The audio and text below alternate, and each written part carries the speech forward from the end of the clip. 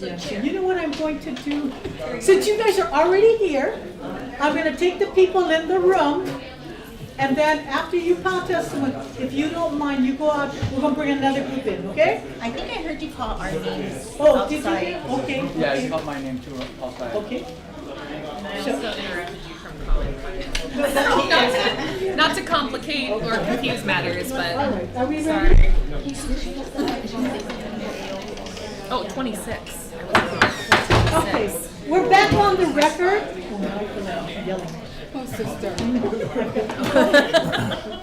So what we're going to do, I called up the next person. I think was Here, I just went to check. I had Caniella.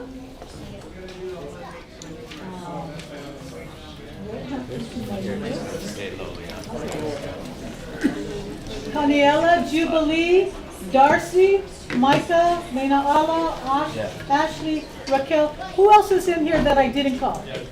Okay, we're gonna take everybody in this room, and then you guys are gonna go out. Okay, go ahead. All right, please state your name for the record, and you may proceed. My name is Kaniela Ing. Aloha. Excuse me. Okay, let's close that door if you don't mind.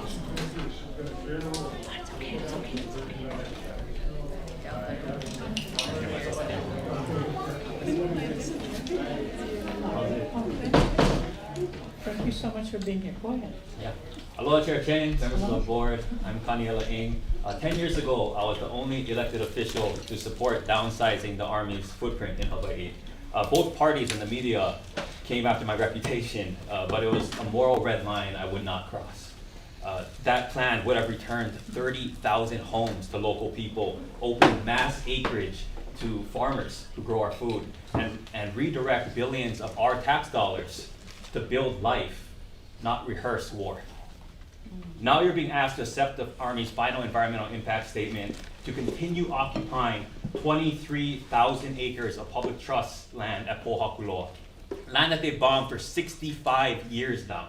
In that time, over 1,000 wildfires, endangered species driven to the brink, ecosystems poisoned with heavy metals and unexploded ordnance, missing and murdered Native women and girls, tainted drinking water, and now they ask for your blessing to keep going for decades more. But you know the FEIS is fatally flawed. No new surveys, no serious alternatives, and worst of all, it lied. It lied about discovering our Mokupuni, the graves of our ancestors, bombing them. Would the US ever allow live fire training at Arlington, at Gettysburg? Of course not. So why is it acceptable to bomb Kanaka Maoli burial land? To justify it as colonial hubris and hypocrisy. But this isn't just about stopping harm. It's about choosing something better. Imagine what we, Kanaka Maoli and ALOHA ＡINA, could do with 23,000 acres and millions of dollars in subsidies. Grow food, build homes, restore watersheds, heal trauma. Train our youth not to kill other Native people abroad, but to thrive here at home. That's what public trust land is for, not bombs, bullets, and lies. Just like the US troops abroad, we in this room would die for Hawaii, our homeland. And I trust each of you board members are one of us too. You care, that's why you're in your positions. And to care for land like your mother means not stealing from her, not abusing her, not abandoning her, but protecting her, celebrating her, and living out her legacy. So I ask you, reject this FEIS. Our blood is in this land. So please, stop letting them bomb it. Mahalo for your time, Kuleana, and courage. Thank you, sir. Jubilee? Hello, I'm Jubilee from Hawaiian. I reject this. Guys, $1 they pay. $1. You know what the dollar says? In God we trust. I trust God. I sure do. But God don't like ugly.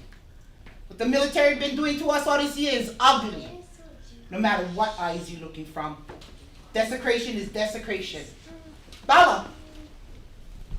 I gave up my dollar for the military to get out. Ivi kupuna more precious than this in God we trust. Ugly is ugly. Wrong is wrong. Us Kanakas matter. Desecration forever. When will it stop? Let me teach you guys one word today.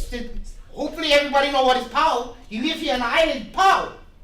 Yeah? One other one, lava. Lava is enough. Just 4 words, military guys. 4 words, 4 letters. L-A-W-A. Lava. Enough.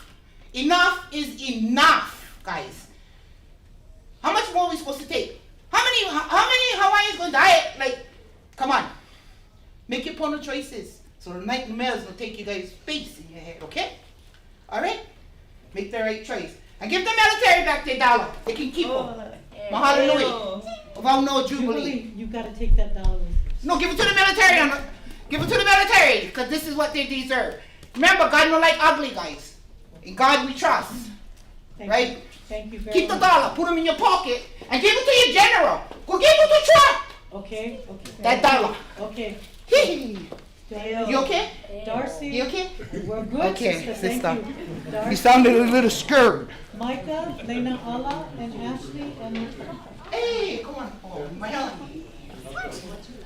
Aloha, I'm Darcy Perez from Pōhakuloa, and I reject all of them, the military, because they're dirtying up our land.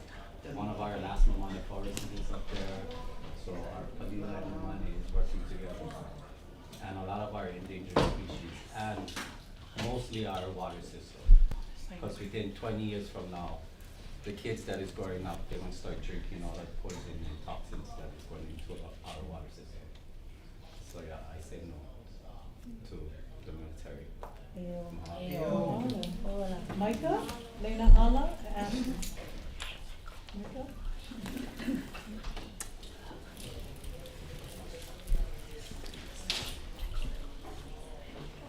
Aloha mai kākou. I speak before you folks on behalf of my country, the Hawaiian Kingdom, and our Kona, who is not an American, King Kalakaua, who is not an American, Queen Liliuokalani, who is not an American, Princess Bernice Pauahi, Bishop, who is not an American. As our Puna were not Americans, as they lived within their country, the Hawaiian Kingdom. As I'm sure you are well aware, the historical transition of Hawaii from a sovereign kingdom to being illegally occupied state of the U.S. The overthrow of the government of the Hawaiian Kingdom in 1893 and its subsequent proclaimed annexation by the U.S. legislation in 1898 limited to U.S. territory had no effect within Hawaiian territory. The Hawaiian Kingdom was recognized as a sovereign state by the Permanent Court of Arbitration in The Hague in the Larson versus Hawaiian Kingdom case in 1999-2001 case. For the past century, the United States has and continues to commit the war crime of usurpation of sovereignty under customary international law by imposing its municipal laws over Hawaiian territory, which has denied Hawaiian subjects the right of internal self-determination by prohibiting them to freely access their own laws and administrative policies, which has led to the violations of their human rights, starting from the right to health, education, and their political leadership. None of the 47 HRC members states, which include the United States, protested or objected to the oral statement of war crimes being committed in the Hawaiian Kingdom by the United States.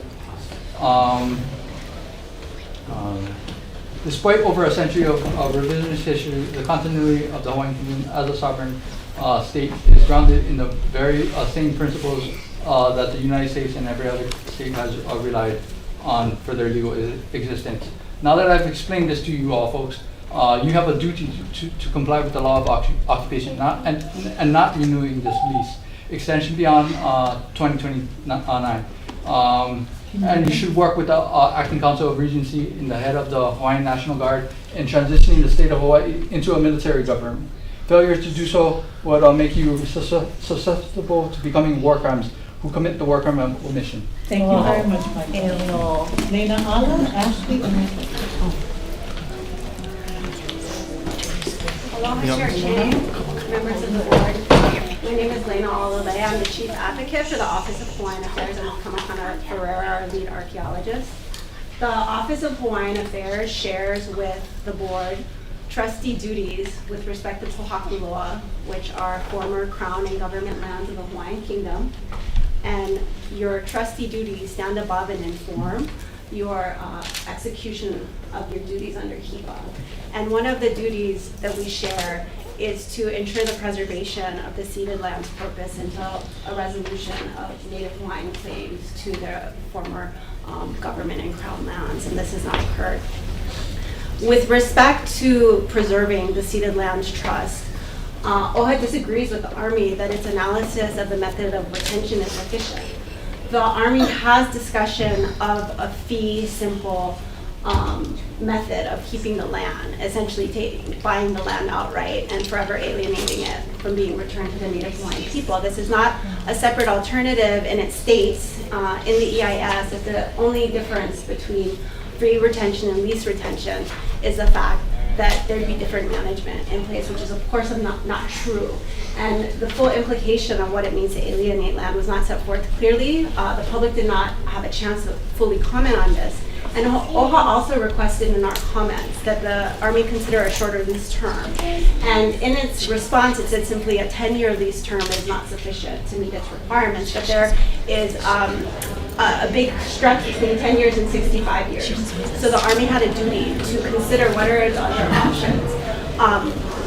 Although our other two main points that are in our written testimony, we disagree with the sufficiency of the archaeological pedestrian survey. That's not the same as an archaeological inventory survey, and the flow that the Army has not surveyed would be a key area where there's likely to be Native Hawaiian burials and other artifacts. And as you all know, the Army has in fact found ki'i and other culturally significant, religiously significant artifacts already in this area, and there are likely to be more, and a full archaeological inventory survey should be completed. And OHA requested in 2022 that the Army do HRS Chapter 6E concurrent with HRS Chapter 343, and the Army chose not to do that. And as a result, we do not have a full disclosure of all the potential cultural impacts, and there is no opportunity again for us to consider mitigation measures as part of the 343 process. It should have occurred. Okay, thank you very much. Thank you. Ashley? After Ashley, I have Raquel. And who? And if you Laina ala Havane and Mehana. Okay. Oh, you are next. Good morning. Good morning, aloha taku. My name is Ashley Obrey. I'm here on behalf of PIHA, which is a hui of Native Hawaiian practitioners and beneficiaries of the Ceded Lands Trust. We're asking for you to reject the Army's EIS because it doesn't meet the requirements of Chapter 343. As you all know, the lands at Pōhakuloa are held in trust for the benefit of Native Hawaiians, and the Hawaii Supreme Court has defined your duty as being one that must embody ALOHA āINA, and you cannot fulfill this kuleana if you accept a flawed EIS. Now, the staff submittal has identified multiple deficiencies in this document, which is more than enough to justify rejecting it. But PIHA also has concerns about the lack of disclosure of the condition of the land that the Army has bombed for decades. One of its members is Auntie Maxine Kaholelio. She's also a plaintiff in the Ching v. Case lawsuit. And she has observed, as I think I've told you in a previous meeting, shell casings and debris on 2 different annual inspections with DLNR of Pōhakuloa. And as a result of a court-ordered management plan, DLNR, I estimated, has inspected approximately 1,200 acres of the total land area over the last 3 years, and that's about 5%. And so because DLNR hasn't looked at it, they haven't seen the rest of it, so you have to rely on the Army to disclose what the condition of 21,550 acres is. But the EIS doesn't disclose that in terms of how much and what types of munitions and debris still remain. And based on what Auntie Maxine and myself have even seen at Pōhakuloa during those inspections, during a planned inspection, it kind of begs the question, what else is out there? What do we not know? The EIS is supposed to be a document that provides necessary information for decision makers and for the public to understand the potential environmental consequences of an action. However, this EIS does not function as a disclosure document, does not comply with the letter, spirit, and intent of the law, and it has been deemed unsatisfactory by your own staff and division, which is really important. So ultimately, accepting a deficient document that would facilitate the use of these lands, conservation lands, trust lands, in a manner that's inconsistent with the law is really the opposite of ALOHA āINA, opposite of your duties, so please reject it. Thank you very much, Ashley. Raquel, and then after Raquel, we have Havane and then Mehana. Aloha mai kako. My name is Raquel Araki. I'm born and raised in Makaha, and I lived in Hilo for 7 years throughout the 90s. My father was a heavy machinery operator at Pōhakuloa. His job was to bulldoze lava fields and remove any trace of the Hawaiian people. He took me to see miles of petroglyphs and hail and burial sites that he was hired to erase, and it broke his heart. Even though I was a kid, he had to show someone. And I asked him why he did this, and he said it's because if you can strip someone of their identity, you can easily manipulate them. He told me to love the Hawaiian people. They are my family. And to never forget, the only people we need protection from is the United States military. Aloha āina. Aloha āina. For your testimony. Havane, and then Mehana. After that is be Mai, Israel, and Io Kepana. Or anybody else who's inside the room? Okay, thank you very much. Please go ahead. Aloha, I'm Lena Alice Lakehome. I should be right about Havane. Yeah, she was first. Yeah. Okay, you can go ahead. I must have the papers out of order. Go ahead. I have right here. I'm from Moku, Keawe, and I live in Ho'okana. I'm here to urge you to reject the FEIS. I actually think it's kind of an insult to our intelligence that listening to what the military had to say and knowing differently. So I was able to go on a huaka'i with Uncle Ku through Pōhakuloa to look for some cultural features, and they don't exist anymore. I mean, because of the decades of bombing and live fire training, it's just wiped out. And it's heartbreaking to think that, or to wonder what was there before. And I think what I haven't heard yet is the energetic impacts. So you have them doing surveys going 50 feet, documenting things, and they're doing that now. But over 60-something years, there are things that have been destroyed, and what is the energetic impacts of that? You have burial artifacts that are moved and placed in buildings when they were intentionally put somewhere there, and they belong there.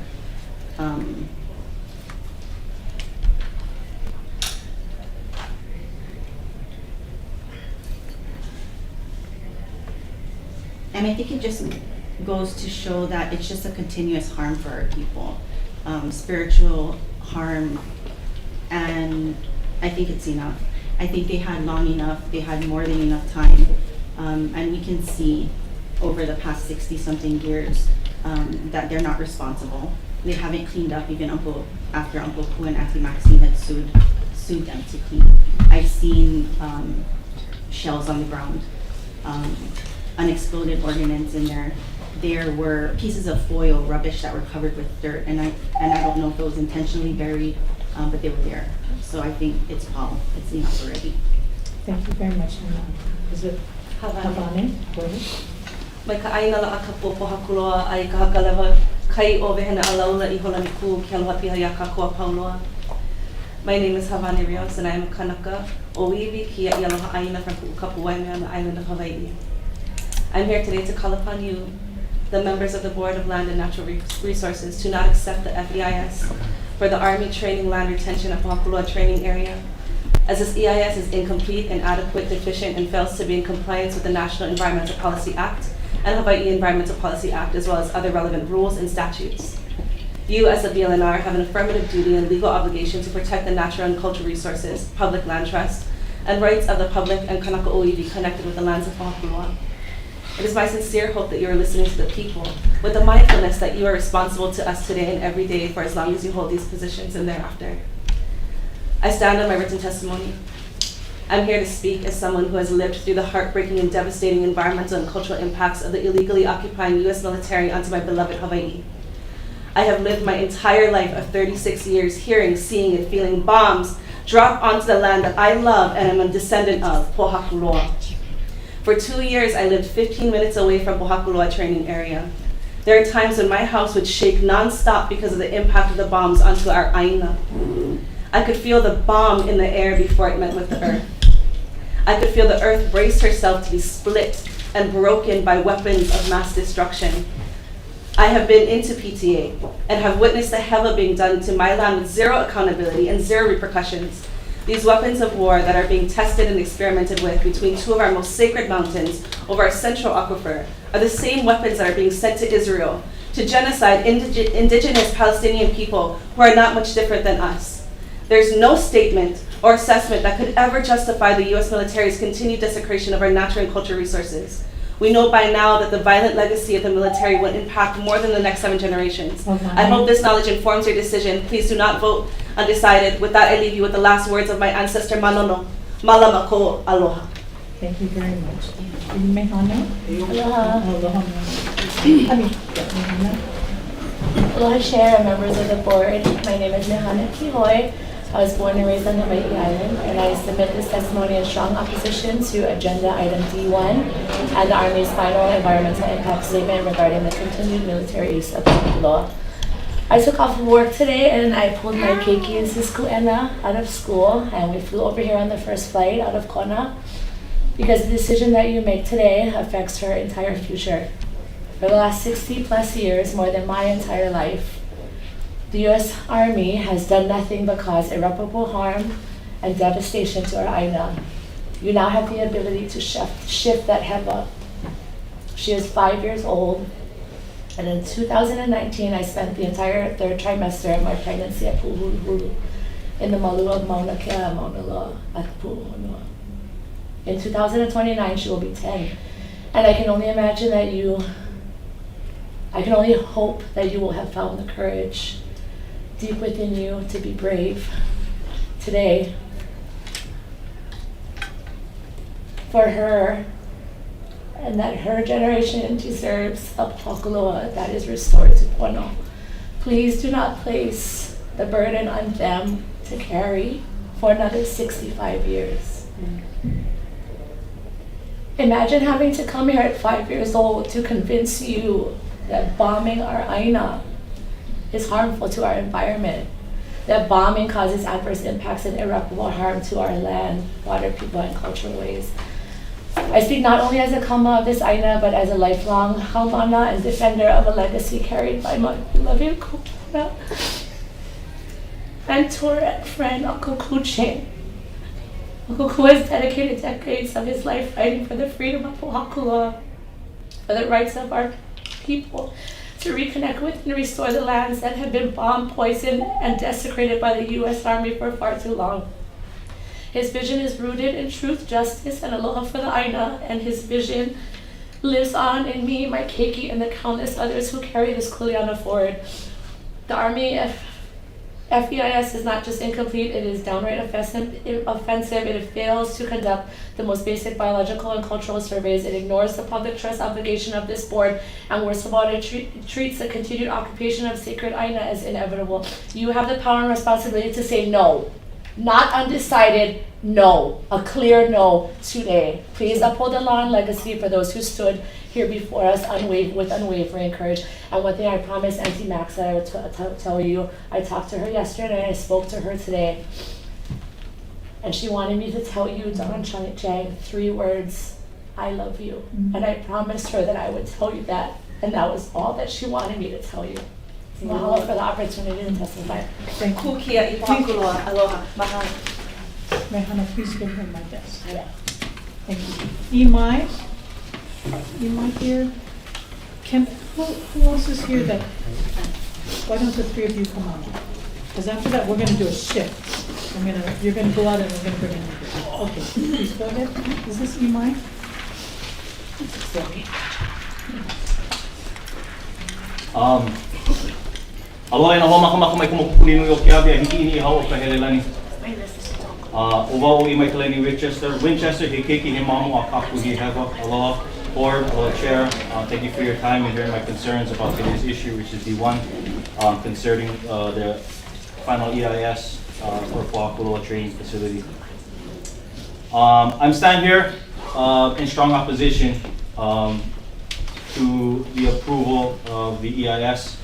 And rather than stand here and repeat what has already been said, which sounds like from your staff, other state agencies, it seems awfully clear to me and to the audience outside who are waiting very patiently in this very frustrating process of offering our testimony.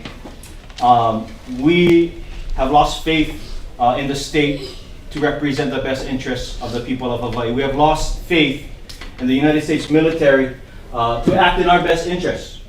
And so we are here to remain vigilant, to remain strong, to become inspired. And today I brought about 50 young Hawaiian students from Halakumana New Century Public Charter School who are watching this testimonies live today.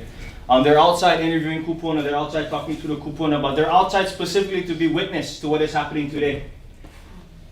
They're gonna tell the story to their children and their children's children about the day that they came to this very important meeting to talk about the future of militarization here in Hawaii, which has killed and destroyed not only our land, our people, but our spirit, our Hawaiian soul. But we are not dead. We got 30 seconds. I want to echo and sort of wrap up my presentation so I can hear what the rest is being said today with the words of George Helm. Famous ALOHA ＡINA, famous patriot, someone who loved and cared and fought for the land, who died for the land. And he questioned the United States military on the issue of national defense. What is national defense when the very thing you're meant to defend, you're destroying, we're killing? An attack against our Aina is an attack against the Kanaka, against the people. And it does need to stop. You're right, I concur. We cannot spend more time, more generations, more of our children outside saying the same story. And I know I've gone over my time, but we've gone over our time. And so I appreciate your patience, board members. I appreciate all your patience, those of you outside still waiting in this terrible, terrible system. But please do not leave. Please raise your voice wherever you may be and continue to resist militarization in Hawaii. Aloha kako. Thank you. Those who have not spoken, why don't you come on up? And could you tell them to bring in the next group? Yes. Thank you. Yeah. I might ask if I can get the whole. Come on now. Testimony. Thank you. You can just introduce yourself. Yeah, that's good. My name is Maria. I'm from Mauna Kea, also known as Hawaii Kai. I don't want to repeat what everyone is saying outside. The sad and happy thing about this is when trauma happens, we gather. Lahui always gathers. You've seen it on Mauna Kea. You'll see it again if need be. It's kind of embarrassing coming here because both my parents served in that military. They would never agree with this. They both died. They adopted me. One pake, one pure haole, raising a Hawaiian baby from the Queen Kalani Trust of Hawaiian Children. They tried their best to raise me as Hawaiian as they knew. But the system is failing. My kids don't want kids because of the fact that this world is getting more ugly. It's not safe, and it's certainly not safe for Hawaiians or other indigenous people. Thank God we live in Hawaii because of our ethnicities that all have gotten along with each other until this kind of stuff happens. You know, I know the military is trying to do their job, but you can take it somewhere else. Don't do it here. It's not fair. I'm here for Pōhakuloa. I'm here for Aina. She's crying. She needs you guys. I don't really know what more to say. My child graduated Halau Kumana, and you probably heard them. That was her kumu up here. We're taught in a different way to teach our keiki about Aina, because once you malama your Aina, everything else works, yeah? But if you hurt her, we only have one earth. I don't know, Elon wants to go find others, but we only live here. We have to take care of her. So I beg you to just be strong and hear us. Mahalo. Thank you very much, Mama. Please, both of you, why don't you come on up?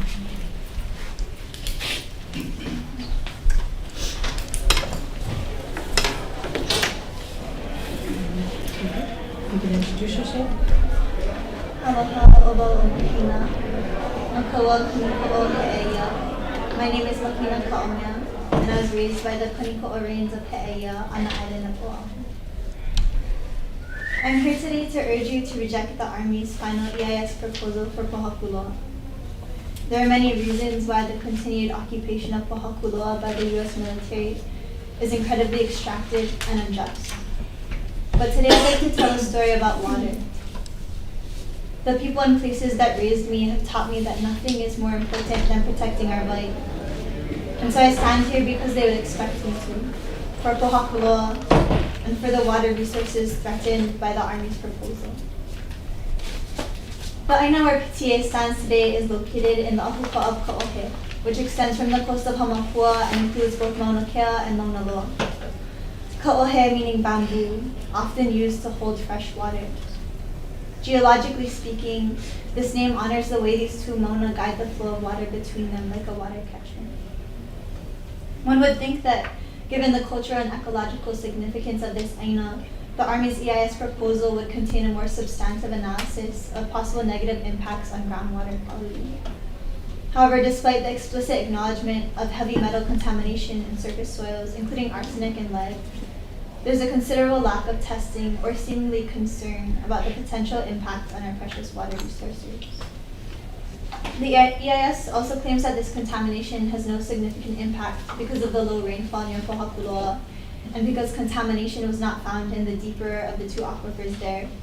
However, I'd like to point out that groundwater samples were never collected or analyzed from the shallow perched aquifer, a significant oversight that I find incredibly irresponsible and highly concerning, especially given the military's track record with water resources elsewhere in our plight unknown. We can't have another Red Hill. We can't have another Poho'olawe. And we can't continue to let the Wai of Ka'ohe, including Pōhakuloa, continue to be threatened by the U.S. Army. So, Mahina, your time is up. Thank you very much.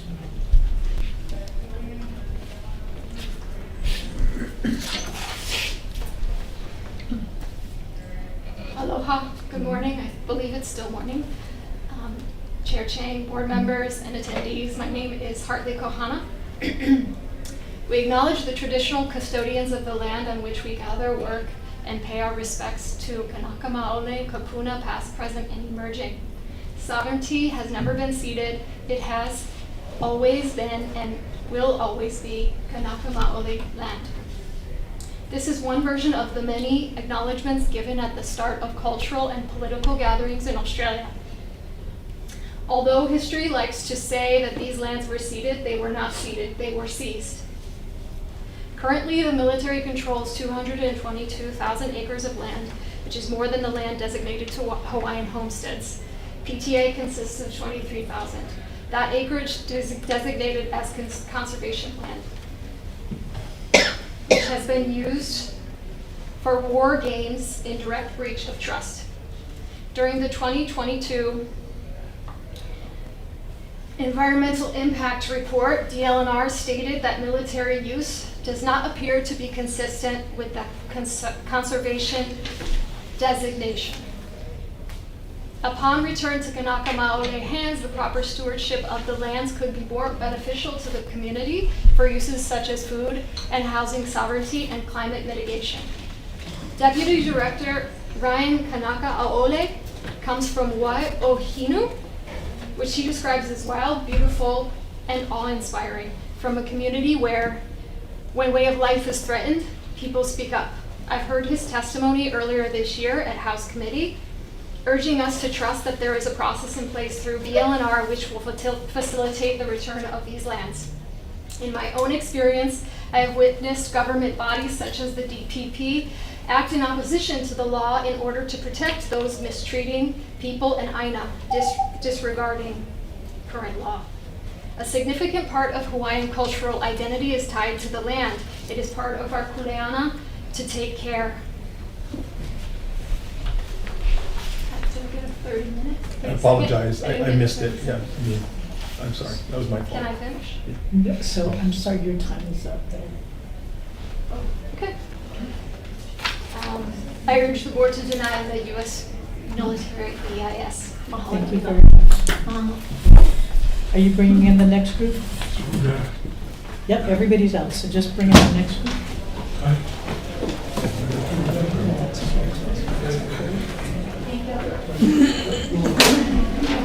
So Cameron, I know that you've already testified. If they fill in the room, I'm going to ask you if you could step up. Okay? Are they coming in? We're gonna bring in the next 25. Okay, okay. Put you on a payroll. We might have to transition so that we don't have this space, because this is probably like 2 people could be testifying right now. Cannot, we're not gonna hear this. 25. Chair, while they're bringing people in, is Melissa going to testify? Yes, she's Kim. Yeah, I don't think she did. She's Thank you. You were all called. So you know what? I'm going to just ask you, let's see. Makayo, okay, so I have Adriel, Iokepa, Makayo, Sophia, and is it Aduba? Jeshua? I apologize if I mispronounced it. So go ahead if you can just introduce yourself. Okay, sure. We also have in the room Senator DeCourt and Senator Fabella. Thank you for being here. Go ahead. Good morning, my name is Adriel Lamb. My great-grandfather left a war-torn Asian continent 150 years ago and made his home as a rice farmer in Kaneohe. My family's been here for 4 generations. I did serve in the U.S. Army, I'm a veteran, and today I speak on behalf of the MIS veterans of Hawaii, post BFW 110. Aloha Chair Don Chang and members of the board, on behalf of veterans of foreign wars, post 110 MIS veterans of Hawaii, I write in strong support of continued use of Pōhakuloa training area by the U.S. Army. At BFW 110 MIS veterans of Hawaii, we preserve the legacy of the Nisei generation who served valiantly and courageously throughout the campaign of the war in the Pacific. Many gave their lives in that conflict, many others returned and continue to quietly serve in their communities. Despite the horrors of the battlefield they witnessed overseas, we honor and preserve their memory for other veterans like myself that walked similar paths. Since Western contact, Hawaii has always been the strategic center of the Pacific. Global powers have vied for interest, influence in the Hawaiian Islands, and none more apparent than the military attack in Pearl Harbor on December 7, 1941. For decades, through the late 19th and early 20th centuries, military strategists have predicted the inevitable conflict that led to that fateful day. The same strategic dynamic exists here today, were it not for the supreme dominance of the United States military in the Pacific for the past 80 years. While global interests continue to vie for and seek influence in the Hawaiian Islands, it is this presence as this premier fighting force in the world that maintains peace in the Pacific and keeps these islands devoid of military conflict. The Pōhakuloa training area is vital and essential to U.S. Army to maintain peace in the Pacific. It is here that at PTA that veterans like myself and my predecessors in past conflicts have trained and honed our skills as warriors to face tasks in any environment when we are called to protect our homes from threats from afar. There is no other place that secures peace that we currently enjoy on these islands. I strongly urge the board to vote in favor of continued use of Pōhakuloa training area by the United States Army. Thank you very much. For the record, I am going to note that board member Yoon has left the meeting. So I'm going to go into the next person. If you could introduce yourself, please. I'm Matthew Makayo Villanueva. Aloha kako.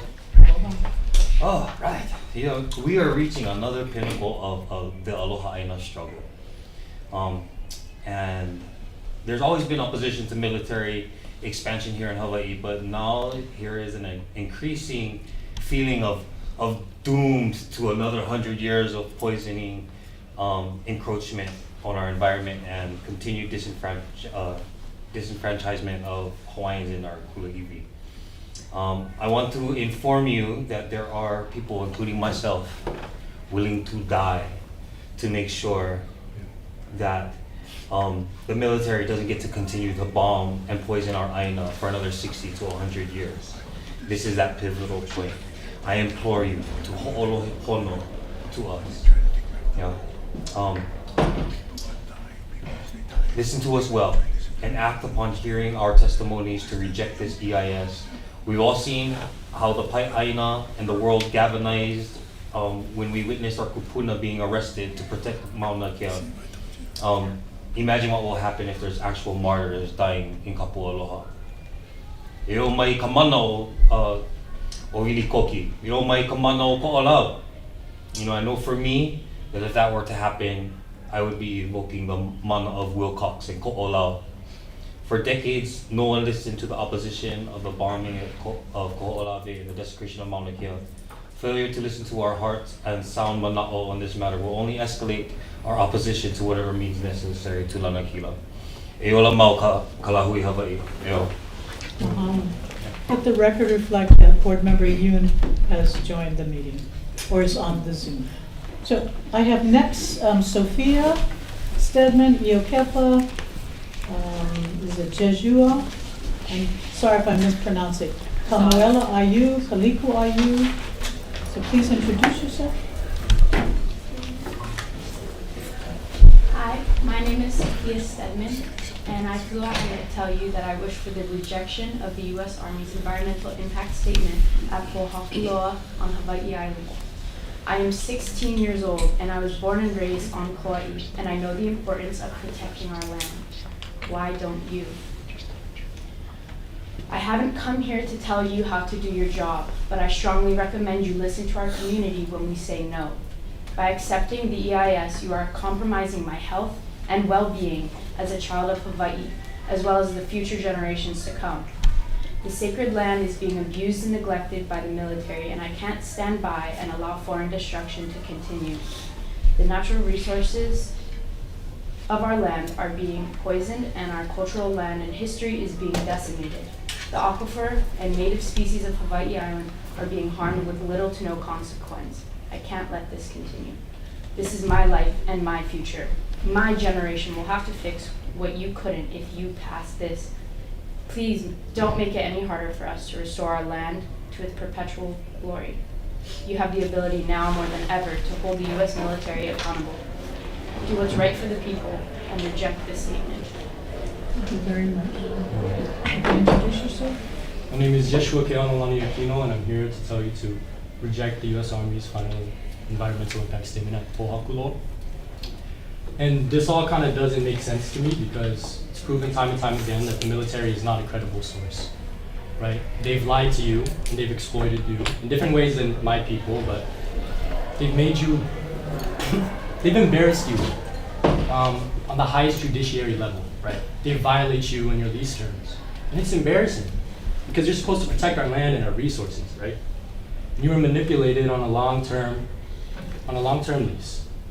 So your hands were tied, you weren't able, you had some grace. That lease is over. It's coming up. It's gonna be over soon. So the time to stop is now. You have the funds, and you have the ability, and you have the power to not only put an end to your own exploitation from the US military, but also protect the public trust, protect our land and our resources. It sounds like a win-win to me, honestly. So you have the ability to look into the past and learn and hold yourself accountable. The truth is that you guys aren't the board members that started this lease, but you're the ones that can end it. That would be the first step in holding accountability to yourself, to the people. Rejecting this environmental impact statement would be the first step to making them leave. And of course my people are upset and they're gonna cry and they're gonna yell at you because we have to sue you to do your job, right? We have to sue you. Because it wasn't you that stopped the bombing at Kaho'olawe. That was Protect Kaho'olawe Ohana. It wasn't you that allowed cultural access and stopped the live fire training at Moku. That was Ma'alama Moku. And it wasn't you that shut down Red Hill. What's going on? That's the efforts of grassroots organization and my people fighting. Thank you very much. Thank you. Yes, no, please come on in. Yep. Just introduce yourself. If you feel it. Aloha, I'm Saz. I'm from Kona. I'm here to speak for Pōhakuloa because she lost her voice over 70 years ago. She's been silenced by the gunfire and the bombs, fire and dust, deforestation, and introduction of invasives due to the U.S. military's occupation since the mid-1900s. For those who don't know, Pōhakuloa sits in the middle of two of the tallest mountains in the world, from the deepest depths of the sea to the highest heights of the land. Pōhakuloa is the pico of the Aina, the center of our island. How can we sit back and continue to let this desecration go on?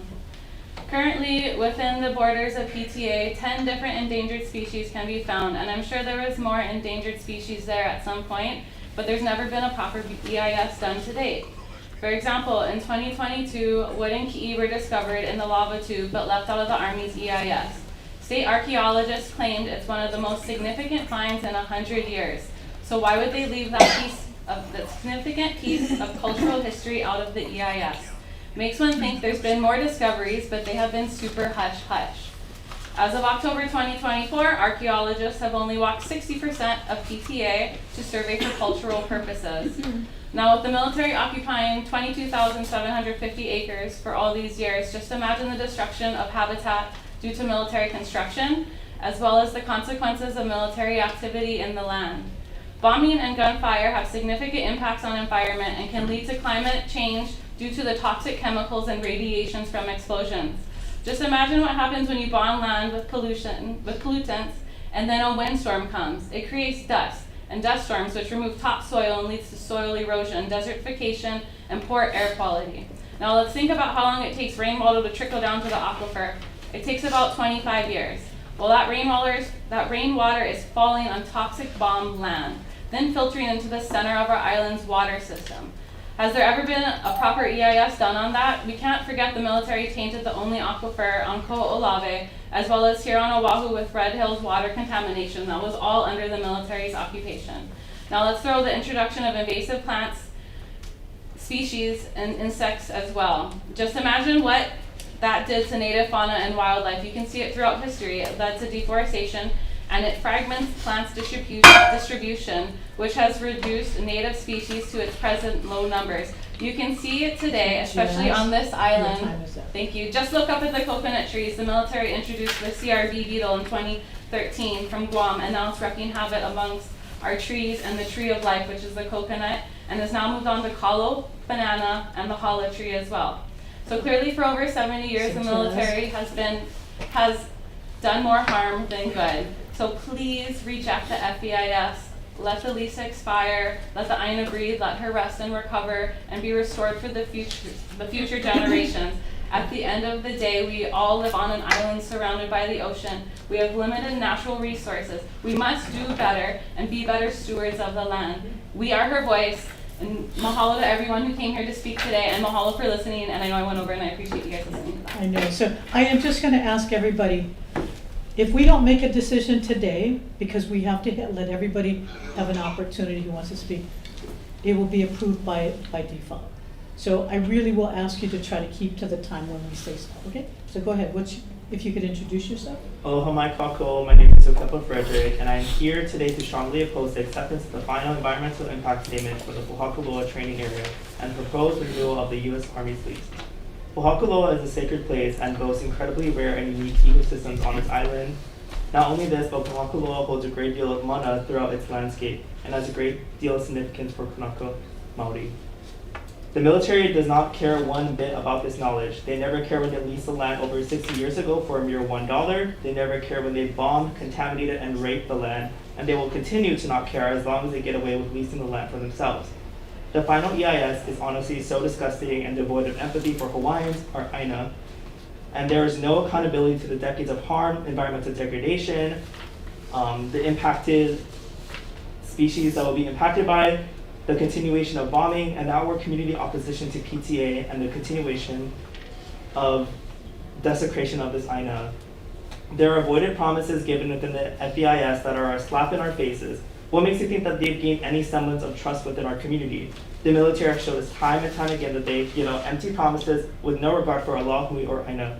They didn't keep their promises to clean up Akua, they never keep their promises to clean up Kaho'olawe, and they certainly have not kept up their promise to clean up the Red Hills village. So what makes you think they're going to keep their promises to clean up their mess in Pōhakuloa? I humbly ask that the BLNR reject the FEIS and deny lease renewals. It's time to heal our AINA and heal our people. E ho'olohe me ko pepeau, a e hana me ko pu'uwai. Mahalo Krika. Thank you very much. If you don't mind, I'm going to take Senator DeCourt and Senator Favela next. Thank you very much. And if you could ask, can you ask the next group to begin to come in? So I want to have seamless transition. Okay, we're just going. Thank you. Aloha mai kākou, Chair, Board members, Senator Samantha DeCourt. I represent the Moku of Wai'anae, and thank you very much for your time and the opportunity to testify. I urge you to reject the final EIS study for the U.S. Army's use of Pōhakuloa because it fails to address critical concerns about our environmental safety and our sovereignty. DLNR's very own staff has raised serious concerns about the Army's EIS. In particular, they pointed out that the EIS failed to disclose a significant incident involving the removal of cultural artifacts at Pōhakuloa in 2022. This is a fact. These artifacts identified as moipu, which are funeral objects, and wooden ki'i, were found in the lava tube, again, not included in the final EIS. The DLNR staff emphasized that the final EIS should have included this information. This is the department's very own staff that's acknowledging that there are flaws with this EIS, saying that this information should have been in the final study. Noting it could be, and I quote, again, this is coming from your own staff who has concerns about the flawed EIS. Your own staff is saying, and I quote, one of the most significant finds in the last 100 years. Yet this information was not in the final EIS study. The State Historic Preservation Division also stated that the Army has not properly surveyed all of its lands to document cultural resources like these funeral objects. This shows a clear pattern of neglect and disrespect for our cultural heritage. The Army's failure to fully see and protect these sacred sites is yet another reason to reject this flawed plan. The U.S. Army's refusal to properly assess or mitigate the harm they cause is unacceptable. Their claims that they cannot provide contamination hasn't spread are false. The widespread damage is clear and the risk to our environment and our people are real. I summarize by saying this. We cannot afford to turn a blind eye to the truth and damage that has already been done. The Army's EIS is flawed, it's disrespectful, and quite frankly, it's a slap in the face to our land, our ancestors, and our future. Our AINA is not a piece of land, it is our history, it is our identity, and it is our sacred responsibility. The BLNR has the authority and obligation to reject this harmful, flawed plan before more damage is done and will be done. Before more sacred sites are lost forever. Thank you. Thank you, Chair. I'm sorry, I apologize. Thank you. I have to ask you somebody. Go ahead, Senator Favela. Yeah, so basically, I sent it out, Chair, you know my opposition to this. I was very disappointed on how some of these meetings was conducted in 2024, how the community again was misled, and some of the board members wasn't happy with some of the conduct that was being presented by you, Chair. And you know that I had wrote a letter previously, but we're not gonna get into that. This EIS doesn't even make sense. It doesn't get to the root of the evil that's been done on our sacred land. Only in Hawaii that this can happen. It's a double standard. Continue that we are the last on the list when it comes to our culture, our EVs, everything about our way of life. We are last. We are putting beneath of every other nationality going forward. They don't need this training ground. It's a want. They don't need it because they bought a Pucker Ranch's property, adjacent property over there, But you think they're bombing them, board members? They're not. They're removing our native plants and telling us when we went there to visit how great they're doing for our community. And I went there with Senator Kim, Ole, all smoke and mirrors. That's all it is. Fires belong to them, contamination belong to them. We continue to rubber stamp this. You guys have an opportunity right now to stop it and reject this EIS, because the EIS is leaving out a lot of things to our community and our culture and our way of life. So like I said, Chair Chang, I really hope all of you guys do the right decision and reject it. And in closing, I know I get 30 seconds or less. In closing, what was the most heart-wrenching for me today, and I was sharing this with Senator DeCoy, to seeing the kids come out pouring out their heart.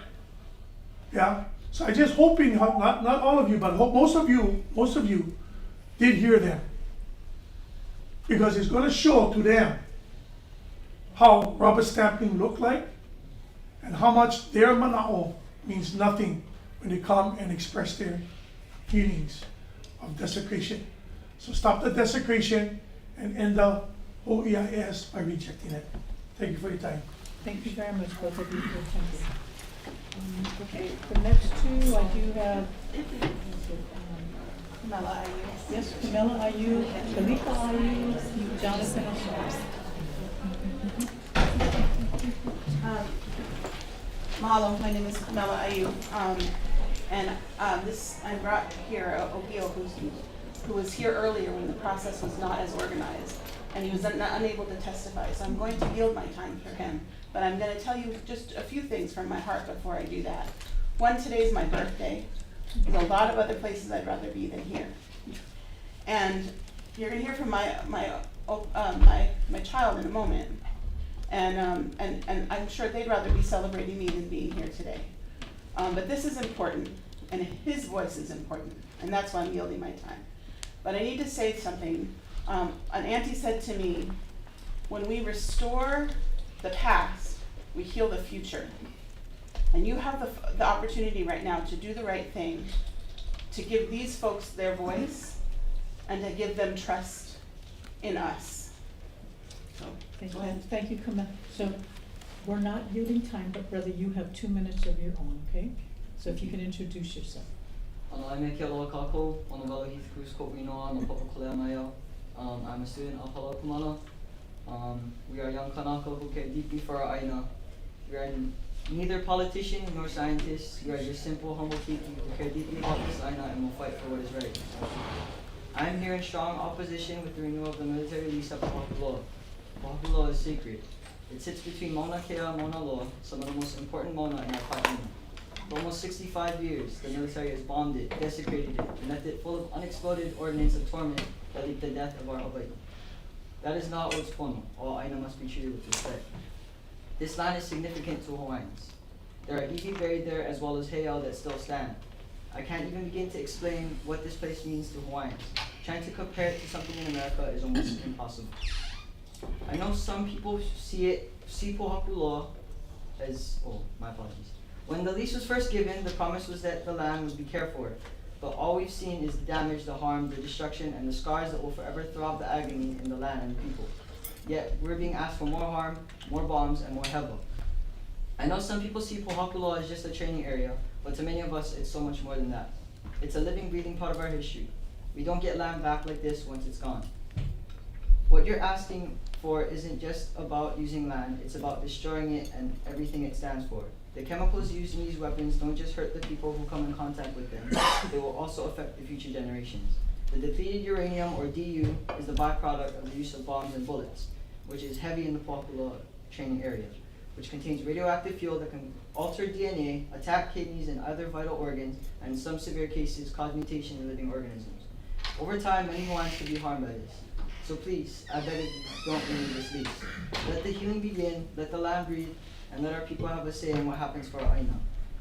Pōhakuloa doesn't deserve any more suffering. It deserves righteousness, protection, and the chance to be made whole again. Mahalo for your time and consideration. Aloha me ka ha'aha'a, halakumana. What was your first name again? Novella. You did a really great job. Thank you for being here. Okay, Can I say one more thing since I get a little bit more of my time back? The one thing I want to say is we are AINA. We as human beings are AINA.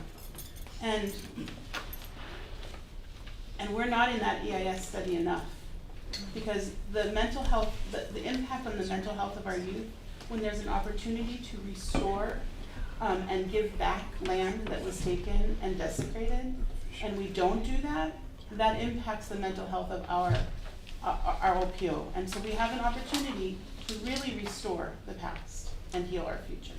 So thank you for letting me finish. I'm gonna sit next to my kid now. Go ahead, if you can introduce yourself. Well, my kako, o kaliko puno he o kalani ayu ko inoa. I come before you today with a chorus on my tongue of the ancestors past, present, and future, urging you, Board of Land and Natural Resources, to defer the decision on the final EIS for a long-term lease renewal of Pōhakuloa. I'm grateful to be someone who knew how to hilo tea leaf before I knew about America, which is to say I knew about protection before I knew about the military and about militarism. I say this today because I'm offering Le Hilo, as we've been offered Le Hilo, as a story about Pilina, about something that speaks, well, I wanted to speak to something that you all might know about, that you can smell and feel, so that maybe in this moment we can all remember together what protection truly means. Le Hilo is two strands folding into each other, and it's a story that we often wear around us. Is a story of strength born when two bodies holding each other take the shape of one. The smell of low-key braided on our wrists, our ankles, the weight on our chest like kuleana, this is what reminds us about how care can endure. The U.S. military machine does not and will not ever be able to claim that it knows these stories of Pilina.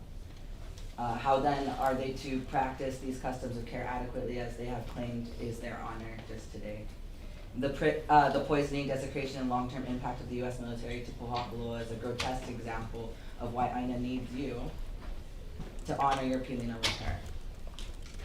We know about how strong a rope can be when every twist is made like a thread. Your and our ancestors know about endurance, about holding on to something that holds you back, and when it's time to let go, becoming level for the next generation to grow food and medicine. Very simply, when we hold the land, our great-grandchildren hold us from the future. Protected. Start with holding the military accountable and deferring the final EIS and all of Rejecting. I suspect, Kaliko, this was the best gift you could have given your mother. All right, so I have Jonathan Osorio, George Navarro, Jason Chun, Mary Becker, Chauncey Hiroshi Colbert. If you could just introduce yourself. Chair Board, I'm Jason Chung. I'm here today representing the Military Affairs Council and all 141 members. We stand on our written testimony, which is in support of approval of the FDIS and the Army. I want to thank you for your opportunity to be able to show our support. Thank you. Thank you very much. So I'm making a comment. Ms. Bajir and my daughter had a recent real estate transaction, so I just wanted to discuss that. Thank you. Proud to have been a part of that. All our young people need a home. I'm Mary Bajir. I'm a realtor in the state of Hawaii. My dominant market is East Hawaii.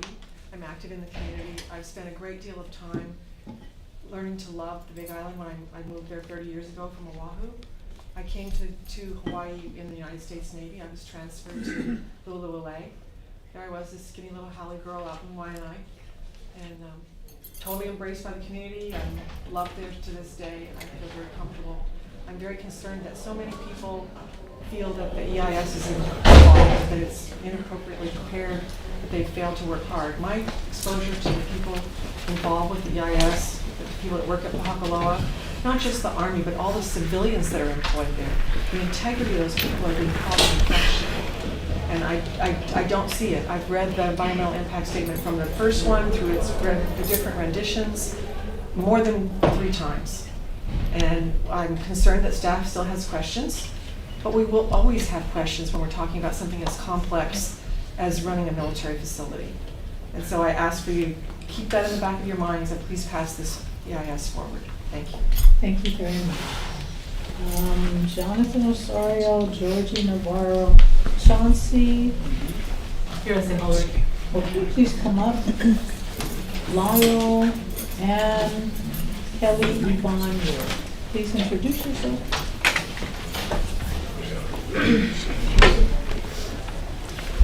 Aloha āIna board members. Mahalo for the opportunity. My name is Chauncey Hirose Hilbert, and I'm here today to submit testimony for the agenda item D1. I hope to be brief and my metaphor is clear. Everything I'm about to say is reasonable and possible. Again, I would like to say everything I'm about to say is reasonable and possible. Okay? Not only that, but I believe this is an eye against eye moment for you to enact something upon the people, on behalf of the people of Hawaii. Okay? Reject the U.S. Army EIS on the Pōhakuloa training area. Accepting this EIS is the bureaucratic cover and legitimization for America to sharpen its scythe. Do not give them the sanctity of this soil to do so. Deny them.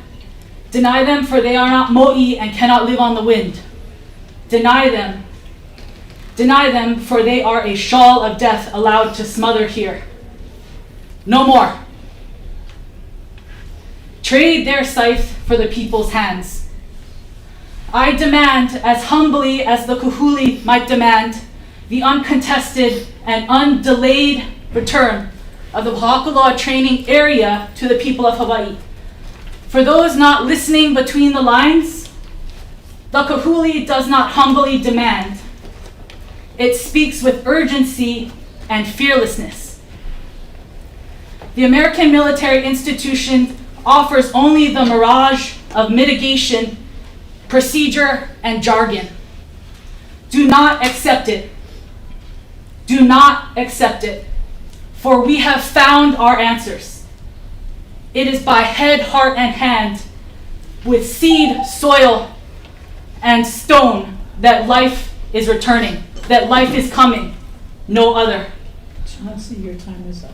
Long live Hawaii, long live Gaza. Thank you very much, Chauncey. Okay. Have I called out your name? Ann Kelly, Yvonne Yord, Janessa Maximum, Candace Fujikane, David. Okay, please go ahead.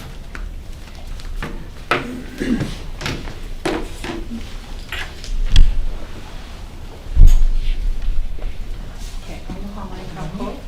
My name is Janessa no Ilani Maxwell. I'm a Maoli. My family hails from Oahu, so I speak on behalf of my ohana and my kupuna before me. And I urge you to please reject this EIS. In the EIS, under section 4.31, it says there is potential to contribute to cumulative impacts, but yet in the cumulative impact summary, it repeats no additive impacts. That's a lie. There's clearly impacts on the AINA, and we know there are past and present impacts on our AINA. It affects everything, these munitions testings. And that if this is allowed to continue, there will be more damage to our AINA. The U.S. doesn't need this land, it just wants it, as someone said. The U.S. has so much other land that they train on throughout the world. I know this because I am a U.S. military brat who was raised in the military. My parents both served in the U.S. military. And I've lived in all these different places where they test all over the world. They don't need this land. And actually, all the testing that they do is peel out. So I just urge you guys to really consider this and how it impacts our environment. And please just really, really consider the AINA and put that first. So, mahalo for your time. Thank you. That's all. Thank you. Candace? Aloha mai kākou. So I'm Candace Fujikane. I'm an English professor at the University of Hawaii. I teach classes on land struggles in Hawaii. I urge the board to reject this EIS. I've given talks on global climate change in Paris, Venice, London, New York, Norway. I'll be in Geneva and Portugal this year to talk about climate change. So I've read very many of these EISs. the Army's EIS is a dismal failure. If I were grading this as an English professor, I would give it an F. Yeah? And because it's in part because the environmental impact statement does not take the environmental review process seriously. There are two purposes to environmental law.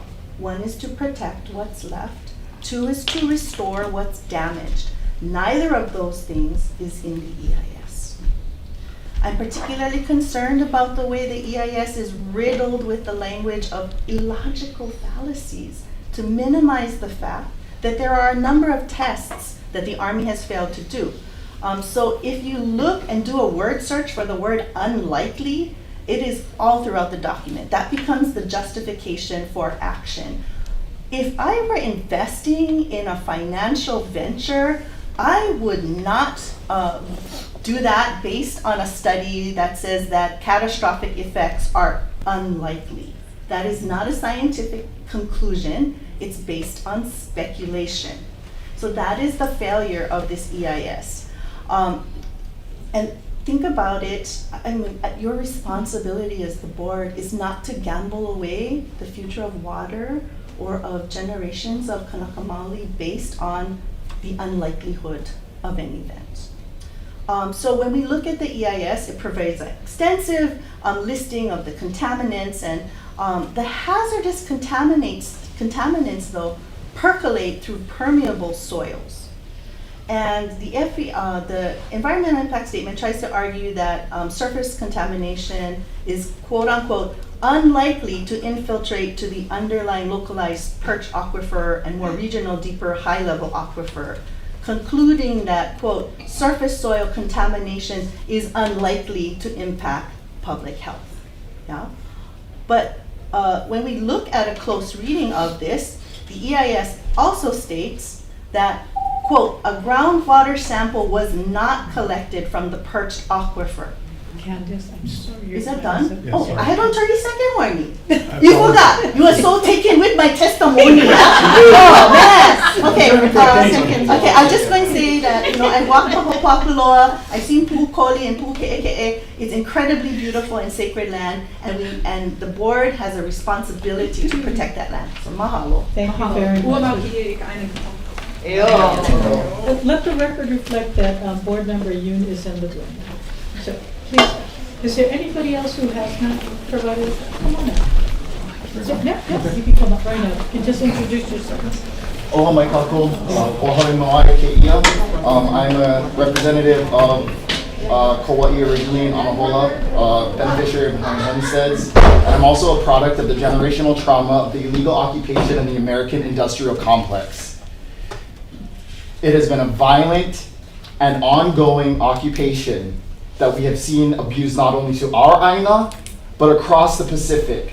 The Marshallese Islands, Japan at Hiroshima and Nagasaki, and a lot of those components that were made in those nuclear weapons. And we have our own people here that were affected by that. Some of you are Japanese as well. Japanese share that ohana as well. And this American industrial complex is responsible for the death of millions of people across the Pacific Ocean and the world. I'm a filmmaker, I'm an independent producer, I'm an advocate, I'm an actor, I'm an artist, I'm a kumu. And when I have these kids coming out here and looking me in the face, and I'm 41 years old today, and you have an entire generation below us, I ask you and I implore you to reject this EIS, to reject the American military-industrial complex. Tourism, we always say, is our #1 industry, but we all know it's the US military. Just recently as a filmmaker, they didn't want to pass a tax incentive for $60 million, right? But yet they pay $1 a year for the last 65 years to commit atrocities at Kaho'olawe, Mana, Makua, the list goes on. And now Pōhakuloa. And I watched marine videos last night because I'm a filmmaker, I've learned visually. And they plan to stay there for generations, is what one of their commanders for the Project Nemesis said. Generations. Thank you. Thank you. Thank you. Aloha Kako. Sherry Cummings, for the record. Holly is my blood. We share the same kupuna.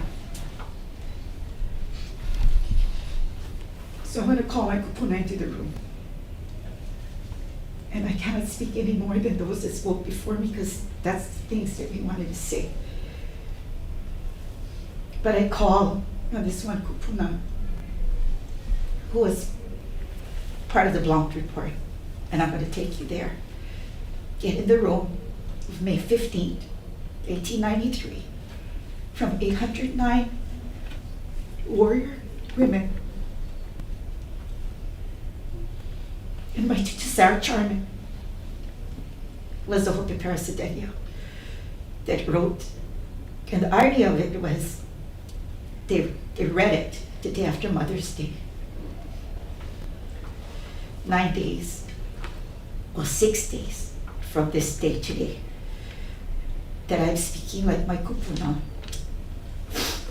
And it's funny because I'm here 4 generations after saying the same thing. And I cannot have the time to read everything, but I want to read certain parts of the Blanc report because it was so relevant. And it says that on the 17th day of January, during the reign of law and profound peace, and by means of a revolutionary project, aided and abetted by naval forces from the United States cruiser Boston, then lying in the harbor of Honolulu, and concurred in the promoted by His Excellency John L. Stevens, the United States envoy at the Hawaiian court, the Hawaiian monarchy and government were forcibly dissolved, abolished, and overthrown, and so-called provisional government erected in their stead, with whose subsequent history you esteem, sir, are no doubt familiar. And I'm going on to the last point, please. That indication points their irresistible force to the belief that it is the intent of said provisional government to effect such annexation upon terms and conditions which will practically deprive the native Hawaiian of rights and privileges theretofore possessed and exercised by him of participating in the government of his native land, and that will reduce the Hawaiian to the condition of a serf in the land of his birth. This was people who from 1860, 1893 saw. Fast forward, if we didn't do anything then, we would be in this position today. And we are against the EIS. It's okay, but I speak on behalf of Kupuna. Mahalo. Thank you very much.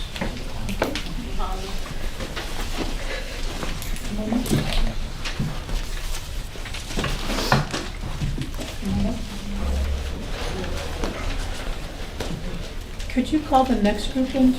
Thank you. Introduce yourself. Hello guys, my name is David. I demand that the board of the DLNR of Natural Land and Resources not accept the final environmental statement for Pōhakuloa training station. 23,000 acres of proposed land is for retention. Why can't we have an equal amount of land for Hawaiian homes? For people who are homeless, for growing food? The language in the EIS leaves no accountability. Quote one of you guys, the Army may consider adjusting in Appendix 3, Paragraph 5, or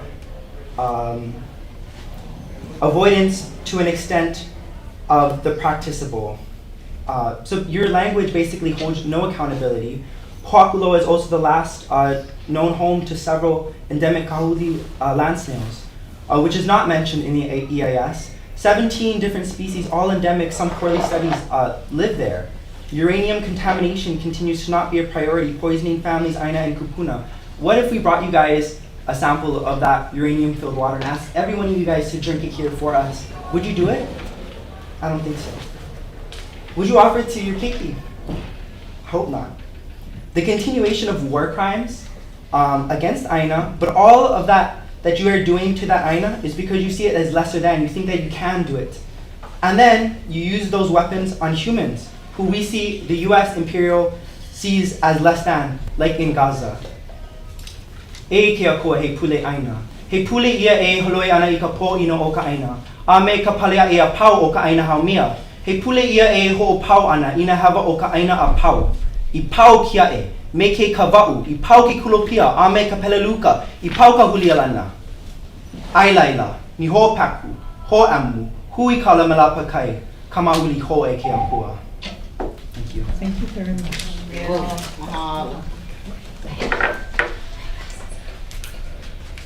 Wanted to share this. So Tara, your time is starting to run. You should Okay, speak. okay, I'm gonna start now.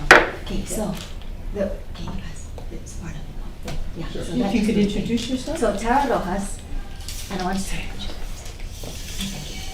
So I want to start with this. 65 inches representing 65 years, and the Army leasing the land for $1 a year for 65 years. No more. That's it. Yeah. No more of this. No, do not approve this at the IS. Because cultural and environmental impacts have not been accounted for. Yeah. Number 2, next one. Lethal legacy. This is lead, white phosphorus, depleted uranium. So the military, yeah, calls this toxic poisoning.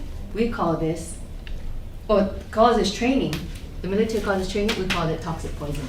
Yeah. So this is the lethal legacy that they leave behind. So for that reason, reject this FEIS. This right here.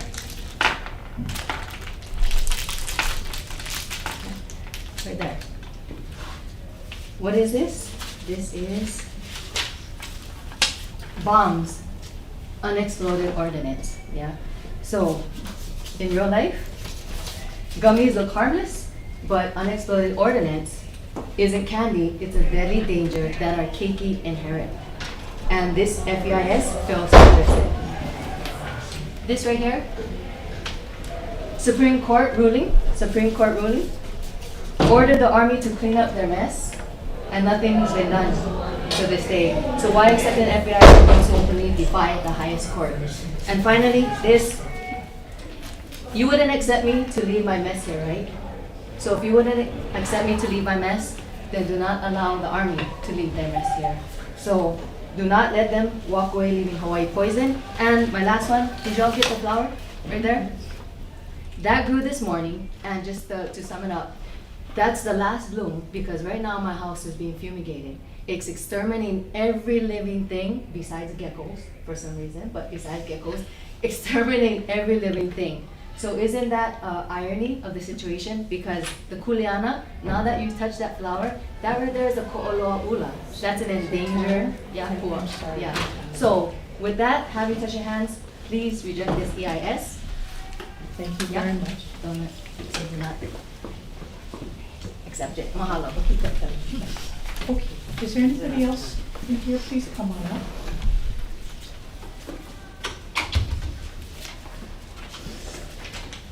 If you just could introduce yourself.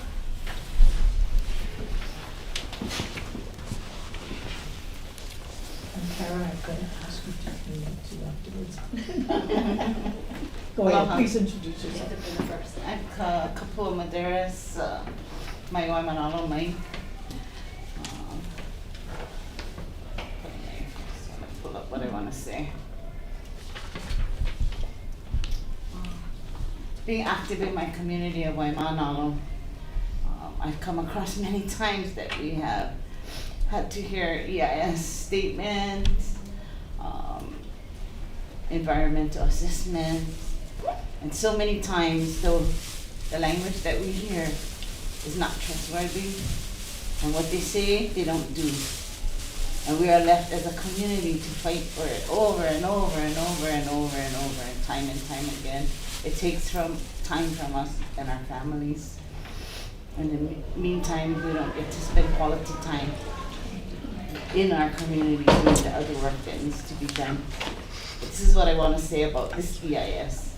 An EIS should demonstrate concisely the impacts on the environment as well as the communities directly and indirectly impacted, with clear and accurate solutions to alleviate those impacts. This EIS does not meet that requirement. No clear environmental damage remediation commitments are included.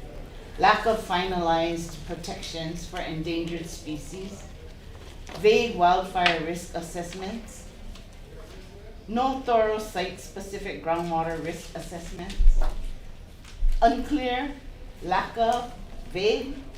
All of these words, language, leads me to believe that we are, just as in the past, we are not able to trust this EIS. And if there are any questions at all, which I heard the woman state earlier that there's always going to be a question, then to me, if there's any question at all, then that means it is not concise enough, so it does not meet the requirements of an EIS. Mahalo. No, reject it. Yo. Aloha, my name is Ikini Lindsay. I hail from Moku Okeawe. And I am a concerned Kanaka Maoli, ready in opposition to agenda item D1. Vai emi, hanai poe, vai au ia, pu hoku ula, pu holo holo ku, kalai eha, pu ke'e ke'e. I respectfully invoke these names which signify Ahupua and Pu'u surrounding Mauna Awakea and Pōhakuloa. Equally important, I call forth the names of my ancestors: Thomas John Weston Lindsay, William Miller Seymour Lindsay, George Miller Seymour Lindsay, and George Mahalopiha Lindsay, my forefathers whom traversed these sacred lands while employed by John Parker from 1847 to the 1960s. In addition, in 1881, ascent of Mauna Awakea by Queen Emma and her entourage, William Seymour Lindsay accompanied the Queen due to the knowledge of the mountain and witnessed the ceremonial cleansing at Lake Waiau, where this pristine water feeds the table water aquifer at Pōhakuloa, highlighting the interconnection of sacred site from mountain to sea. These are the mo'olelo, or stories, that are documented and were shared by my kupuna. From pristine land to destruction, the militaries perceive ignorance over the years, protesting for their future while claiming to care about the cultural sites, the land stewardship, and indigenous matters. It is perplexing. How can they simultaneously express concern for the land and engage in destructive activities like bombing and desecration, seemingly without logical explanation? Enough is enough. We demand the military to vacate our islands immediately. The devastation impact of their presence has been war-based and destruction from the world. With the values of Aloha āina that we as islanders hold dear. We are against war. We are against bombs, against military action that kill and destroy people. With their presence, it is like we, Kanaka, are condoning such behavior. I'm sorry, your time is up. Fortunately, my kupuna, whom I have presently mentioned, do not live to witness this tragedy. Mahalo for your time, and do the right thing.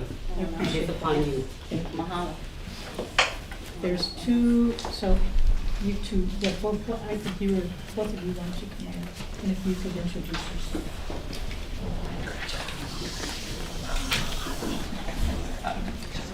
Aloha everyone, my name is Kapaia.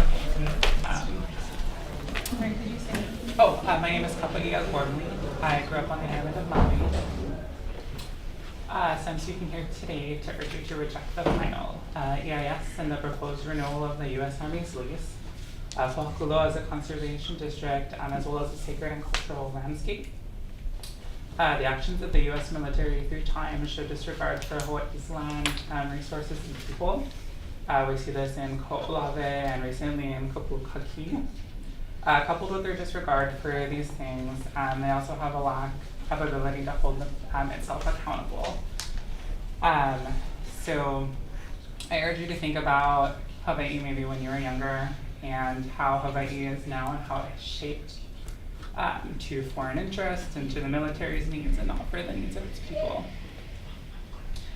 So I beseech you to think about that as we now stand on the precipice of change and we have the opportunity to start shaping Hawaii for its people.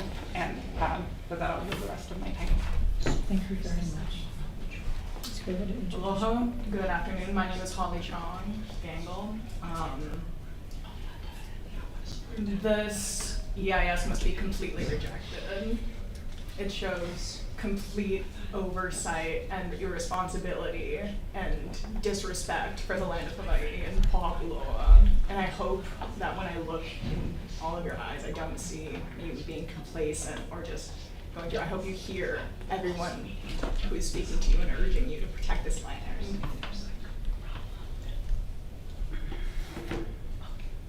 The FEIS completely like glazes over the pollution of the ecosystem and of our drinking water. It's the same stuff that's happening at Red Hill. It's the same stuff that happens all over because of the US military-industrial complex, which seeks to destroy in the face of becoming the strongest, whatever. But it is not what can. You guys have the power to stop this. We have the power to end this now and start healing and restore the lands to our kupuna and our,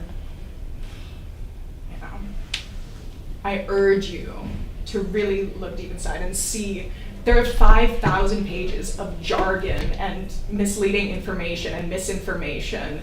And the fact that all of these people are coming outside and many of them have read it shows how deeply important this is to us, how deeply absurd it is that the military could behave in this way. And I hope that you take this into consideration. I hope that you think about this. And I hope for my future and for your future as people and citizens of Hawaii, I hope for the land that it is completely and immediately shut down and the military is forced to immediately evacuate these secret lands all over time. Thank you very much. We should put that testimony. I have, does people want to come up? Reports? Thank you. Beautiful. Good job, you guys.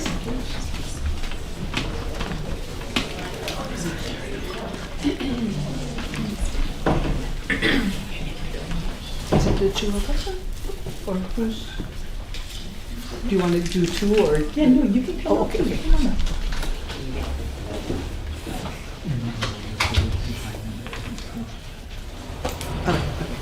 If you want to introduce yourself. Good day. Good day. Madam Chairman, members of the board, my name is Liko Okalanima. My comments are reflecting on the concept of the perpetuation of the fraud. In my observation, the state of Hawaii is not properly certified local government, as required under U.S. Code Title 16, because of the absence of a Historical Preservation Review Commission to represent the chief governing authority in the Hawaiian Islands. In accordance, which is required under U.S. Executive Proclamation 3309, requirement of equal footing, which is absent and not reflected by the Hawaii Revised Statutes, which uses and enforces apartheid by the use of the term the Native Hawaiian in this Section 106 process, which is a war crime. Under the Rome Statutes of the International Criminal Court, apartheid, and the use of that term is a war crime. Okay. And the U.S. military has no perfect rite of passage within the Hawaiian Islands, as can be substantiated under Article 1, Section 8 of the United States Constitution, the Law of Nations. Proof of that is, why does the military have to come here? Because they don't have the perfect right. Okay? The only proper course for the U.S. military to remain in the Hawaiian Islands is to properly reinstate the authority temporarily yielded by Queen Leokalani on January 17th for the U.S. to stand down and take its hands off of Hawaii, and the Commander-in-Chief to acknowledge the ramifications that have yet to be acknowledged due to the conclusions of Congress in the apology resolution. Uncle, I'm so sorry. Thank you. No, thank you. And so that it can restore the character of the honest American, President Cleveland, to repair the injury. Well, thank you very much. Before I start, I just want to, if can, the gardenias are from my mom's yard, and the pala'a is ko'olau poko, but I'd like to just, if you can take one, just pass it down. It's just... Is it under $25? Only if you buy them at the store. Okay, Laulani, you should start. Mahalo. Thank you. So, you know, and the reason for this is because I just want to remind us all that we're all connected to the AINA, and that I see you, I see all of you as people who love the land too, and who love the AINA too, and who have a very hard job. So, you know, I want to recognize that. I want to honor you for your work, and I, you know, and I mahalo the military too, because I know that that's not an easy job as well. I could go into reasons. I think everyone has covered the reasons that this EIS should be rejected very well already, so I won't do that. I do want to say, to bring in the prophecy of Pilahi Pāhi, who said that when the world is in crisis, it will turn to Hawaii in its moment where it needs to find the key to world peace, and that Hawaii has that key, and that key is aloha. And I'd like to look at all these people who are sitting here, because this is what aloha really looks like. It looks like aloha āina. It looks like ku'e. It looks like people who will put their bodies on the line for the land, and who will stand for it no matter what. So I ask you not only to reject this EIS, but to reject it permanently.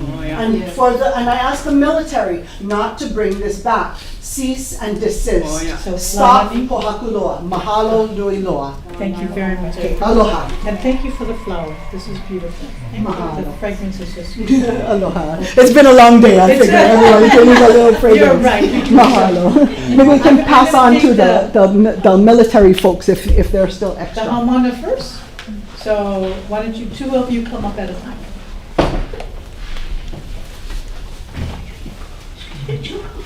Don't be shy, don't be shy. Oh, yeah. Go check out. We haven't started on the Zoom yet. Go ahead, no, please introduce yourself, okay? Mayu ka ku'uwa'a, aua paia I ka hale mamalu o KALANIMOKU. Aloha mai. Ua o I kualono, mai ka lihilihi o laumiha mai a.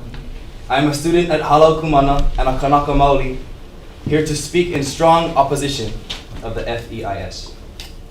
All morning, I have been outside interviewing the people of Hawaii, asking them whether or not we can trust the military to mālama our aina. Not a single Hawaiian said yes. Not one Hawaiian outside had faith that Pōhakuloa was in good hands with the military. I hope that we, this generation, will be the generation that finally ends the destruction of aina by the hand of militarization. Something we see time and time again throughout Kamoana Nui Akea. We have seen our people die, and I urge you, the BLNR, to help put an end to it. To stop bombing and return Hawaii to Hawaiians. To end the desecration of Hawaiian lands and people, and to return what was never freely given. Oiala, mahalo.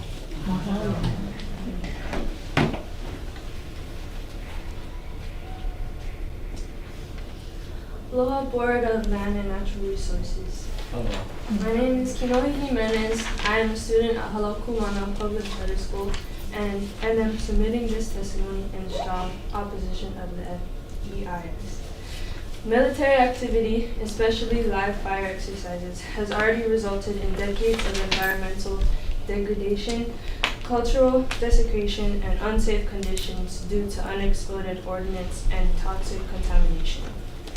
The state of Hawaii has a legal and moral obligation to protect public trust lands for the benefit of current and future generations. The Department of Land and Natural Resources has already found the Army's continued use to be inconsistent with the Conservation District and state land use policies. Public and agency testimony has clearly shown widespread concern over past failures by the military to comply with these lease terms. including inadequate cleanup of hazardous materials and lack of transparency and accountability. I urge the state to adopt the no action alternative and begin immediate steps to prepare the land for safe return to public stewardship. This includes a full Army-funded environmental cleanup of toxicants and unexploded ordnance, as well as restoration of access for cultural practices, public use, and conservation. To continue down the same path without real accountability and resolution of these harms would be a betrayal of public land, of public trust, Hawaiian rights, and environmental responsibility. ALOHA āINA. Thank you very much. I'm going to take the next two students. Can you come up?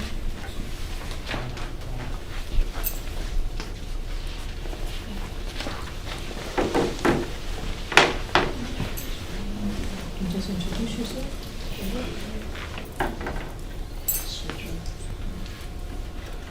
Aloha mai kākou. My name is Harmani Seleni and I'm a junior at Halau Kumana. I stand before you not just as a student, but as a Kanaka speaking for the AINA that cannot speak for itself. I am here to oppose the continued bombing and military use of Pōhakuloa, a sacred place that has suffered enough. For decades, the U.S. military has treated Pōhakuloa as a sacrifice zone, bombing sacred AINA, leaving behind explosive remnants of war, and disrupting land that holds deep cultural and ecological impact to our people. Pōhakuloa is not replaceable, nor it is extendable. It is sacred and alive. It is home to endangered species, Wahipuna and Iwikupuna. Continued military use is a violation not only of the AINA, but of our rights as Kanaka. The military spends $1 a year for Pōhakuloa, and what have us Hawaiians received in return? Contamination, destruction, and silence. There is nothing that can justify more bombing, more cultural harm, and more desecration. I stand here today to say stop the bombing, restore the AINA, return what was never freely given. I urge the Board of Land and Natural Resources to reject extension or renewal of military use at Pōhakuloa. Let this please be the generation that chooses healing over harm. Mahalo.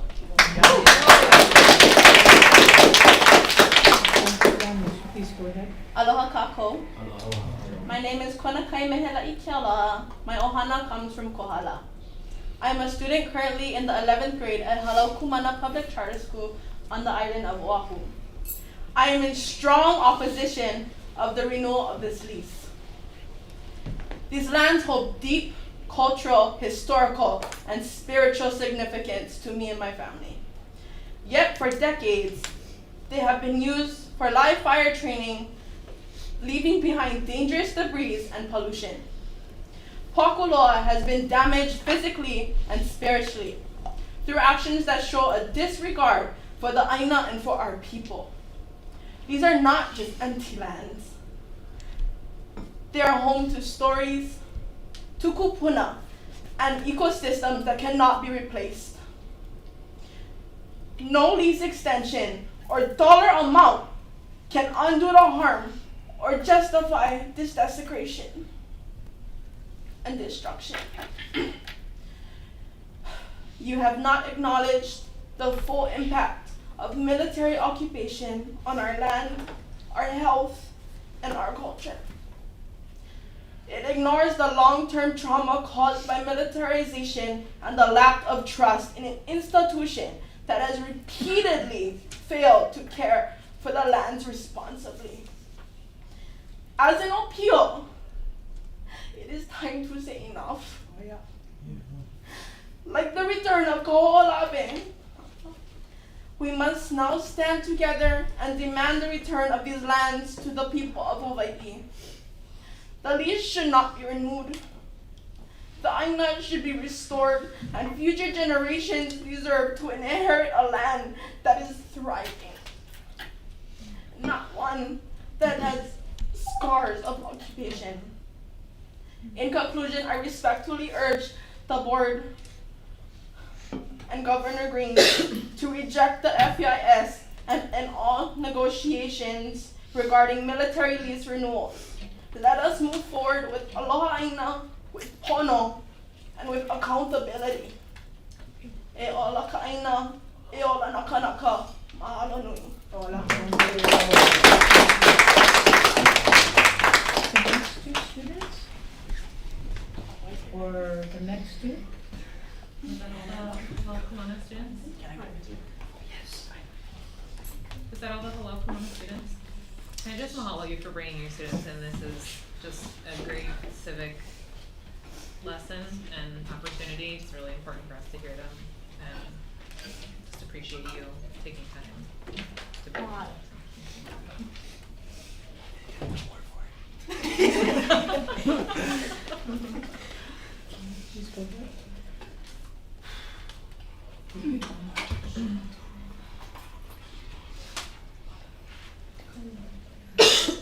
Mai uwe kunga na kila.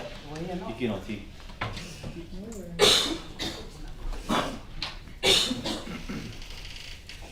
Aloha. Wabao onona. Nohali of the Kamalava, Kawe Pōhakuloa. To the Board of Land and Natural Resources, Don S. Chang, Riley Smith, Doreen Ahupua Kanto, Karen Ono, Amy Killy Barnes, and Wesley Kailiun. I'm speaking directly to you. As a Kanaka of this Pai'aina, I feel that I have a kuleana to speak on behalf of myself and my ohana when I say that I reject the EIS and to demilitarize, deoccupy, and protect Pōhakuloa. Simple as that. Thousands of acres are continuing to be poisoned, destroyed, and desecrated because the state continues to allow and enable the U.S. military to take space. Space that Kanaka that Aina can utilize for ai, vai, and kaiolu. I urge you to be understanding of the fact that this will have a lasting negative impact on not only our Aina, our people, and our kaiolu, but also our future generations. The U.S. military already has taken enough from Kanaka. They've already traumatized not only the generations that came before me, but I'm sure the generations to come will feel the same kaumaha as I do, and as my tupuna did. I am willing to fight for this Aina till my last breath, but let me ask you this. Why am I continuing to fight a fight that should have ended way before I came along? Why should I need to fight for that Aina that already belongs to us? So from Palestine to Pōhakuloa, Aina back, army out, and Don Chang reject that thing.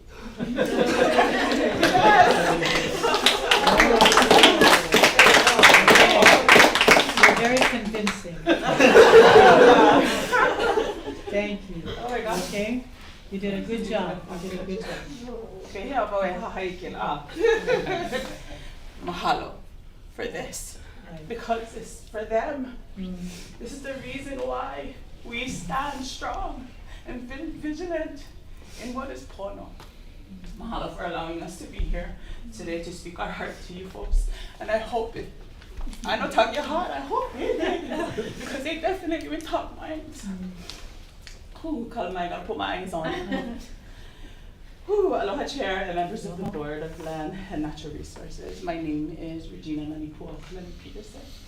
I submit this oral testimony to you folks in unwavering opposition to this final EIS at Pōhakuloa.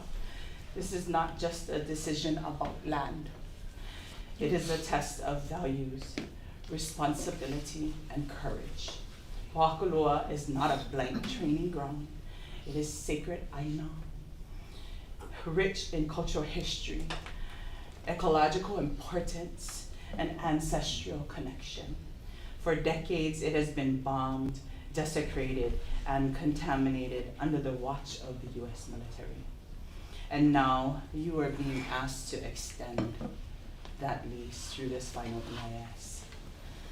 Let us be clear.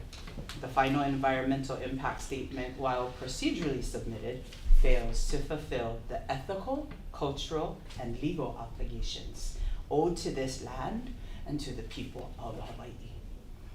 Procedural completions versus substantive failure. Yes, the Army has published a draft of the final EIS. Yes, the Army has conducted a 45-day public comment period. Yes, the Army has outlined several alternatives and listed mitigation strategies. But the content of the FEIS does not align with the truth on the ground. It fails to acknowledge or resolve the presence of unremediated contamination from the DU, a potential violation of the Clean Water Act, 33 U.S. Code 1251. I'm sorry, I have to ask you this. Oh my gosh, I started by just mahaloing them. That was my start? Yeah. Oh, okay, I didn't know that. I would like to just say that to call to true stewardship. Yeah, you were not appointed to uphold the status quo. You were entrusted to be caretakers. Right. This is your moment to rise in defense of what is right, not what is easy.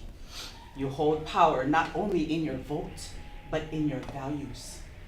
Stand firmly, stand courageously, stand in pono for Hawaii. Right. Reject this final EIS, end this lease, and begin the healing.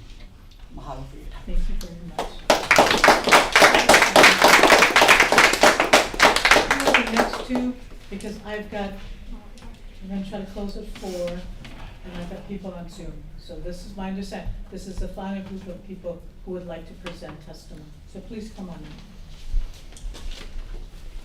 in. Hello, my name is Dottie Lux, and I'm here from the International Solidarity Movement. I've spent 4 months in the West Bank of Palestine standing in solidarity with indigenous people there. While doing this, I was arrested with Palestinians, and their crime and mine was standing on their ancestral land. In Palestine, taking land for military training is commonplace. This is a land grab tactic. It is arbitrary and displaces thousands every year, and has created a diaspora of millions. My crime and the Palestinians' crimes for arrest were standing on this land. While I was in police custody, all of the vehicles and everything inside of the Army and police vehicles all said property of the United States. It all said made in the USA. I was here in Honolulu last year when a ceasefire was passed congressionally, remaining the only state in the country to pass such legislation. Hawaii clearly stands against genocide, against desecration and destruction of lands and its people on the other side of the world. But where is the ceasefire here? Where there are not only indigenous people are put into dangerous situations by the desecration that has been outlined today, but also visitors and the military families themselves. There is no benefit, there was no benefit, and no one has anything to gain in this situation. I urge you to block this lease. I urge you to reject the EIS and join me in standing in solidarity with indigenous peoples who are begging for demilitarization and an end to the US imperialism. Thank you for your time. Mahalo and shukran. Thank you very much. Please introduce yourself. My name is Olivia Aloha āINA. I, like everyone else, strongly urge you all to reject this. As we know, we cannot poison the AINA without consequence. We're already living those consequences. People are already physically sick because of this ALOHA āINA. We know that these are war crimes, courtesy of our illegal occupiers, the US government. And we know that our future is everyone's future. We are having trouble representing what's pono, as we have a lot of opposition. I ask you all to please do what's right. The whole world is watching us. you do not do what's pono as our representatives, then it is evident that you're not fit to represent what is pono.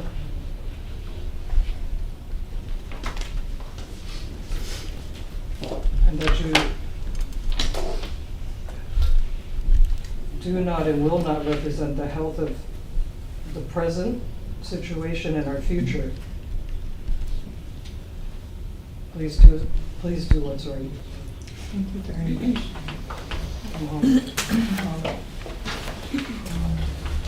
We would normally take a break, but I'm going to finish everybody who's in here. David, would you like to come up?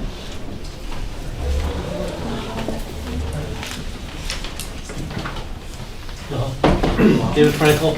I think this is the third DLNR meeting where you talked about Ahupua that I've been to. I got scolded once for not being properly respectful to the military. And we see with each meeting things are building. More and more people energized. And you will have more meetings, and you're going to get bigger and more contentious.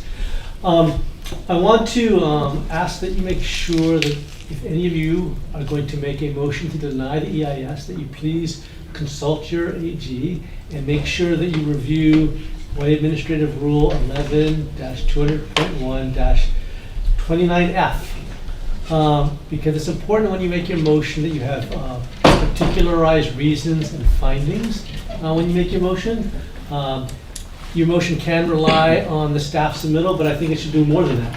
I think you need to specifically say that this action of the military's is not simply an administrative action. It's not a real estate transaction. It is a proposal to continue military training on these lands. And so you have to look at the cumulative impact. And the definition in the law is past, present, and future. So you need to look at the impacts not only on state land, but beyond state land, because without the state land, other areas would not be affected. The military training would not be able to continue. So you need to look at those cumulative impacts, cultural, endangered species, groundwater, etc. And I think it's particularly important in your motion that you call for the Army to specifically identify with far more specificity than it has how much ordinance remains on littering public land. That's a pretty big tenet of the Chingri case. And I think you, as trustees, need to ensure that the EIS discloses how much ordinance is left. Thank you. Thank you very much, David. Aloha mai kako.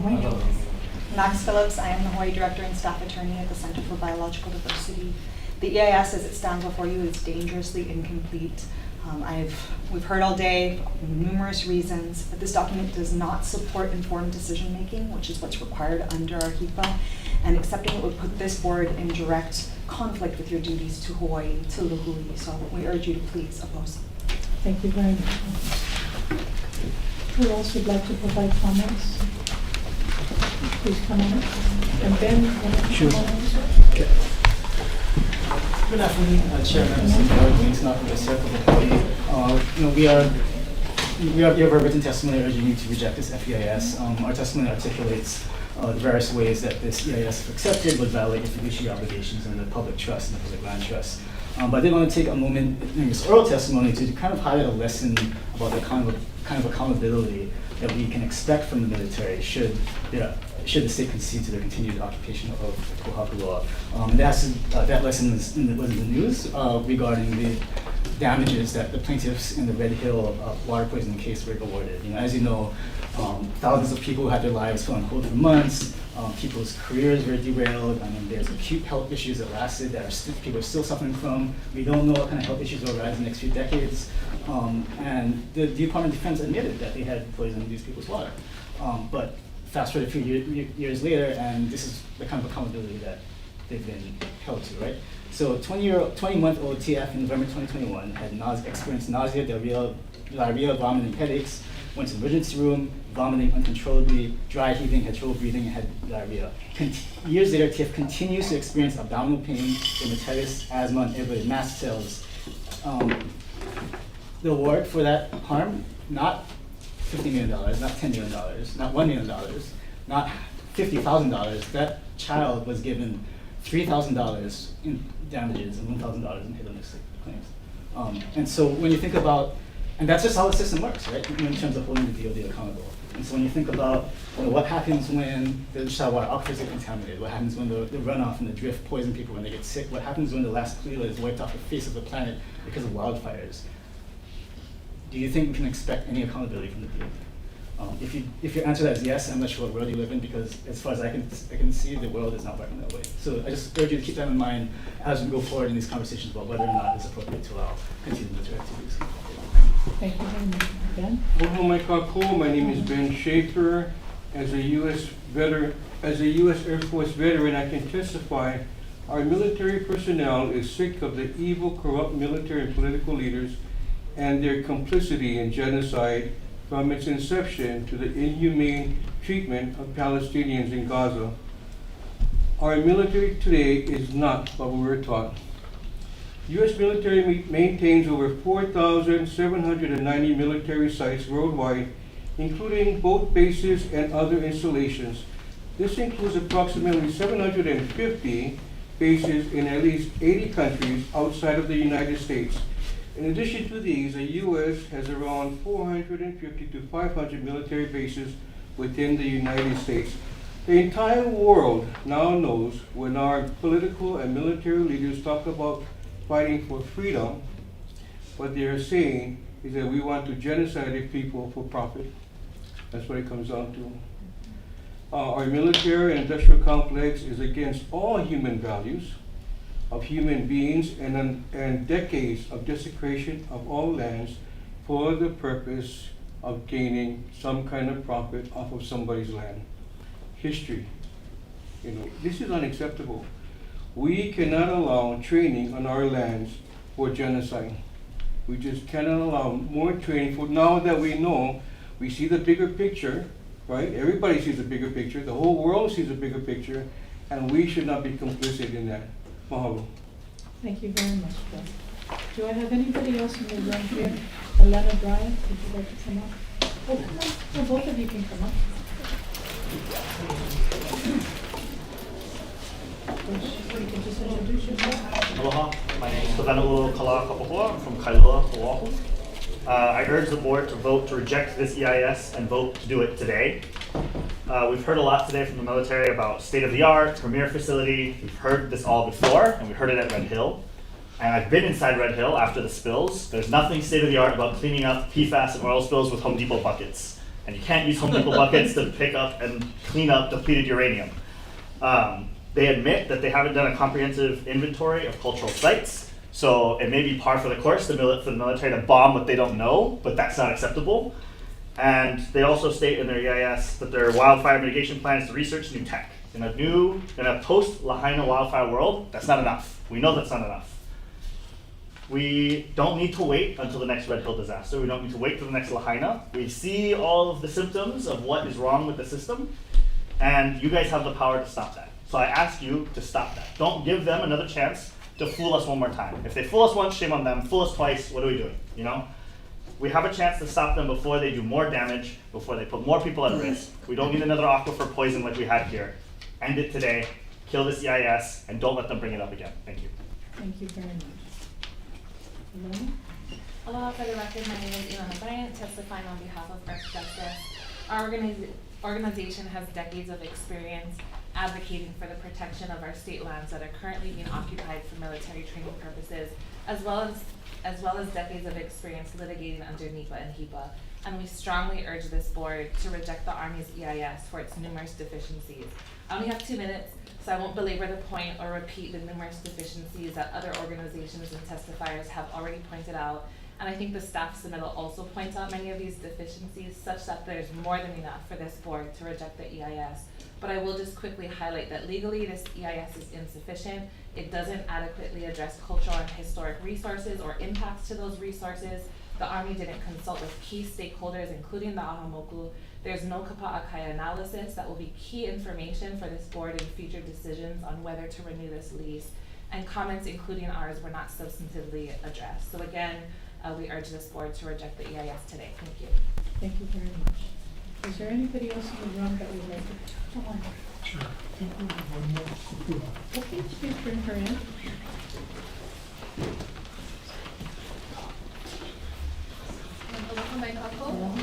My name is Rachel Quinn. I was born and raised on the north side of Moku in Haiti. I'm here to advocate for the SEIS in its current form. And the thing that I really wanted to highlight, but I won't spend too much time on, is that the fact that this EIS doesn't include a biological opinion. They talk about having a biological opinion coming later in 2025, doing a more complete biological assessment later on this year. But without that included in the FEIS, we have no clear impacts explicitly listed for endangered species living in Pōhakuloa, missing critical information on the status of these species and the way that their current activities are impacting them. And it's also anticipated that this 2025 biological opinion will include 2 species that haven't been discussed before, a yellow-faced bee and a sphinx moth. For those 2 things alone, this EIS should be understood as vastly incomplete, which I think all of us here today have already conveyed. But really, I want to make it clear that I think all of you know this, and I don't think that any of you came into this job to support the military or to support these types of actions. As the Board of Land and Natural Resources, your responsibility is not to the Army, it is to the AINA. And I think that deep down, you all know that. It is not enough for a promise of a biological assessment and opinion to come later this year. For the BLNR to accept this document, it would be an abhorrent and irresponsible choice that would set a dangerous precedent in Hawaii for years to come. All of us here are calling on you to uphold your kuleana to Hawaii and the people you serve, and uphold your kuleana to the AINA you stand on today. Please vote today and refuse to accept this insufficient EIS. Thank you. Thank you very much. ALOHA āINA. My name is Sonia Jardina, and I'm from Hilo, Hawaii. My home is on the lower slopes of Mauna Loa. Akuahili connected to Mauna Kea and Hualalai through the AINA of Pōhakuloa. I'm an environmental science student at UH Manoa, and I'm here in strong opposition, again, to the acceptance of this Army's FEIS, and to urge you all to vote to reject it today. Numerous people have spoken today on the presence of contaminants in soil, and I want to draw attention to just a few specific factors that I found particularly concerning in the FEIS. At Battle Area Complex Target B10, soil samples showed lead concentrations above Department of Health direct exposure limits for unrestricted, commercial, industrial, and construction trench worker scenarios, and posed unacceptable risks to those who were working in that region, as stated by the Army itself. Yet, the Army concludes that there is no significant impact of these contaminants, arguing that low rainfall means contamination won't travel far and that the aquifer is deep enough. But that claim rests on assumptions. The Army concedes that they were supposed to test this shallow aquifer, but did not. 2019 study cited in the FEIS states that at borehole PTA2 specifically recommended more testing of the shallow perched aquifer, but further work was suspended and it is unclear whether monitoring instructions even remain operational. The EPA also asked the Army for soil sampling data to prove contaminants had not spread within PTA. The Army's response was that it had not sampled all of its lands to determine the presence or absence of munitions constituents. This is unacceptable. It is irresponsible and negligent to declare that there's no significant impact when critical areas have not been studied. We should not just be studying the state lands. It needs to also extend to areas outside of those state lands on government-owned lands, because those are deeply impacted by the activities that take place. There is no detailed strategy for cleanup. There are only empty justifications for why this contamination should be allowed to remain on this AINA. As your DLNR staff submittal says, the data and analysis do not commensurate with the importance of the impacts. I urge you to reject the FEIS today and demand accountability beyond bad faith excuses for why the Army should be continued to allow desecrating this AINA. You don't answer to the Army, you answer to everyone who has shown up here today behind me and outside, and to the Opio and Hamana that have asked you to protect their lives and futures. Mahalo. Mahalo, thank you very much. Is there anybody else? Why don't you come up? Okay. Yeah. You go? Oh. You sure? Yeah. Thank you, Ashley. Ooh, I would have let her go. It's going to be short.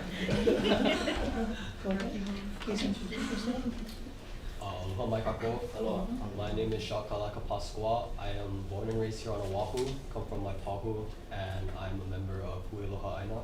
Along with my fellow members here, we come before the Board of Land and Natural Resources to ask you guys to please vote no against the Army's FEIS for Pōhakuloa, and speak for all our fellow Kanaka that we are tired of being pawns in the military's imperial game, and that game should have ended a long time ago. Mahalo. Please go ahead. Vili no ko o Kanoa Ventura Grado ko Uinoa. My name is Kanoa Ventura Grado. I was born in Waimea on Hawaii Island, and my kupuna lived in Hamakua, in Kona, and Hilo. They were born there, they lived there, they passed away there. Although I mostly grew up in Kailua on this island, that's where I call home, that's where I graduated from high school. And I'm also proud to be a member of Ka'ahui Hawaii ALOHA ΑΙΝΑ, better known as ALOHA ΑΙNA, the Honolulu branch. And although not all of our members have the same personal and ancestral ties to Hawaii Island and Pōhakuloa that our Hilo branch members have, we still stand with them because we believe in solidarity, in standing with our fellow Hawaiians, with our fellow locals, with our fellow people, wherever they are between Iho and Hawaii, wherever they are in the world, if they are suffering, if they feel the pain of their Aina being desecrated. And I fully stand with the testimony that was submitted by my organization. And I'd just like to also say that the national interests of the United States federal government are not necessarily the same national interests of Hawaii, of the Hawaiian Kingdom. It's like Nelson Mandela said when he was asked about his foreign policy positions, the enemies of the United States federal government are not automatically South Africa's enemies or Hawaii's enemies or anybody else's enemies, and it should not be assumed. I have friends who are from Okinawa, from Guam, from El Salvador, from Palestine, or who are ancestrally tied to those places. Friends whose family members, whose loved ones, whose ancestors have faced apocalyptic destruction at the hands of the United States federal government, at the hands of the United States military. And I cannot imagine understanding the world in any other way, knowing those people personally. When the United States government, when the United States military is in solidarity with the Israeli military, whose commanders are wanted for war crimes by the International Criminal Court, and so on. So please reject the final EIS, and yeah. Thank you very much. Auntie, come on up.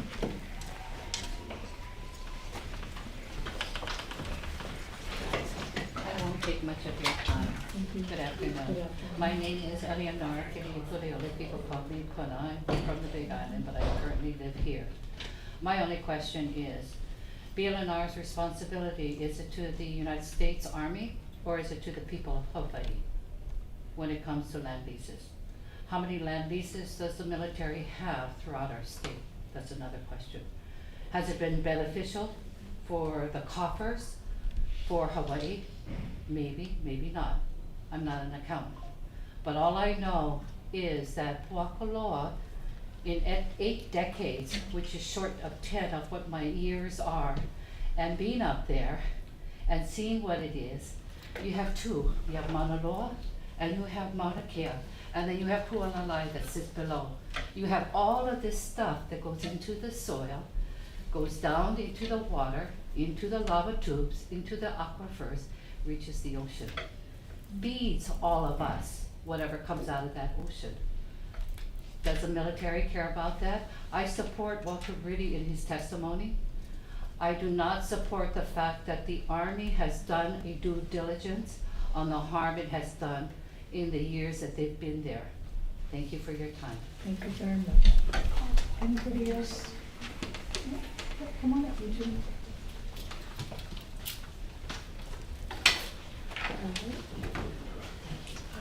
Aloha. Aloha.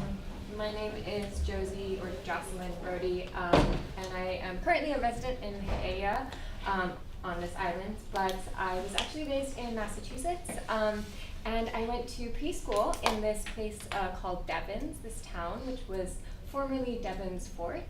And this preschool, Guild of St. Agnes, my class was sent home one day because there was unexploded ordinances on like the campus of my preschool. And I just wanted to tell this story because I feel like it speaks to the fact that around the world, the US military just cannot be trusted to clean up their lands in the way that they should be expected to, and in the ways that they claim to. Because surely, when this preschool was built on a former military base, they didn't say, oh, by the way, there's unexploded ordinances buried where the children are going to be playing. So I know we all want to get to lunch, but I wanted to share that story. And of course, I am here in deep, fully seated opposition to this FEIS. Thank you very much. Please go ahead. Aloha mai kākou. My name is Julie Warwick, community member and member of Jewish Voice for Peace Hawaii. I write in strong opposition to the acceptance of the FEIS. This EIS is deeply flawed, and I urge you to listen to both your own staff who have called out issues as well as our Kanaka community members today. I stand on my written testimony, but want to call attention to one particular issue, that is my kuleana as a Jewish settler living in diaspora, in unwavering solidarity with my Kanaka comrades as well as with Palestine. The Army said this morning this land is critical for national defense, security, and to deter conflict. Aside from the fact that Hawaiians had not asked for the U.S. military's protection, and the so-called protection has always manifested as destruction and harm, it's not just here in Hawaii that this destruction encompasses.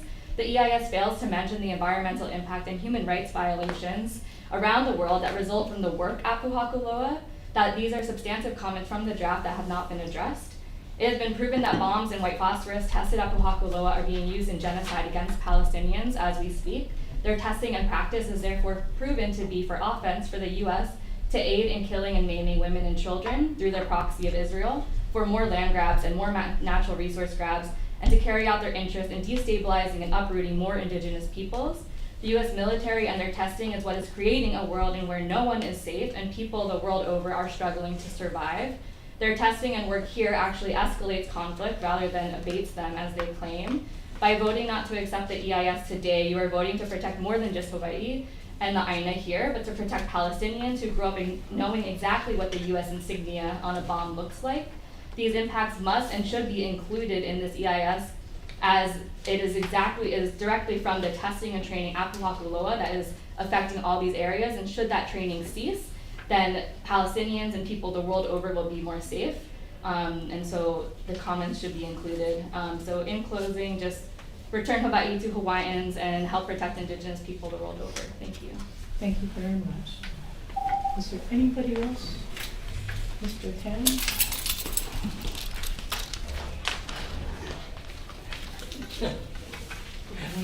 Good afternoon, actually. Good afternoon. Mr. Tang and members of the board. Aloha mai kākou. My name is Gil Tam, and I offer this testimony with deep aloha for the land, our people, and our shared future. I appear before you today as a civilian aide to the Secretary of the Army. I am a retired Army infantry and aviation officer, having served in the active duty, National Guard, and the reserves here. However, more importantly, I am a son of Hawaii, and I'm committed to protecting my family, our home, and our way of life. And I'm a very proud father of a daughter who's serving in uniform. These identities are not separate. They are woven together, rooted in aloha, kuleana, and service. And it is from that place that I respectfully urge the board to accept the EIS for the Pōhakuloa training area. Today, you've heard many heartfelt and powerful testimonies that those who oppose the Army's continued presence at Pōhakuloa. These voices speak not only with passion, but with the weight of a generational trauma and cultural loss. Their pain is real, their concerns are valid. Sacred sites have been damaged, commitments have not always been honored. These truths must be acknowledged and cared for with humility and care. At the same time, we must face another essential truth. Pōhakuloa is not only where the military trains, but it's also where Hawaii trains to protect Hawaii. The land is more than a strategic operational tactical asset. It is a foundation of local resilience. It is where our military prepares to respond to wildfires, hurricanes, and other disasters. It is where our emergency personnel rehearse life-saving operations. It is where Hawaii's sons and daughters, including my own, prepare to defend the communities they serve and love. I deeply empathize with the pain of cultural loss. It is real, it is personal, it must be honored. I also know the pride and responsibility that comes with military service. These truths do not need to be at odds. We do not have to choose between ALOHA āina and security. We must demand both. We can malama the land. I so deeply respect and I humbly ask that the board accept the EIS with eyes open. Let's make this a turning point and not the end. Thank you. Very much. That is the last testimony I have in the Kalanimoku building. We're going to take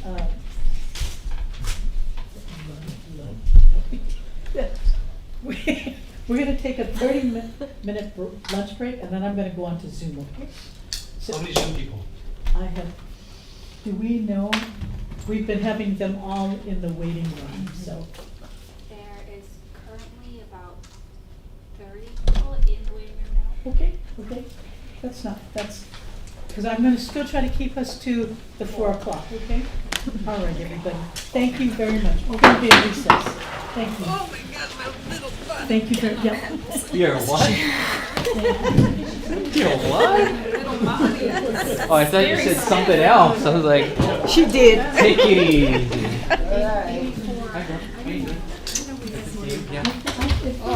It's not more like that.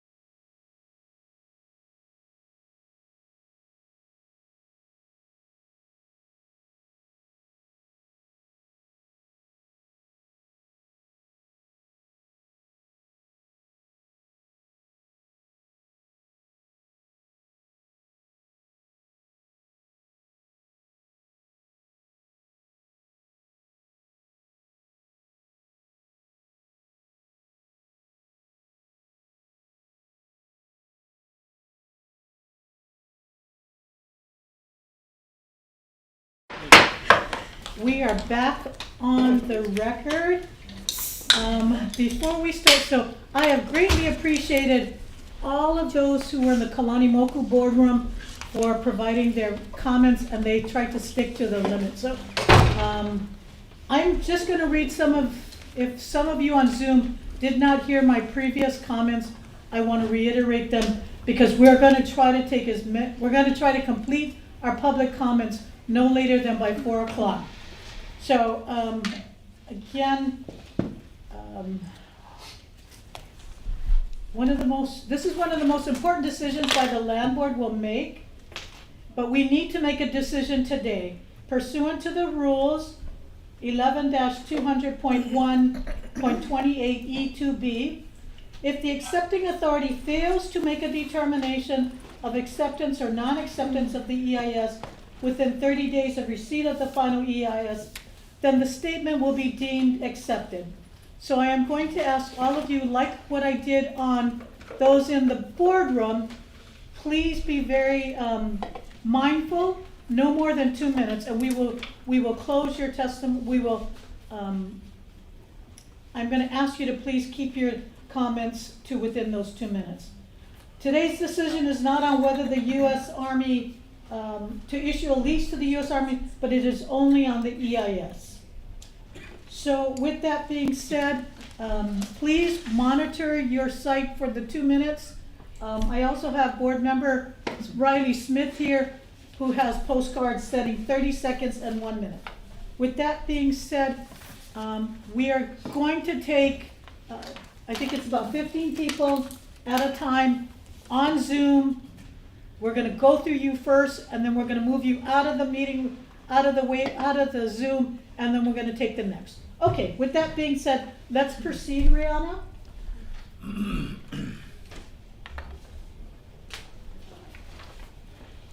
Who is the first person to provide comments?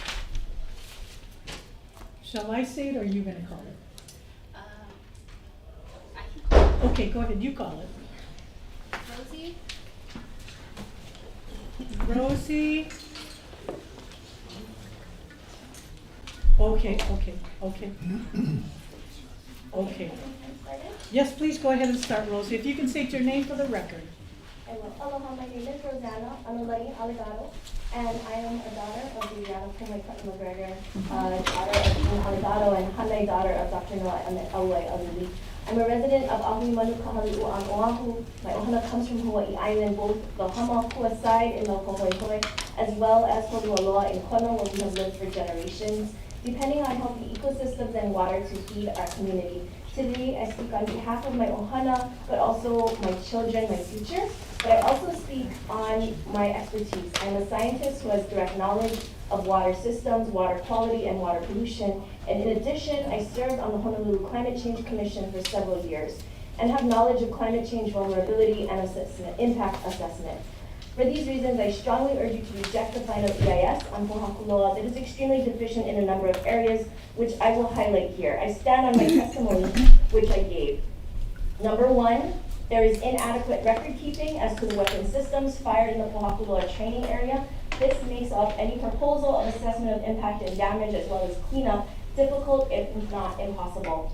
Number two, this is the most important point, the quantity of depleted uranium weapons and concomitant hazards associated with these type of weapons has been inaccurately reported. Number three, there's confirmed contamination from lead arsenic, petroleum compounds, and other munitions, and the Army has failed to conduct comprehensive soil and groundwater testing. Four, 1,200 wildfires have been started because of shelling since 1975. As noted earlier, Pōhakuloa is windy. Given shifting climate scenarios, this area of Hawaii will only become more dry, and placing a tinderbox in the middle of Hawaii Island creates the condition for uncontrollable wildfires that would rage throughout our precious ecosystems. I have 5 points as to why the report itself should fail on its merit of failing to provide a full range of responsible opinion and environmental effects. One, there's a lack of cumulative impact analysis of the full 132,000 acre PCA operations. More than half of the Pōhakuloa has not had an assessment of cultural historic sites. There is an incomplete greenhouse gas emissions data to provide the full understanding of climate impacts. The final EIS has to include response to Hawaii Council regarding Resolution 639-08, as well as assessing comments raised in the draft EIS, as well as comments by DLNR staff Ryan O'Connell of DAR. The final EIS should include a more discussion on the biota, particularly rare high elevation subalpine tropical dry ecosystems. The bombing and desecration of our lands must So stop. Rosie, I'm sorry, your time is up. Mahalo. Thank you so. Not accept the Pōhakuloa final EIS. Very good. Thank you so much, Rosie. I'm now going to take, so I'll call out the names, the ones that I'm seeing on the screen. I'll do, is it Sky, Mams? You'll be next. And then Pete Shimazaki. Go ahead, Sky.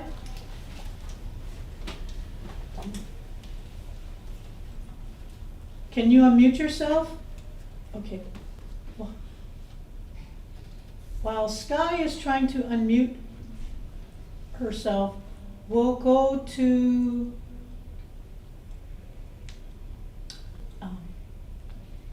Bronson Azama. Go ahead, Bronson, unmute yourself.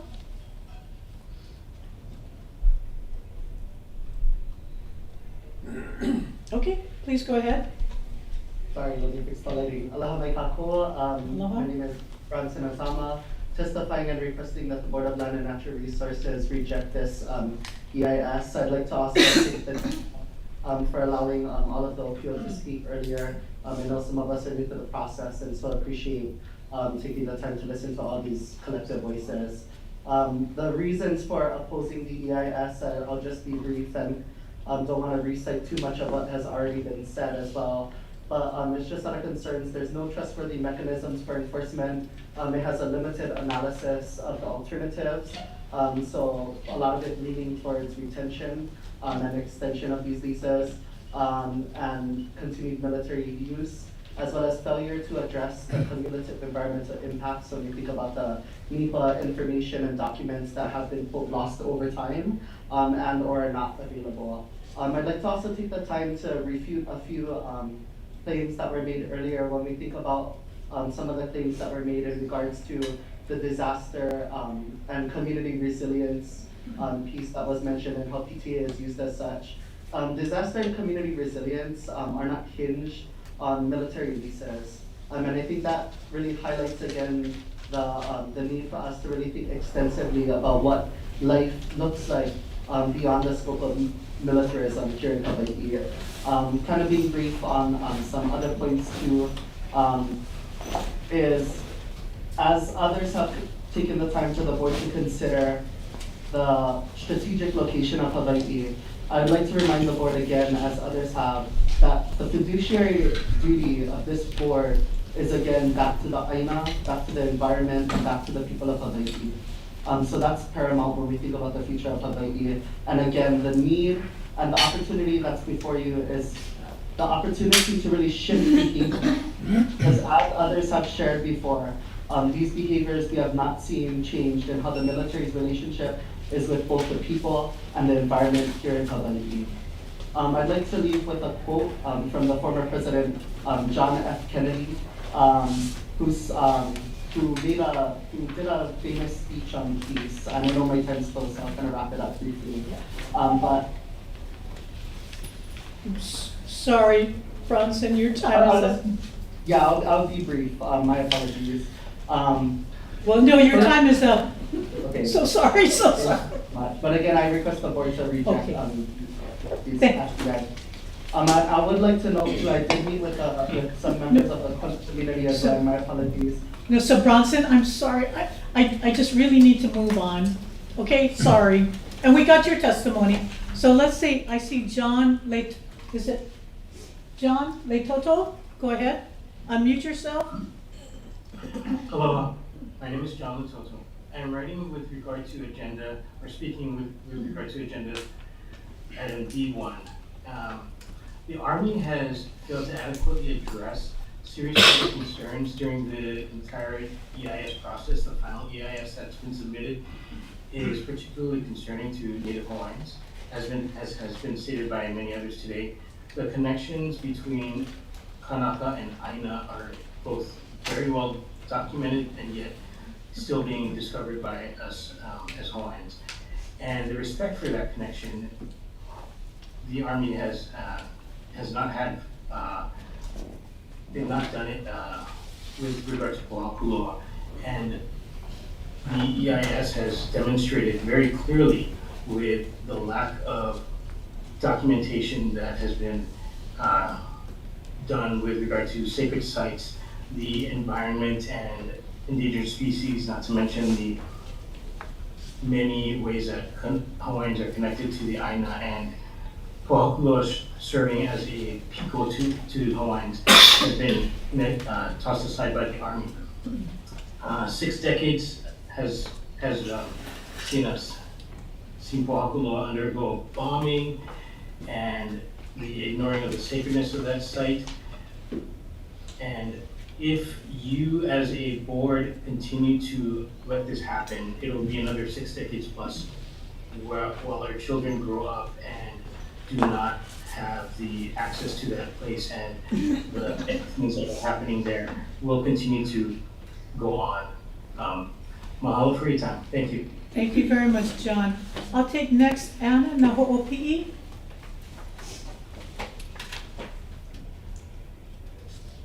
Can you unmute yourself? There you go. Okay, go ahead. Aloha.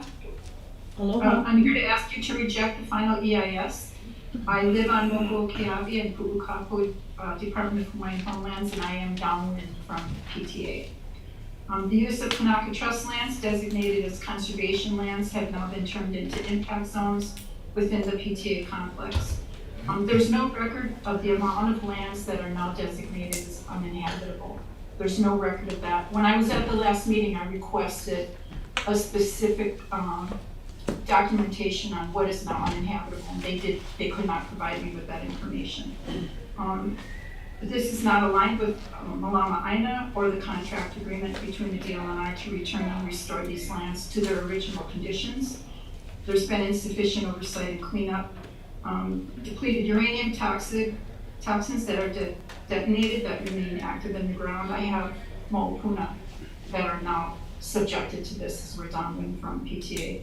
We lost our pastoral lots during the last wildfire that was started at PTA, so we can't keep cattle on our property anymore.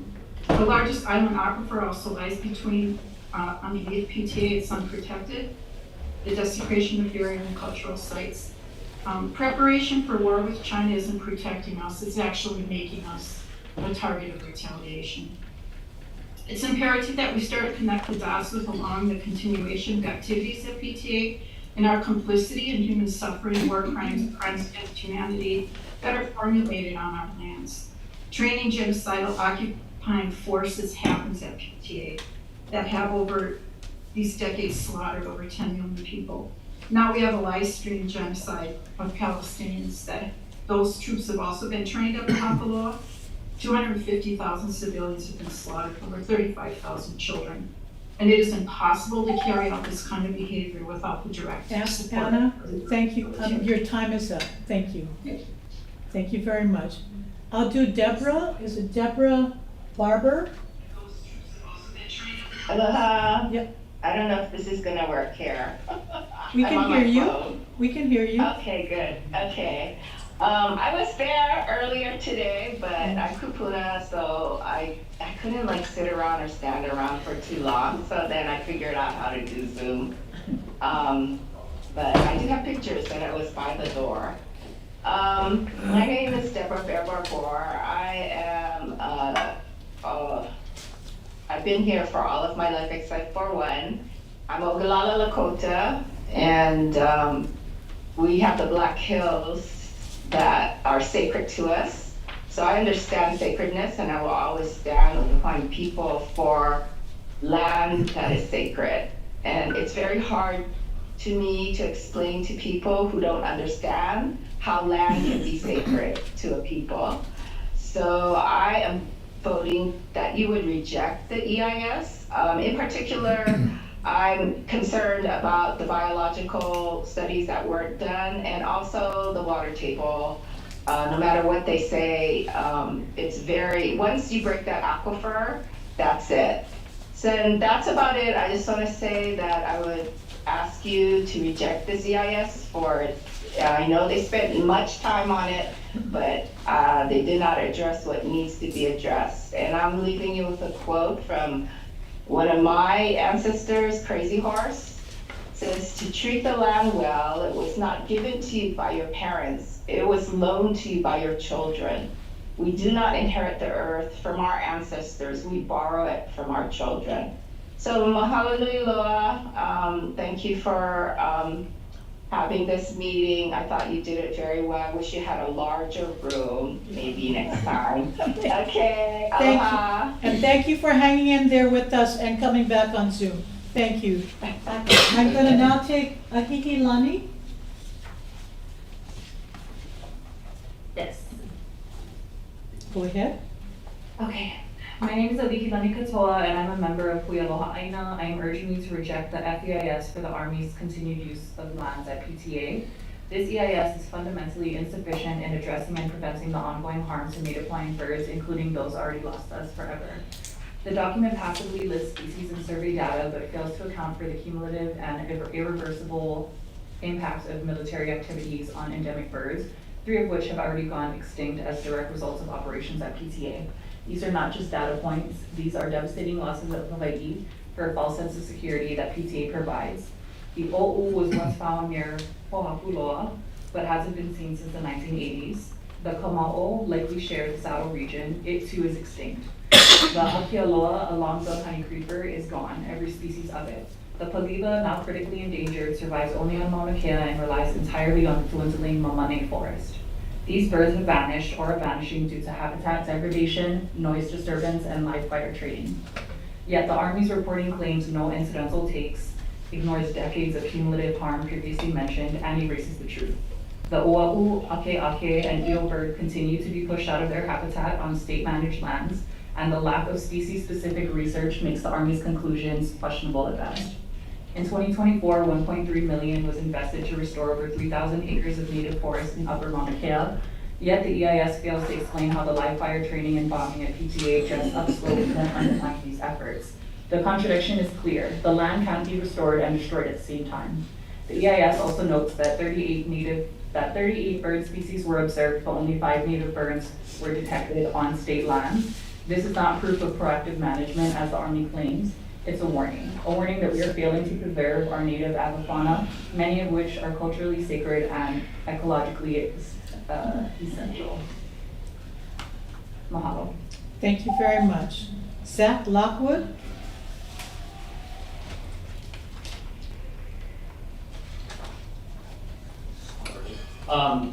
Hi, my name is Zach Lockwood. I'm a third-year law student at the Richardson School of Law.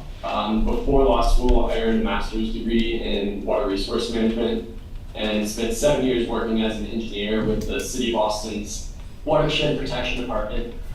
I would suggest that the board reject the final EIS, as it does not sufficiently address potential impacts to groundwater resources, among other things, it seems. We know from other live fire training areas in the U.S., like Joint Base Cape Cod in Massachusetts, for instance, that UXOs do contaminate groundwater.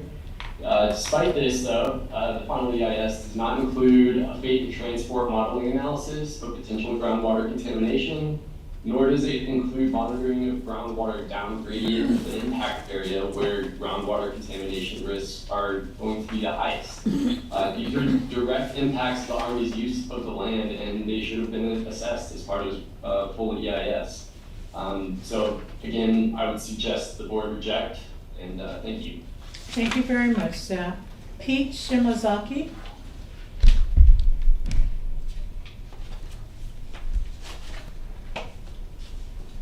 Aloha. Aloha. Am I there? Aloha, my kako. Board, thank you for your public service. I have different affiliations. I'm speaking here from Honolulu. Disabled, so I couldn't make it, so thanks for the hybrid option. I have different affiliations, but for this purposes, I am a Nisei veteran of a different generation. I was in the Army myself as a medic in the 80s, stationed at Fort Carson. And even as a medic, our field training, I ashamedly participated in the pillage of the AINA in so-called war games, where it was essentially war against the AINA.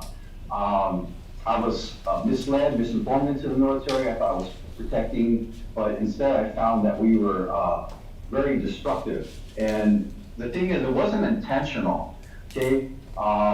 We would get briefed about not destroying places such as Yakima, Pinyon Canyon, and the Mojave Desert, are just places, some of these public spaces of which the military routinely destroys.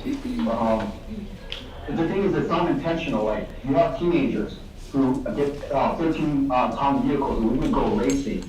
We were so bored out there. These things happen, even if they try to keep their word. Let's look at the Army's argument about national defense or national security. That is code for political and economic interests. And it's not for protecting us. So we've seen that. Someone said earlier that this is not about Red Hill. All this is connected. And Red Hill serves, which is a mile from my house, is an example of the military not only being able to protect us, but protect their own. They gaslit their own people. Okay? So we must be sober about this and consider that the war, and you mentioned the word warriors. Warriors defend their family, their communities. So in closing, I would say reject the EIS because it's like a serial rapist pledging to use a condom and future rapes. That's unacceptable. Please reject it. Thank you. On behalf of many investor opposes, thank you. Aloha. Okay, I'm gonna take, next one is gonna be Kalehe, is it Heana? Ai Kaleheana. Okay. Luha Oau Kaleheana Storm Crow. I'm a Kanaka Maoli field ornithologist and work on Mauna Kea with the critically endangered Palila. I speak on behalf of my ohana, kupuna, aina, and aumakua. At 8,000 feet, artillery resounds from Pōhakuloa. Explosions echo in water-worn valleys. Depleted uranium and unexploded ordnance litter the saddle below. At 9,000 feet, bombs rock the earth. Plumes of smoke rising from the slopes of Mauna Loa are visible from Ka'ohe, and I wonder, is nothing sacred? They do this in the interest of national security, but for whose nation? This land was stolen in a military coup, an illegal occupation that has now lasted 132 years. To start, the EIS is insufficient, and I urge you to please reject it. As a biologist and a researcher, I have experience reading the EISs, and it's just not sufficient. Mauna Kea is sacred, it's zoned for conservation, and bombing that land is not aligned with conservation goals. Palila are critically endangered. They live only in the Mamane forest on the western slopes of Mauna Kea and have had steep population declines in the last 6 decades. They are shy birds, and their nests can fail for any number of reasons. One of those reasons is surely the constant onslaught of bombs and artillery from Pōhakuloa, which rattles my bones when I walk upon the earth there. Fire is a threat in these dryland forests, which have been reduced to 5 to 10% of their original range. They host numerous endangered plants found nowhere else in the world. Military presence is a threat to all inhabitants of this ecosystem. Iwi kupuna, kanaka, plants, palila, kohuli, the sacred pueo who fly over the saddle, and Waikiki Road. Presence of military men also threatens indigenous women and girls. Up to 30% of missing and murdered indigenous women and girls in Hawaii are a direct result of the military. Lastly, I would like to add that the training at Pōhakuloa is currently aiding and abetting a genocide in Gaza. I dream of this land restored and of access to cultural and ecologically important species on public land. We need you to join us in this dream. They tried to crush us under the weight of tanks. They didn't notice.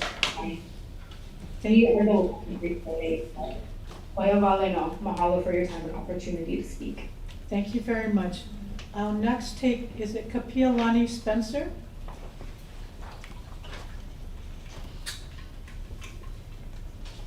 Hi, yes. Yes. Can you hear me? Yes, we can. Okay. Aloha mai kako o Kapilani Spencer, ho'oinoa. Aloha. Anyway, I just wanna let everybody know that I stand in solidarity with everybody there who is in opposition to the renewal of the U.S. military lease at Pōhakuloa training area. This ongoing occupation is a direct consequence of the illegal overthrow of our sovereign Hawaiian kingdom, and it continues to inflict profound harm upon our sacred Aina, our irreplaceable cultural heritage, and the very health and well-being of our communities. The military's presence here at Pōhakuloa Training Center, PTA, has led to serious environmental contamination, decades of live fire exercises, which left behind dangerous and toxic legacy. I don't need to go through that. Everybody's already been explaining the pollutant of heavy metals and so forth, which contaminates the soil and threatens our precious underground water resources. The dust, the chemical dust that the chemtrails is what I call it, carried by the wind that spreads these harmful substances which impact the air we breathe and potentially causing long-term health issues for our families and future generations to come.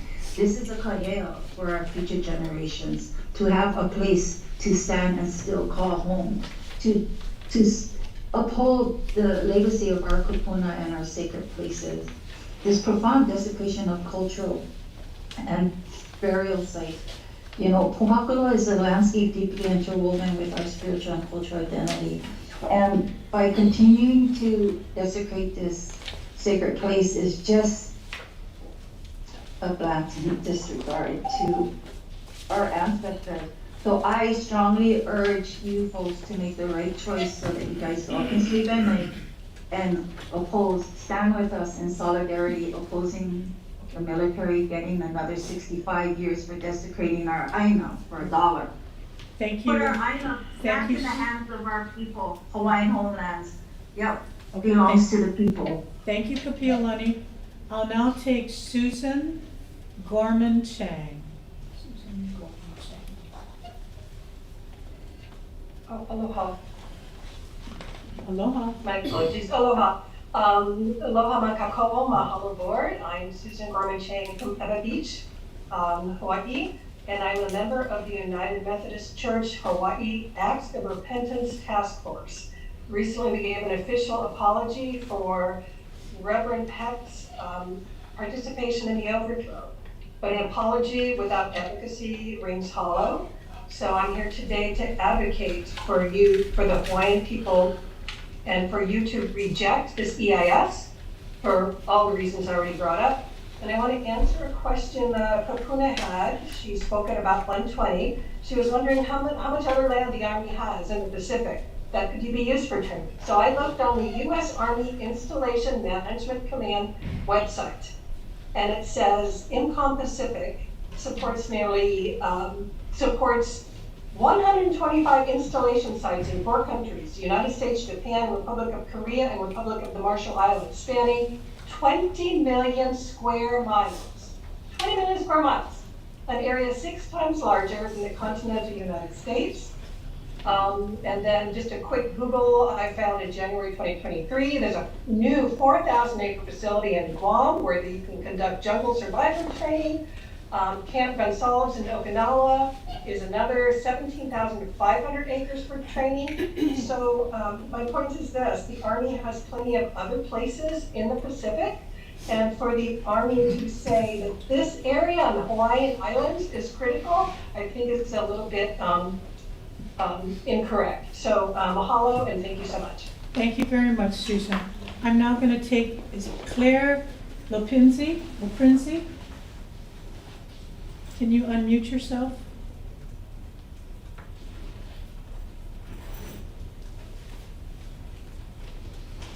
Aloha, can you hear me? Yes, we can. Okay, Okta Noah. I met you, I was living as a midwife. We met once. This case. I've been listening to this all day, and I've been working on this for a long time, for years. I'm in my 70s, and I've been fighting against this. I would say, no land should be bombed. Nobody's land. I'm a dual citizen in Sicilia, and we're the top of Africa. We have the oldest pele in the world, and they have since I've been going there most of my life, and now the U.S. military is all over in 32 European countries too. That's it's not just the U.S. imperial thing. They're in with a lot of people. We have 3 maunas where Pōhakuloa has 3 maunas. I live on Hulalai, they're Mauna Loa and Mauna Awakea. They meet there at Pōhakuloa. So just to put that in. And this doesn't just affect Papu, it's all of Papuhonua. So, you know, it's the water too. The planes are flying over all the time. I'm going from the airport here. They've extended the airport here. They're going all over our beaches. They've got fumes going all over us. We're doing customary, traditional, and cultural practices. It's too much, and there's a lot of money. I mean, of course, the money is in there, and I was wondering too, like, how much are you guys going to get if you pass it? Or are you going to sell out? You know, which one are you going to do? It's you know, like I said, I've been doing this since I was a teenager, and I'm in my 70s. So, and the fires up there, those fires up there too were self-made 2 years ago. Because I do a lot of, I've done every fire department, firefighters with every fire department. So I know a lot of stuff because I'm all over between all of the witness things. You know, I work for them. Now I'm going to stop. And, No, so Claire, I'm sorry. Yeah, just a minute. No. I'm just going to finish the sentence. That fire was started on purpose to make a landing strip because you've got Hawaii High, you go up Waikoloa, you go So up. Claire, your time, I'm sorry, Claire, your time is up. So I'm gonna now go on to Sky Mans. Can you try to unmute yourself? Am I here? Yep, we can hear you. Okay. I don't know if you can see me, but that's okay. Aloha, my name is Sky Mines. I live in Waimea on the Big Island. I speak to you today with deep respect, although it is my kuleana, to urge you to reject the FBI statement regarding continued military use of these lands. Our AINA is not just land, it is living, it is our breathing ancestor, and we're deeply rooted in that, in our identity, our culture, and our history. The ongoing bombing and poisoning of these sacred lands does not only threaten the health of our soil and our ecosystems, but it also pollutes the habitat of countless native species found nowhere else on Earth. These lands were never ceded willingly, they were taken under illegal occupation. It is the duty of the state of Hawaii, and particularly the BLNR, to uphold its responsibility to Malama Aina, protect these spaces for future generations. Therefore, with aloha and a deep sense of responsibility to both our past and our future, I respectfully urge you to reject the FEI as statement and stand for the protection and restoration of our AINA. Mahalo. Thank you very much, Sky. The last person I have on Zoom for this round is the Native Tenant Protection Council.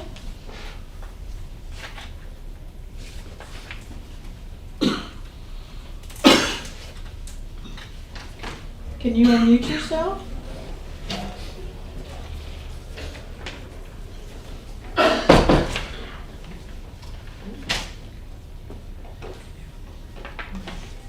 Okay. Aloha, can you hear me? Yes, we can hear you. Yes, hi, aloha. Is my time starting? Yes. Okay. If you could introduce yourself. Okay, my name is Shelley Maka'alina the third, Mahi Handai of Hawaii Navigators, and I want to speak in opposition of any acceptance of the FEIS for Pōhakuloa through the Department of Defense. I want to state here that it is unacceptable because on its face there's no Hawaiian language interpreter. Also that the federal environmental statement, final one, does not disclose that DU is at the range 10, range T-11, range 14, and range 17 as listed in the Nuclear Regulatory ATSDR report. This thing does not address budget, it is supposed to be done through the fair market value of the land. I need to call the state and the Department of Defense out of respect that actually the state, federal, state, and the county and Department of Defense do not own the lands.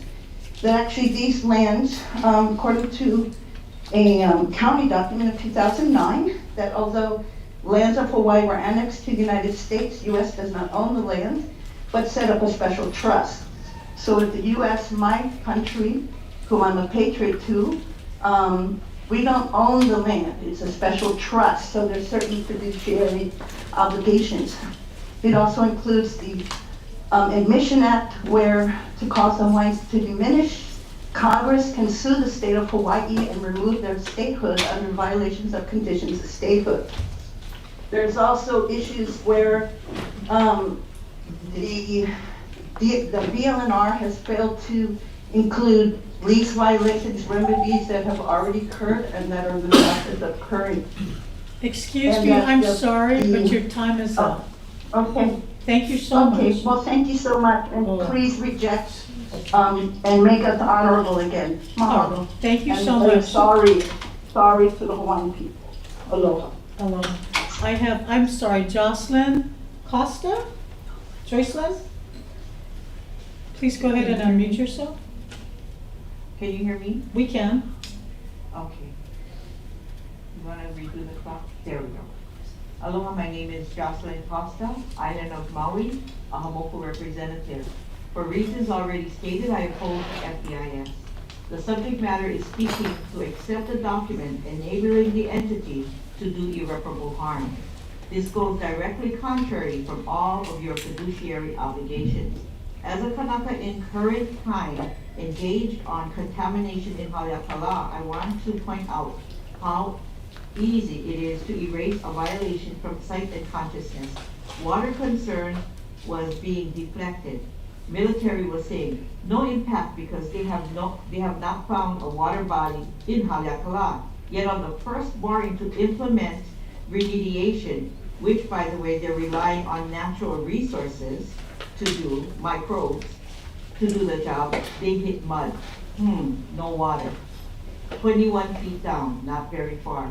The reason I mentioned this is because the FEIS stated it will be unlikely to affect groundwater due to the surface and type of contamination and lack of regular rainfall. What it fails to state is that in the current activity, bombing can and will fracture the surface, which can and will accelerate the percolation in contamination to the groundwater under very little rain. However, I want to finally say that this really has nothing to do with the military, its intent, reason, or activities. Military activity, however destructive, is a given. My concern is with this board. No one can come to our islands and do whatever they please. It's only through your process and decisions can any bombing happen. Irreparable harm. It's on you, even if you accept the EIS, because the activity does harm, and for that reason only, no permit should be renewed. This is not a request, but your obligation and oath to your position. Do no harm. Mahalo. Thank you very much, Jocelyn. This is the first round of the Zoom. We're gonna take people off, but in the meantime, Representative Hussey, would you like to provide us any comments? Did you sign up? Sure, I Why did. don't you come on up? Thank you. And then, Brianna, you're gonna clear the room and then bring in our next one. Okay. Thank you. Yes, of course. Yes, I did sign up earlier, and I apologize. I missed the call from my name. Oh, I'm sorry. Please go ahead. Well, thank you very much. I really wanted to just express my thanks to all of you for considering all the testimony from everyone who's come before your body this afternoon and this morning, and also to appreciate the work of the staff in providing an excellent staff analysis of the FEIS. I join with many of the other people who have come today to request a rejection of the FEIS. But I think my reasoning is a little bit different, which is that we all have a common obligation, which is that we are all trustees of these lands. Myself as an elected official and all of you as appointed officials. The state of Hawaii is a trustee for the lands of Pōhakuloa, and frankly, we're accountable to our law, to our constitution, but we're also accountable to future generations. I think that, frankly, that previous iterations of management of Pōhakuloa made a mistake in allowing for the current lease, which is expiring, to be signed. And I think we have a really important opportunity to rectify those mistakes. And And that's really what I wanted to share, you know. So thank you all very much, and I appreciate the opportunity to testify. Thank you. We appreciate you taking the time. And I will be submitting written remarks. Okay. Thank you. You better get them in really soon because we've Yes, Chair. taken whatever we can. Okay. Thanks. Thank you very much. So I am now going to go. Thank you. Okay. So I'm going to go on Zoom. Out of respect for Auntie Maxine, please, Auntie Maxine, you go ahead and go first. Unmute yourself. Restore these lands to their original conditions. There's been insufficient oversight and cleanup. Depleted your. Am I on? Toxins You, that are yep. active in the ground. I have Mokupuni that are now subjected to this. How come I'm not on? No. We've got some. Is there? So wait, Auntie Max. Is there somebody? Am I on? You're now on. Do I have anybody else on? No, go ahead. You're okay. Go ahead, Auntie Max. Go. You can start. Oh, I can start. Okay. I'm going to be the conjoined twin for Jimmy. Do you hear me? We can hear you. Go ahead. Yep, we can hear you. Thank you. I'm going to be the conjoined twin for Jimmy Medeiros. Continuing on with Moku. Don, thank you. Board, staff member, thank you for letting Auntie Mac come on and testify about what's in Pōhakuloa. I have been at all the meetings on the burial, the evening kupuna. I have. And let me tell you something. That lady, Alice, lied on TV with my Helene. Please listen to Auntie Mac. My thing is, listen to Auntie Mac what I'm going to tell you.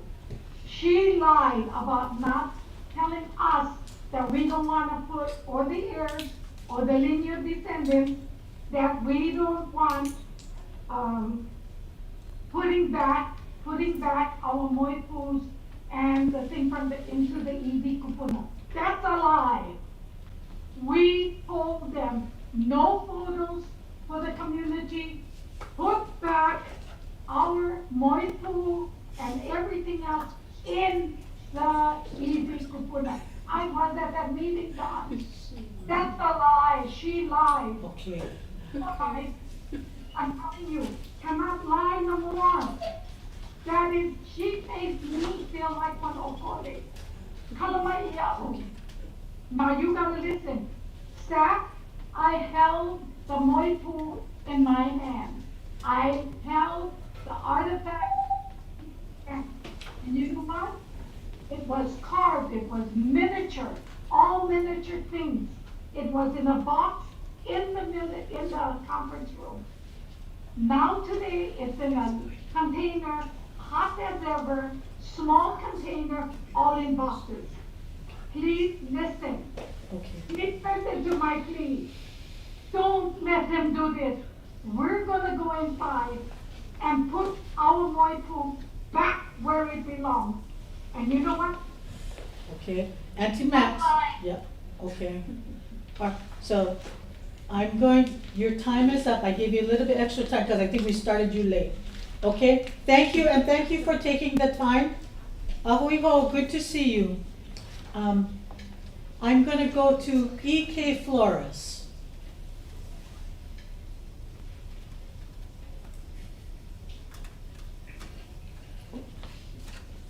There you go. Okay. Thanks a lot to Chair and board members of Pōhakuloa Natural. My name is E. Kalani Flores. I'm representative of Flores Kisohani.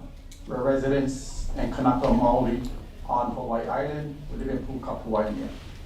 And so we call upon the board to not accept this final EIS. When you look at it in the context, the content of this EIS is incomplete, inadequate, and deficient, and fails to be in compliance with the National Environmental Policy Act and the Hawaii Environmental Policy Act as well as other relevant rules and standards. And when you come to responses, so let me put this clearly. We went to all the scoping meetings in Waimea. So we went to 2 scoping meetings. We provided comments on the first and draft EIS. We provided comments on the second draft EIS. Extensive comments, comprehensive comments, substantive comments. But the responses to them were extremely inadequate, inaccurate, and not substantive. They're just general comment responses and some boilerplate responses as well.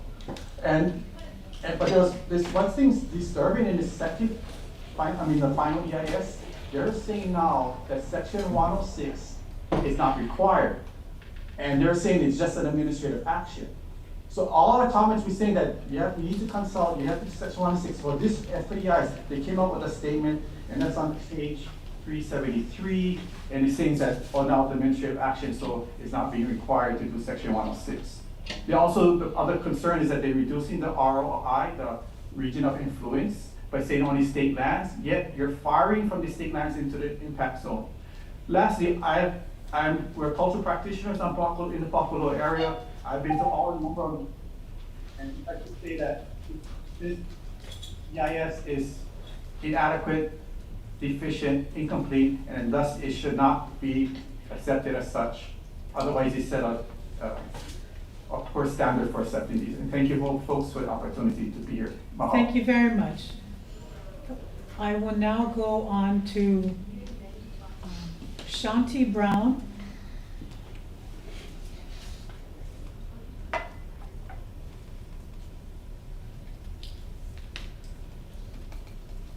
Hi, can you hear me? Yes, we can. Okay, thank you. My name is Shanti Brown. I was raised in Waikoloa and I live in Kona. I stand by my written comments and I'd like to add some things that I was thinking about after hearing the Army's statements this morning. It said something like, because DLNR in the past, maybe like around 2018 or 2019, you guys did not respond to the Army's like whatever evaluation or something that they did.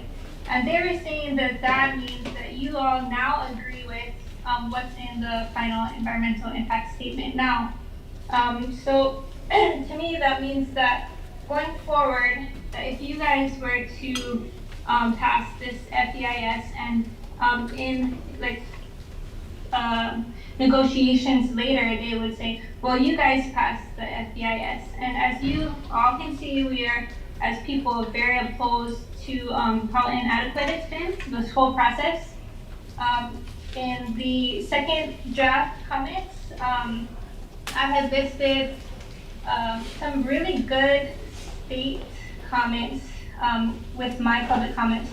One of them was from Sven Lindstrom, who's from the State Department of Health, the HER office, and the Army's had said the Army's cleanup efforts after training exercises are discussed, and that they pretty much are saying that they will not have to clean up, it's not required. And so they're saying like after the lease expires, if necessary, the Army would follow Army regulations. They're not even acknowledging the state's lease in their public comments and the responses to the state.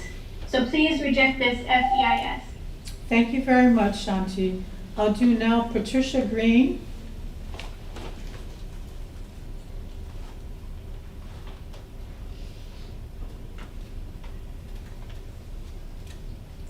Okay, I hope I got it. Yep, we can hear you. Go ahead. Okay, thank you, dear. Aloha. Patricia Green, aka also Auntie Momi.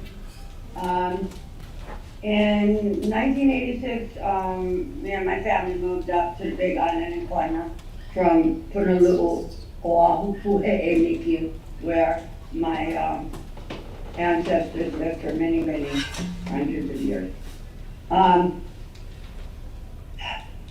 After Pearl Harbor war settled, my future father arrived as emergency man right after the war to help clean up. Then he decided he wanted to stay, and so his time was up for the emergency man, so he ended up joining the Army under Colonel Kupau at Schofield Barracks. And he very much committed to us that we were never, growing up, ever, to go to Red Hill, that it was absolutely poisoned. Okay, then the next one is Pōhakuloa. Never go to Pōhakuloa, because he was also stationed at Bradshaw Field. Okay, so, he says it's so horrible sometimes for what they did, that he saw personally, and desecration of our Moku. So, here we are now.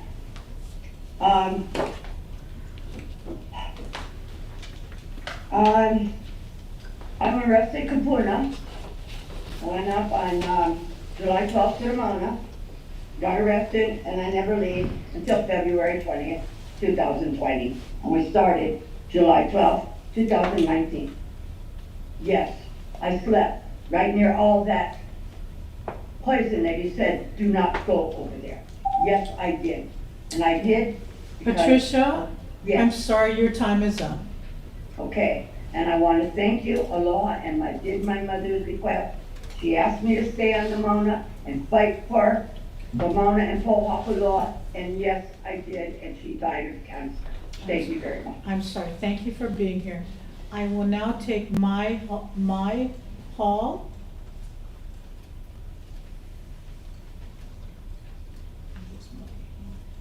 Go ahead. Aloha mai kākou, o mai ko'u noa, no alia pa'akai mai au. Aloha, my name is Mai. I live in Alia Pa'akai on the island of Oahu. And I'm testifying as a private citizen, as a Kanaka Maoli, and as the wife of an active duty military person. My husband served in the military and he is still active duty now. And I find it my kuleana to speak out against injustices that the military has portrayed in Hawaii for centuries. We have seen what the military has done to our lands, to our Aina. I've lived on military bases, watched the military train, watched them shoot off their guns and their bombs, and I've seen what it does to the Aina that it destroys. And I'm asking you to reject this EIS. The military can figure out somewhere else to go to bomb and to desecrate. I understand military readiness very well, and I know that their argument is that they need somewhere to train their troops. Get plenty land on the continent. They can go over there. They can stop poisoning our waters. They can stop poisoning our lands and bombing our lands. You've heard hours of testimony from Kanaka, from allies, residents, and supporters who all want you to reject the EIS. The military can figure things out on their own. They have the money, they have the ways and means to do so, and they can choose somewhere else, not Hawaii, not our lands. You've heard from all of us.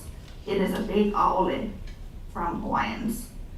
We're asking that you do what is pono, what is right, and to reject the EIS. Mahalo. Mahalo, thank you very much. Next I have is Ohana Unity Party.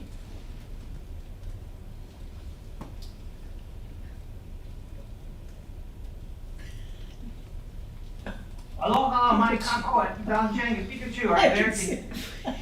It's me! I waited since 9 o'clock, oh my god! I got my professional watch to make sure we keep it for 2 minutes. Okay, here we go. Aloha, my kako, this Pikachu, Shelby Village, here back again. I'm the chairman for the Ohana Unity Party, also represent the King of the Hawaiian Islands, and also a member of the Hawaiian Lions Club. This is going to be relevant because I said 3 testimonies to all of you, 10 reasons why you should say no, so we can speed this along, 10 reasons why there's weaknesses in EIS, it's all got hyperbole words, it's all in your email. And I want to tell you, I've been adopting the Mauna since 2019, picking up the trash since Kukiai Mauna. No one else has helped me, the Hawaiians and local people did, but the Lions Club officially adopted the Mauna from mile marker 27 through 29. So I just went back to Mary Monarch to do a scout, and there was opala everywhere. They're breaking all the laws about trash on the Mauna. So I've never seen the military come once to ever help me out in the past 6 years. So how dare they say they're going to do an EIS when there's trash everywhere from Hilo to Kona, The cause is there's too much trash in Hilo. They have to take the dumps over. They don't even have enough proper seals, so the trash just goes over and spills all over the mountain, and they don't care. The Army drives by every day going up and down, and if they really cared, because they're only paying $1 a year lease, they would actually care for more than anything else, because they should be paying like $34 million a year, according to my math, when we run it through the AI and the EIS. This is looking at a huge lawsuit for massive things, because how much does a bomb cost? How much does this training cost? How much does the RIM pad cost? What they don't tell you in the EIS is that when you stay on the mountain and live in a cave like I do, you're going to see them go in the chopper like Rambo and shoot all the goats, like da-da-da-da-da-da-da-da, killing all 20, 30, 50 goats, horses, cows. They don't give a hook high. Ba-da-da-da-da-da-da. And then they come missiles shooting over Pōhakuloa in the night, in the daytime. You think just one like that, then boom, goes to 50 or 100. Imagine you're a Kanakamoli with a canoe, spear, little stone shovel. Of course we die losing to them because they bombed the crapola out of us in RIM pad. So I encourage you to say no. Just say no. Thank you very much. Aloha. Thank you very much, Pikachu. I'm going to take Alma Mans.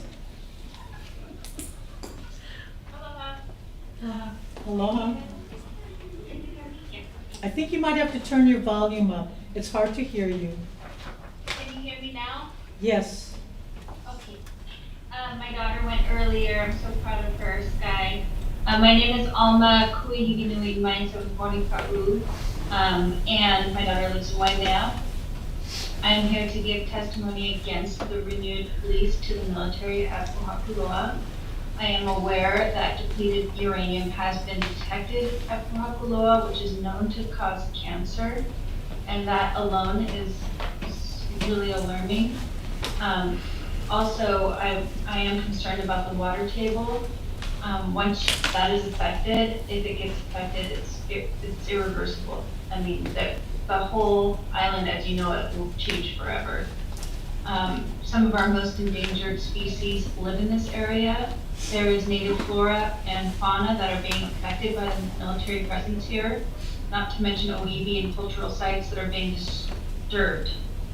I am concerned about the long-term impact on the land and water. It is an island, and our resources are limited and need to be protected and preserved. And the military is not about conservation. That's not their goal. It is the state's duty to protect and preserve the land. The EIS is inadequate in addressing the environmental and cultural impacts to this area. There's incomplete surveys, they've omitted information, there's misinformation. If they can't complete a survey, how are they going to keep the soil, the ecosystem, critical habitats, and cultural sites free from desecration if they can't even do the surveys? The EIS does not provide a sufficient plan for mitigating the environmental and cultural impacts. I urge the DLNR to reject the EIS for Pōhakuloa. Thank you very much, Alma. Cindy Freitas.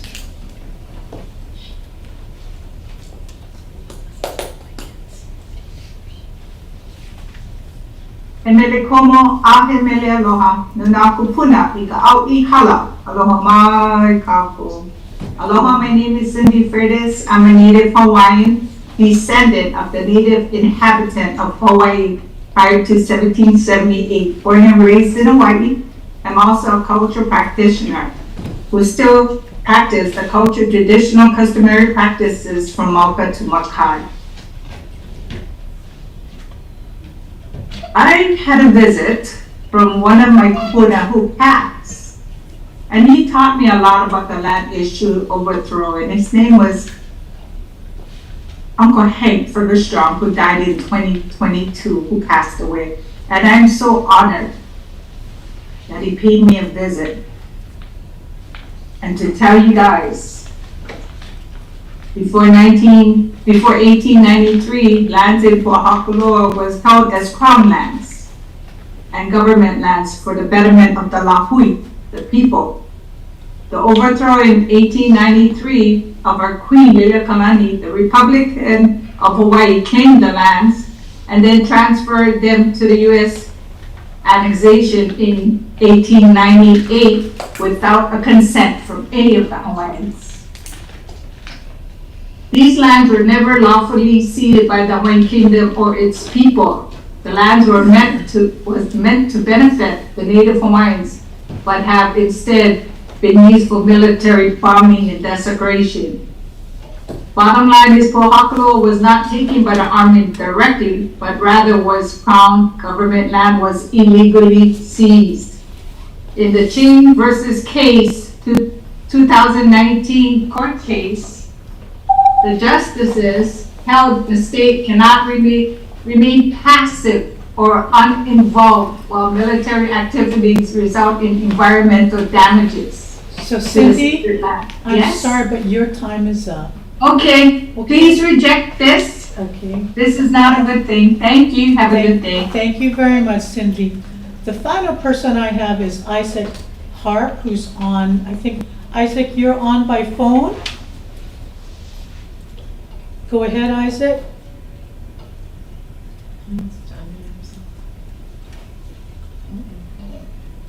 I might have to do *6. We were told, can you do *6?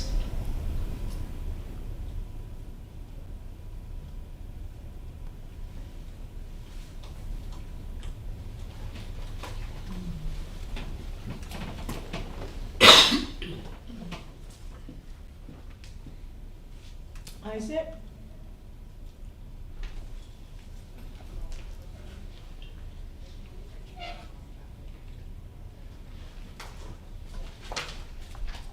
Isaac, I don't know if you have to try to call in again.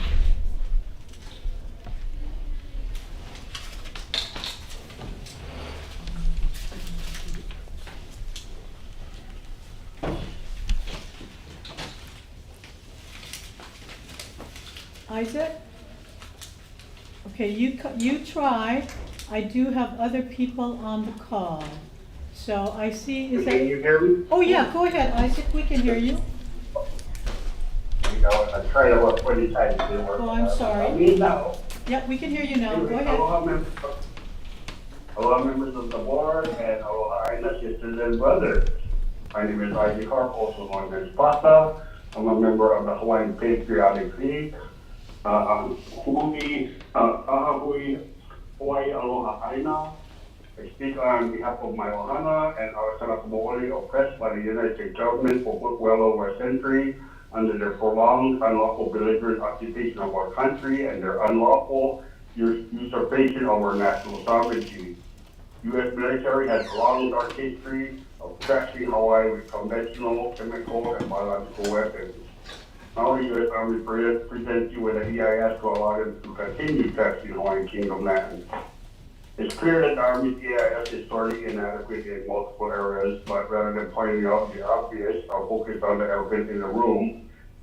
The longest recorded unlawful belligerent military occupation in world history by the world's greatest liars, the United States government.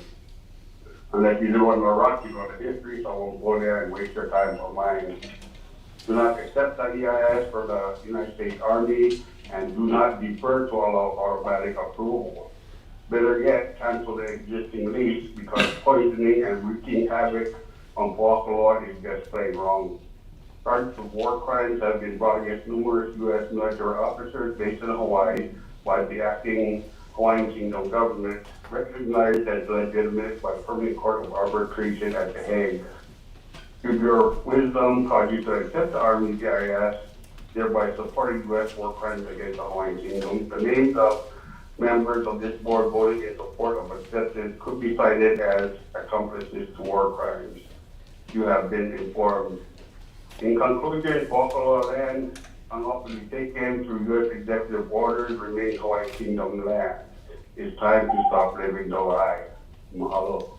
Thank you very much, Isaac. I am now going to take, let's see, Mandy Johnson Campbell. Yeah, go ahead. Aloha, can you hear me? Yes, we can. Aloha. Thank you for taking my testimony today, and I want to voice my support for all those who have testified before me. to reject this EIS. I do find the EIS it versus under National Historic Preservation National Environmental Policy Act to call out that vast areas of land are unlikely to have sites is not sufficient.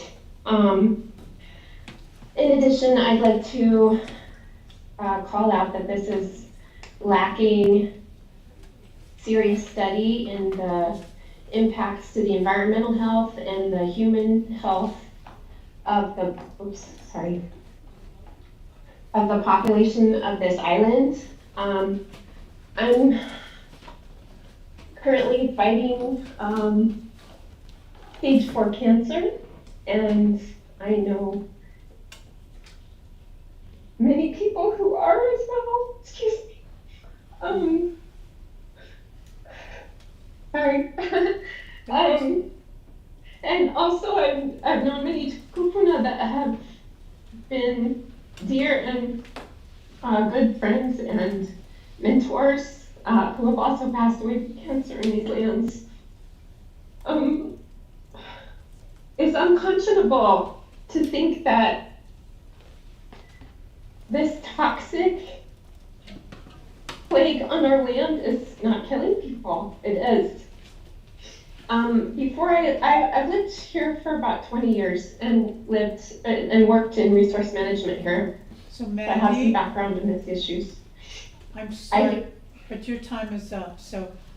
Okay, please reject this and know that uranium from its start to its finish is toxic and causes cancer. Okay. Please reject this. Thank you very much for your time. No, thank you for joining us, and we wish you well. So the next person I'm going to take is it Jarek?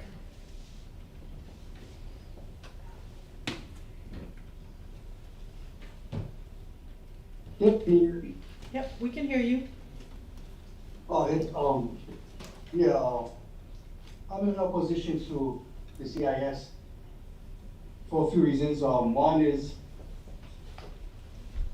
it's incomplete. You cannot accept anything that is incomplete.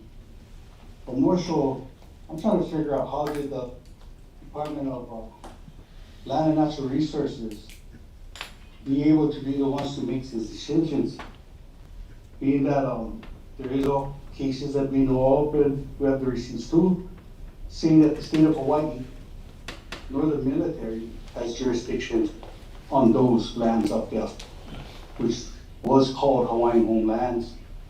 And I know that it was only a 100-year act. So how come the people wasn't involved with the decision of who's going to manage these lands? Because it's clear that the state cannot. It's under the Constitution under the 1920. It's just my point that it's another land grab, and once again, illegally seized lands. These are royal patents. You know, like, there's so much issues with this EIS. I don't know how it can even be part of being passed. And then I hear you say it's going to go into default if we're not done to it. No, it shouldn't go into default. It's an incomplete EIS. It should never go into default. Who made that deal? Was it you guys personally making that deal with the military? I mean, I think just Lorraine Inouye herself, who did all this legislation, quickly you guys did that. And quickly you guys started issuing out lands to the state departments. This is the craziest crimes I've ever seen. But we stuck. I'm in opposition to this whole thing. Okay. Well, thank you, Jared. Thank you very much. We'll do Tiari Lawrence.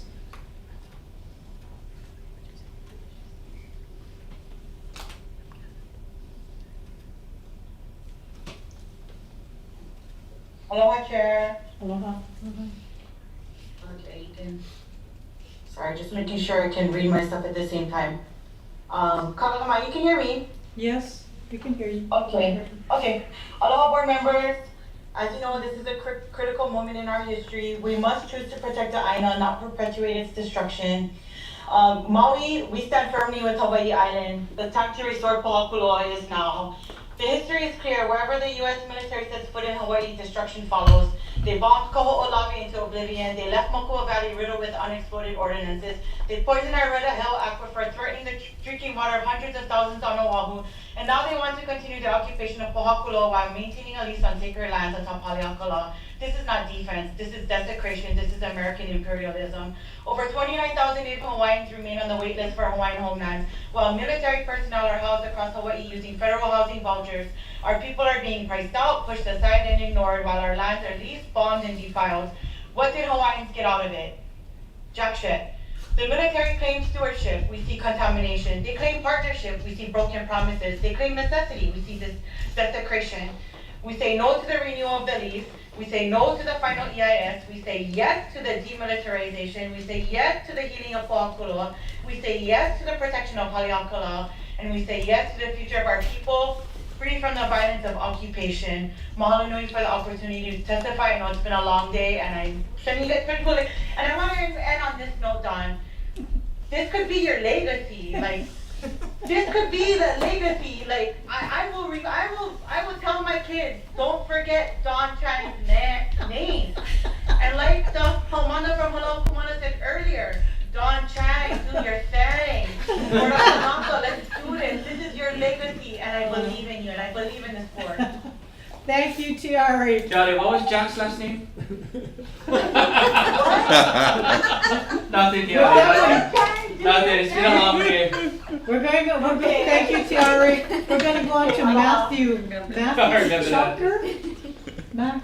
Chucker. Hi, I'm Matt Chalker. Hello, aloha. My name is Matt Chalker. Aloha, Chair Chang and members of the board. I'm the Executive Director for Wildfire Safety Advocates of Waikoloa. I live here in Waikoloa Village with my wife and young daughter. And I'm not going to talk about any of the cultural aspects of this. Quite frankly, I'm not qualified to. And I appreciate everyone, and I respect everyone for sharing it. All I'm going to share about is my personal lived experience as related to this document. And what that is I genuinely believe Pōhakuloa's fire team has saved the village on multiple occasions. During the 2021 evacuation, the Mana Road fire, largest fire in Hawaii state history, they were deploying $50,000 worth of air assets an hour for a week. They were deploying 34 Blackhawks that showed up to drop water to keep the village from burning. I'm not joking when I say that they have literally saved thousands of lives in the village. And the proximity of these federal assets, they just simply outweigh the county assets, and it's vital that they remain there. And I know and I understand the complexities and the sensitivities with this, but it is impacting our lives right now. And so what I would ask you to do is please actually accept the EIS. It seems as if in everything that I've been reading, this is very, very important to the United States military, and they tend to get what they want ultimately over time. So what I would encourage you to do is negotiate with them honestly and fairly, and milk them for all they're worth. Get as much money out of it as possible. Make sure that the DKI extension is fully funded. Personally, I would love another second road in Waikoloa Village to come out of this lease. I heard Pikachu earlier say $34 million a year. That sounds pretty good. If we get a couple million here in the village, that'd be awesome. So I know that the EIS could be rejected, but I don't think that that would slow things down, quite frankly. I think that it would just make things more complicated, and I do believe that ultimately PTA is going to be there. So please move on, and I appreciate your time. Thank you. Aloha. Thank you, Matt. I'm going to go on to Chris. Is it Atan? Go ahead. Aloha mai o wauno o kanani. Naho I kaumana mai wahiwa mai ao. Aloha my dear friends on the board. I testify today to request you to not approve the FEIS as the end of a 65-year lease approaches. The U.S. Army wants to renew 22,750 acres of Hawaiian land at Pōhakuloa.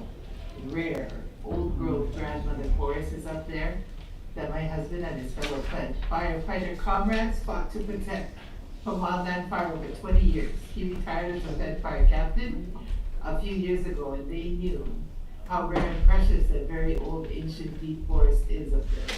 It was full with precious cultural resources. They worked to protect and mitigate impact from potential wildfires the whole time.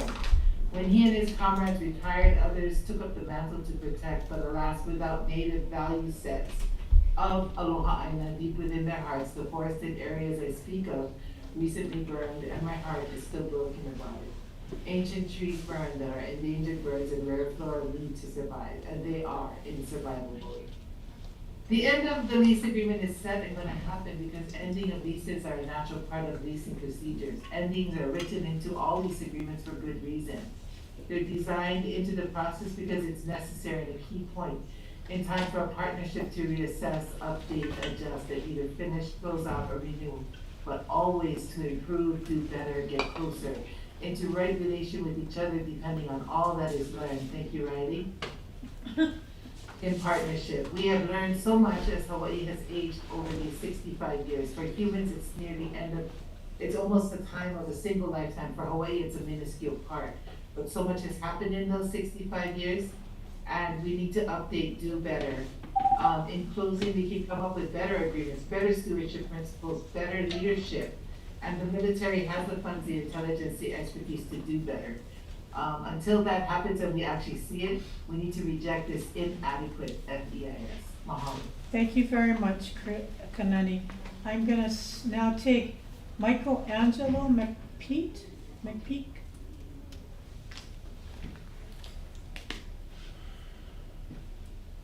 Aloha mai kākou, my name is Michelangelo McPeak. I range from the island of Moku, grew up in Hawaiian, and I have stood for Mauna Kea since 2019. Quite physically, my body has been up there since 2019 to 2025.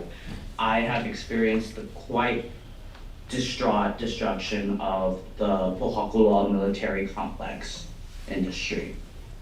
It is, I decline, defy, and go against, reject any renewal, the EIS for Pōhakuloa. The reasons why is that it has caused a detrimental disaster to not only the land, but to its people, for the pursuit of happiness for an indigenous people. And it has been a line that has crossed far too many times across the board, not even with just the military, but all around that Western imposition of how we control land and how we control politics and people and how we take care of our countries has completely depleted the way of our life. And for the pursuit of happiness, we must end how we make decisions on land that is not made for the Western world. Aloha. Aloha, thank you very much. Jeff Shaw. Yeah.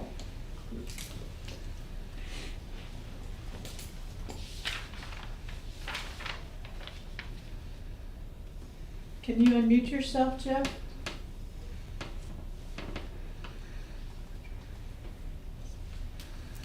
Okay, am I there now? Yes, we can hear you. Okay, well, my name is Jeff Shaw, and I wanted to respond to, like I didn't listen to the presentation earlier, but somebody said that the military was bragging about the advanced technology that they have available.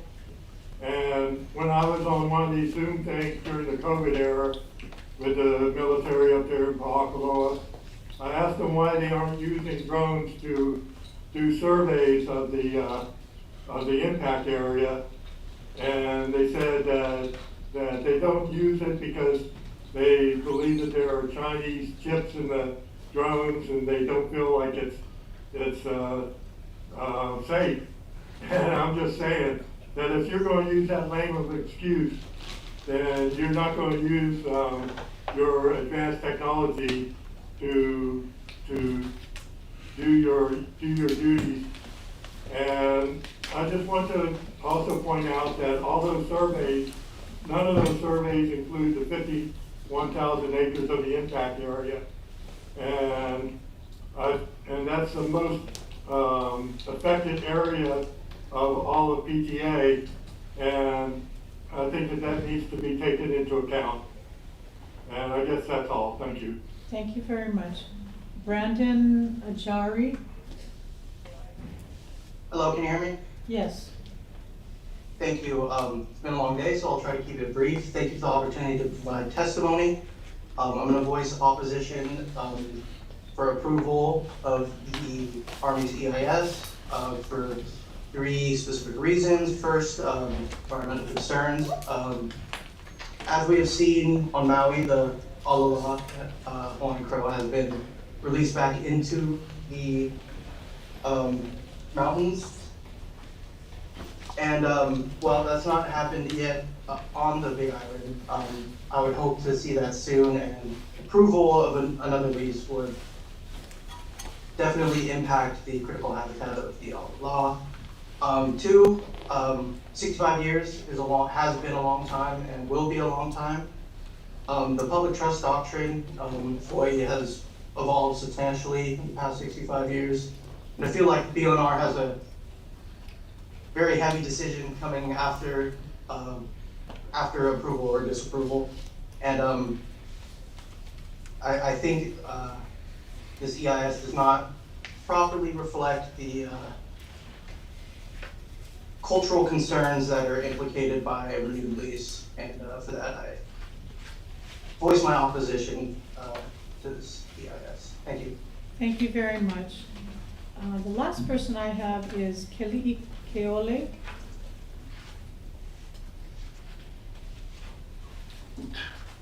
Hey, aloha mai kako. Aloha. Keli'i Keole kalawhai ka hele kohu inoa no ilo mai au. I just wanna just first and foremost mahalo you guys, for you guys' time to this real important matter, concerning Pōhakuloa. Me, born and raised in Waianae, and Wamanalo. I experienced my whole life camping on Moku, looking at the mountains, always burning, and we always thought that was something normal, and that's how it's supposed to be. But now that we understand our history and our culture and how important the AINA is to our people, especially living here now that I live in Kona, I work in Kona. So when I do drive over and they're having training, it really like when you hear the bombing hitting our land, and just thinking about like what was mentioned earlier, I'm still waiting on the Hawaiian homestead list. My uncle passed, I took his position, so there's so much injustice that is happening to the Hawaiian people, and seeing that how important this is to what Kanaka to Ropio that has spoken earlier. That's all love for the AINA, you know what I mean? That's being able to speak up, when we need to speak and stand, kupa'a. And the decision you guys make today will determine the outcome of our tomorrow and the generation to come, and the hope that we believe that you guys have the accountability and the opportunity to turn these things around as far as what we can correct the wrongs of the past and make things fun for the future generation to come. But fully against it. I pray that everything that you guys, whatever decision you choose, that is something that you can live with and you can actually, share with your Mokupuni and your keikis in the future to come. But mahalo again. Thank you for your good time. Thank you very much. Aloha. Aloha. Okay, I've got, is this, Mariana, is this the last group? That was everyone from the Zoom. Okay, this is the last group from the Zoom. So we're gonna, I'm gonna first start with Angela Young. Aloha. Aloha. Angela Melody, Aloha Chair and the committee.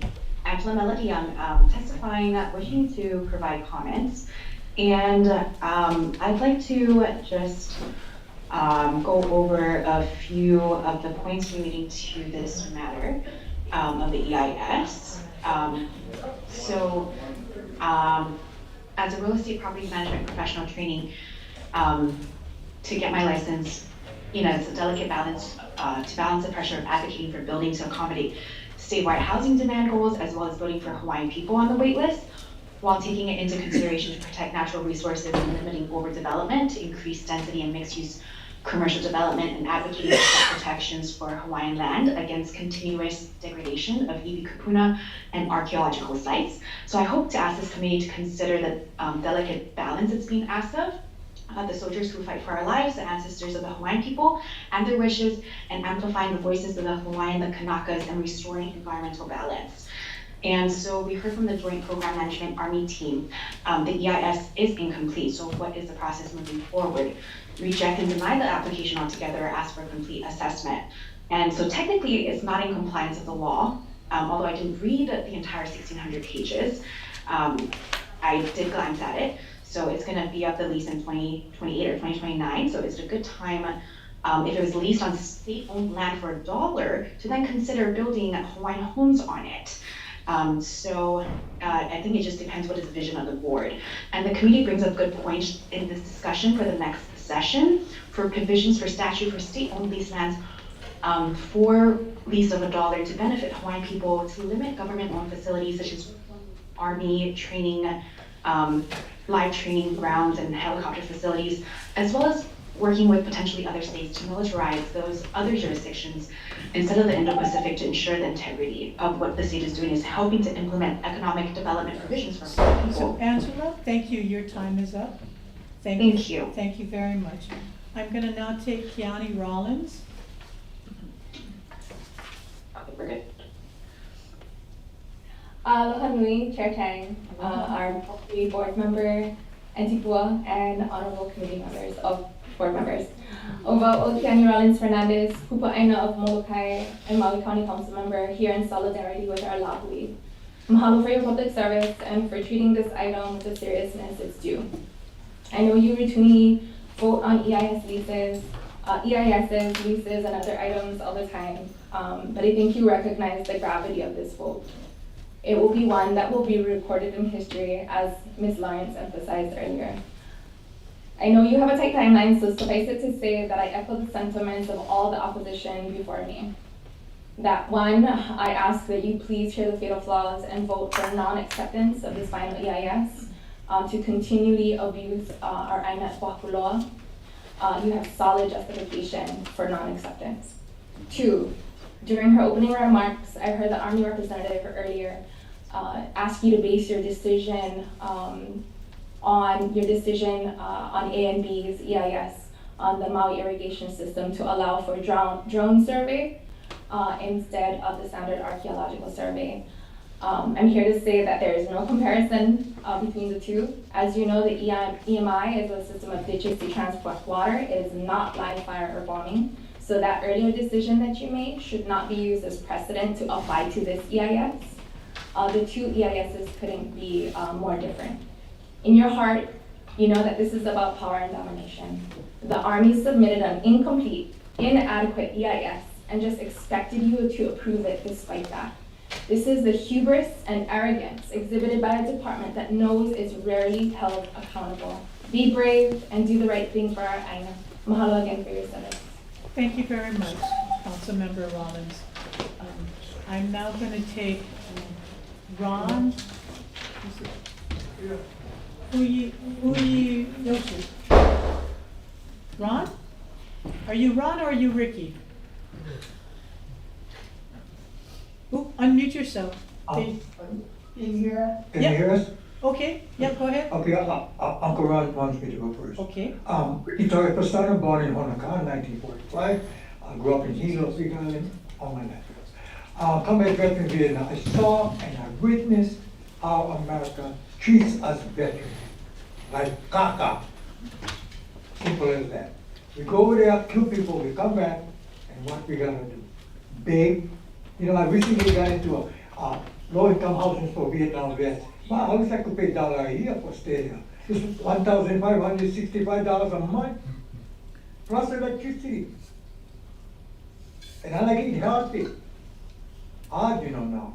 But my most important message to the Kanaka out there, the warriors out there, The brothers with the tattoos and who practicing lure and doing the warrior things, and especially the ones who came back like me. I got a weapon. I got choke weapon. Right here. My voice. No pick up a gun. That's what they want us to do. America like us pick up one gun. They're gonna label us one terrorist. And your whole family could disappear. That's the Trump attitude right now. He never go. 5 times he got deferred for go to jail. And look his team, he's smart. He pick up all the Vietnam, he pick up warriors, veterans. As, you know, FBI, head of FBI, head of CIA. He's smart, he was a smart capitalist. But he's not a very wise human, because he didn't make war, and power in war. But again, serious warriors, Wakani and Wahini, never pick up a weapon. I don't for now. Someday we might need it. Especially when we gotta go hunt, control beach coming there. But don't pick up a gun right now. Because they'll label you a terrorist in Aloha way. Not just you, your family, your kids. If you go look at the news, that's what they do. Mahalo for letting me speak. And Mr. Chang, you told me you abide by the law. Please, last time you was here with your gang, and the DLNR gang, abide by the rule of law. Yeah? You can snicker and laugh all you like. Think about it. War is just around the corner. Chinese are riding on the streets. He's gonna need war. Trump's like war. Israel is the maker of war. Hola, nakanaka ikolu, aloha. Aloha, mahalo. So who else do I have in the room? Oh, sorry. Oh. Ron, are you going to provide comments? Oh, that was Ron? No, this is Rick. No, I think that was Rick. This is like Ron. That's right. If I can, thank you. Yes. Good afternoon, board members, and thank you for your service. My name is Ronald Fujiyoshi. I'm the treasurer of Ohana Pōkele. I have been since 2000. A long time ago, Sonny Kanivo took me up on the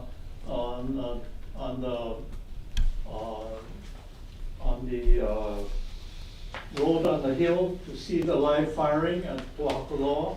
And Ohana Pōkele has, for over 10 years, been listed as a NHO of the PTA. So we've been, I've met with 2 of the previous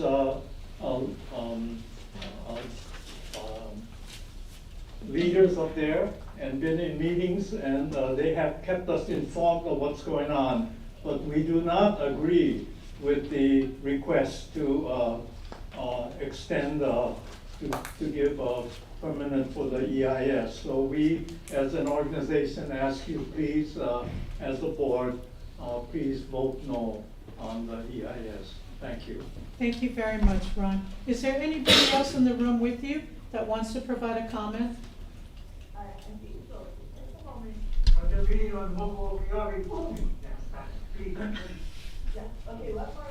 Okay, one more. Okay. Ready? Aloha mai kākou. My name is ALOHA āINA, and I echo the voices of everybody out there who is in opposition of extending or whatever, or giving them permission for continue to occupy the Aina up there in Pōhakuloa. And no give them to them, give them back to us. Mahalo. Thank you very much. Anybody else in the room over there?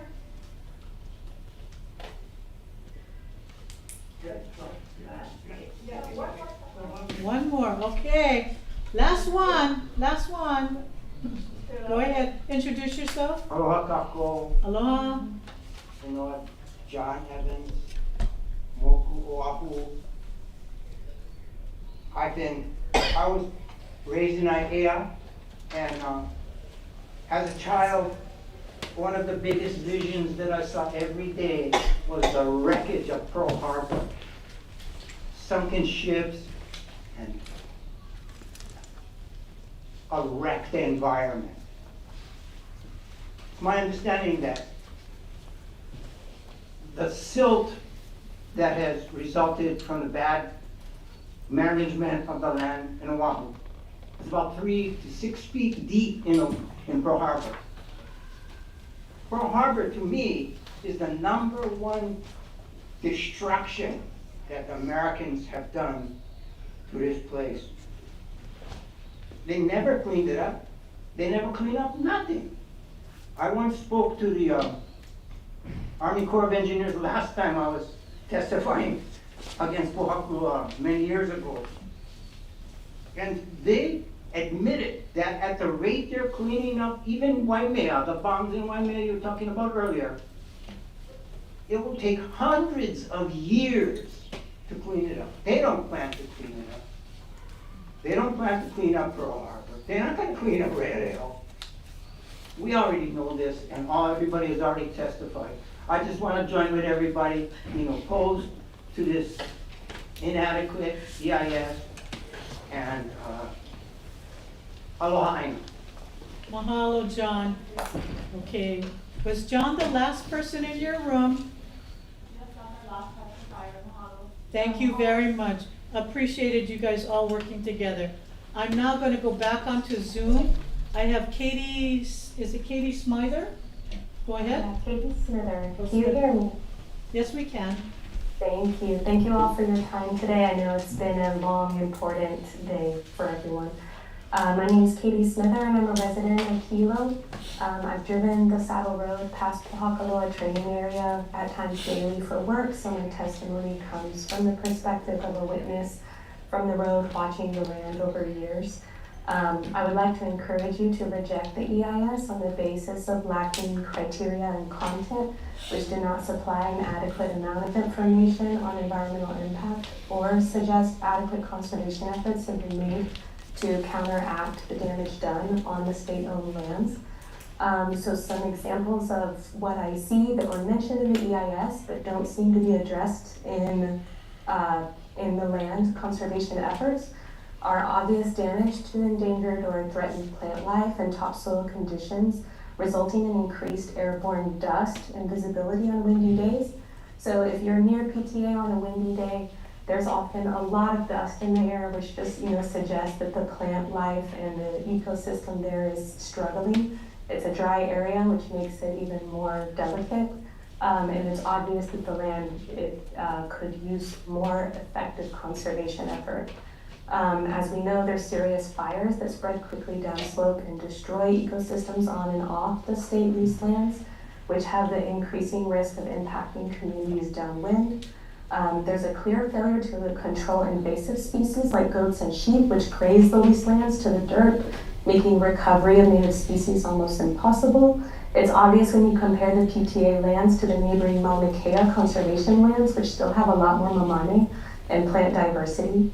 And I see I'm running out of time, but there's also an unknown amount of ordinances which make the land almost unusable. The EIS does not address the impact to land and water through this, and many other things that are in my testimony as submitted written. Thank you for your time. Thank you very much, Katie. Next I have is Brenda Chung and Patrick Easterling. Go ahead. Aloha, thank you for letting me take time to testify. I'm not sure if my husband will make it down here or not, but I am a resident of Hilo on the island of Hawaii. I urge you to please reject this EIS. This is a very important decision. I know it weighs on you, but it is incomplete and is inadequate, and we should not accept it just because it comes from the U.S. Army. It's the land that the Pōhakuloa sits on. It's conservation land, and it should be conserved for the benefit of its rightful owners, the Hawaiian people. And the way it has been used right now, just like the last testifier, I drive the saddle road between Hilo and Kona quite often as well. Seeing the dust storm and learning about the depleted uranium that is on site. The environmental impact itself is devastating and is simply not acceptable for those of us who live here on this island. And there's, a lot of us do live here on this island. It's impacting us directly on a daily basis. I have grandchildren here as well living on this island, and especially for the sake of the KPs, for their health, for their future, I urge you to reject this. Do not renew the lease. Let it expire. 65 years is more than enough. Thank you. Thank you very much, Brenda. Kaniali'i.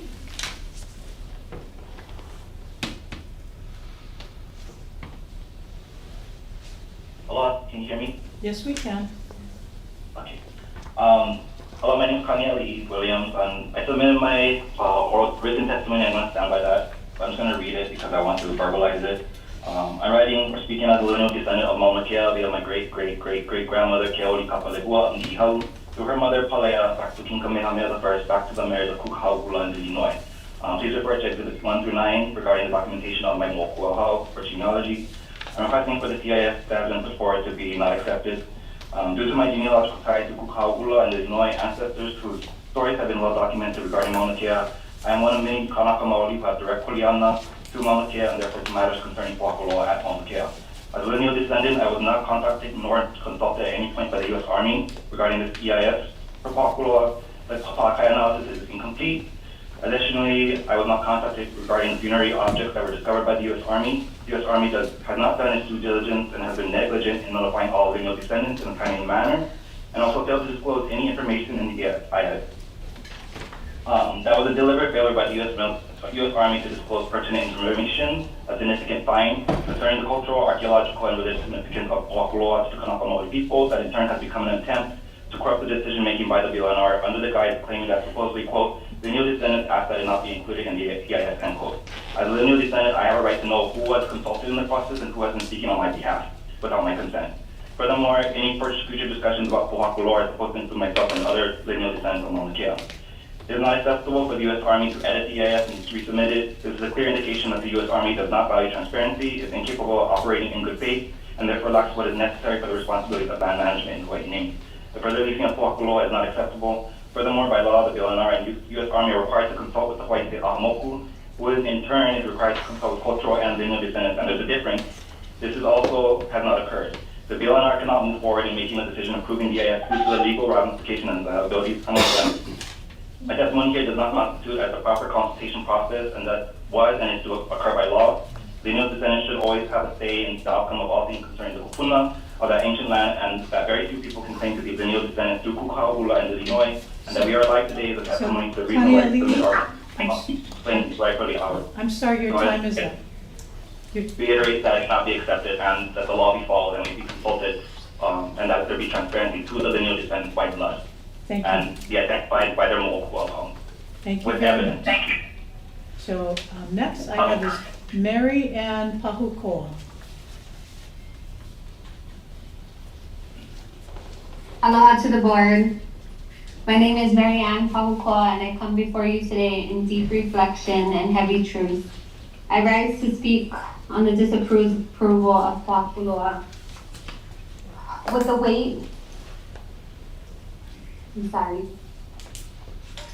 weight of history and the sacrifices our people on my heart, our families have faced the ultimate price. The loss of life in memory of George Helm and Kimo Mitchell, and in honor of Metutuahine, I must say it was not worth it. Kimo, only 25 years old when he gave his life in the name of ALOHA ΑΙNA. His sacrifice was not just for one moment, but for all of Hawaii. And yet here we are, still asking the same questions, still waiting for justice. Must we sacrifice 2 more men to make a statement, or 2 wahine? Just 2 days ago, we passed the 31st anniversary of the return of Koho'olawe from the U.S. Navy. The transfer was signed on Uncle Harry Kunihi Mitchell's kitchen table. I'd like to see this EIS denied today on your table. From the Mitchell Hana we say away, what a disgrace to chemo sacrifice. We're supposed to learn from history. Someone needs to explain why wanting clean Aina makes you an activist and why bombing Aina doesn't make you a terrorist. We need protection. Pōhakuloa must be held in a trust for our future keiki, not leased for destruction. Mahalo for your public service board members. I know today was a long and historic day. The decisions made today must reflect pono, not politics. And I'll repeat what was said earlier. What is national defense when the very thing you are trying to protect, your land, your people, you're killing? Thank you very much, Mary Ann. The last person I have on the Zoom is Nana Honua Manuel. Aloha āina Chair Chang. Aloha. And members of the Board of Land and Natural Resources. Can you hear me okay? Yes, we can. Very good. I am Nana Honua Manuel. I live in Volcano, Puna, on Moku, Keawe. My testimony today is to urge you to reject the Army's environmental impact statement for the leased public trust lands at Pōhakuloa. As you are aware, the EIS is very deficient, and I want to commend the BLNR staff for their excellent due diligence on this massive document. I wish I had read the staff submittal before trying to consume and digest this elephant. I want to encourage you all to remember your oath, your mission, your fiduciary kuleana to Malama Aina, and to remind you of the precautionary principle in the public trust doctrine, which requires preventative measures, not just remedial measures. And lastly, I just want to mahalo all of you for your service to the people and resources of Hawaii during this monumental and unprecedented time in Hawaii's history. Please know that you have complete discretion in making this decision, and I believe with these things in mind that you will all do what is pono. Mahalo. Thank you very much, Nana Honua. Auntie Vicky, I have cleared the Zoom room. Chair, That looks like maybe you have it. Oh, do I have another There are person? 3 more items. Oh, what happened? Well, Vicky, would you like to provide public comment? I just want to support what's been said before, yeah. Okay, thank you. Thank you. Oh, of course, Clayton. Of course, Clayton. Of course, Clayton. Okay, so is this the last 3? No. Okay, so you know, brother, we're gonna start with you first. Clayton Kubo, unmute yourself.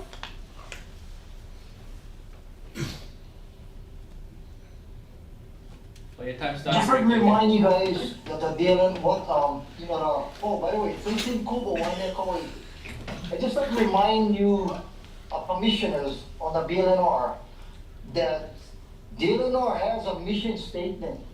Please remember that mission statement, because, and I would speak from the hunter perspective. I was just told this week that game animals was killed nearing Pōhakuloa, like just left there to run away. To me, that's very disrespectful. Very, very disrespectful. And ain't no way one hunter would have done that. So just remember the DLNR mission statement when you guys do your vote. And I understand it is almost 4 o'clock, so have a good one. Thank you very much, Clayton. Aloha. Jean Kamashiro.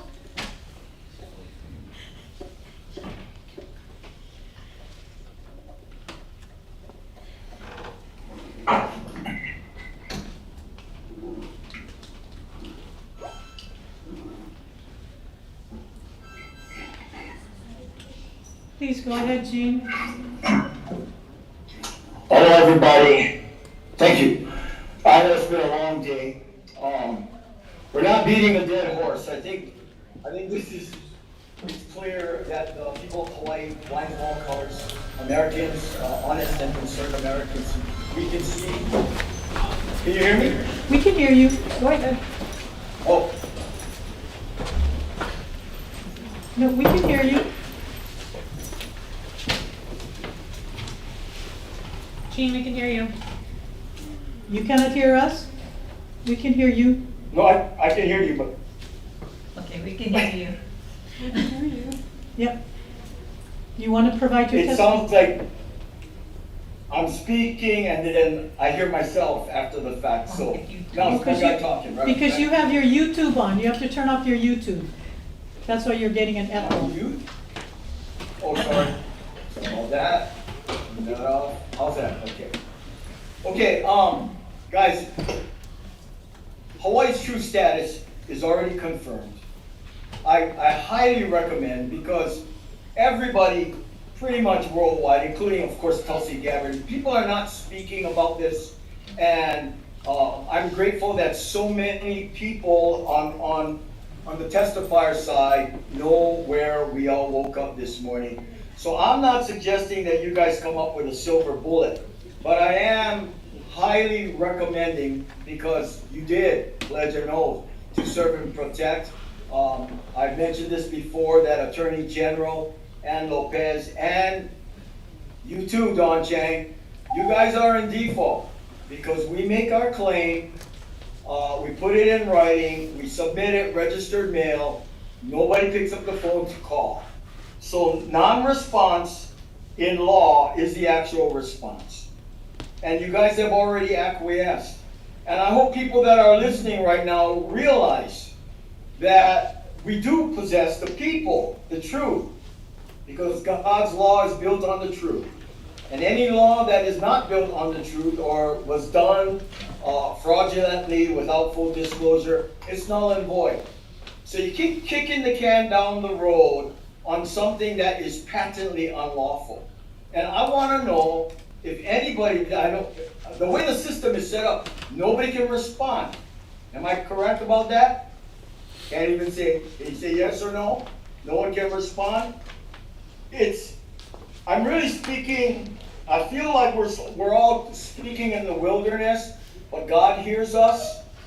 And believe me, God is closer than our breath. ALOHA ＡINA, closer than our breath.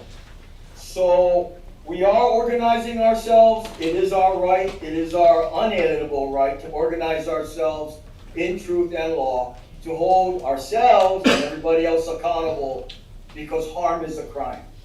And God bless you all. It's time, just, if you stand up, and just so you know, Ellie Cochran, the representative out of Lahaina, has become a Hawaii national.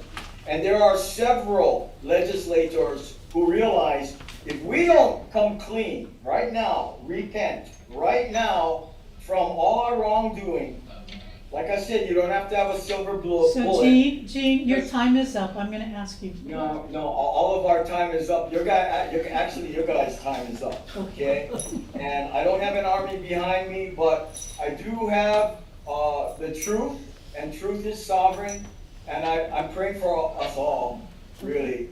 I don't know, man, somebody gotta look in the mirror and stand up, be honest, and know that our Creator in heaven will not forsake us. Hawaii has a powerful destiny, and let's all get on, not identical pages, but we should move in unity, not necessarily uniformity. You're in default, Don. God bless you.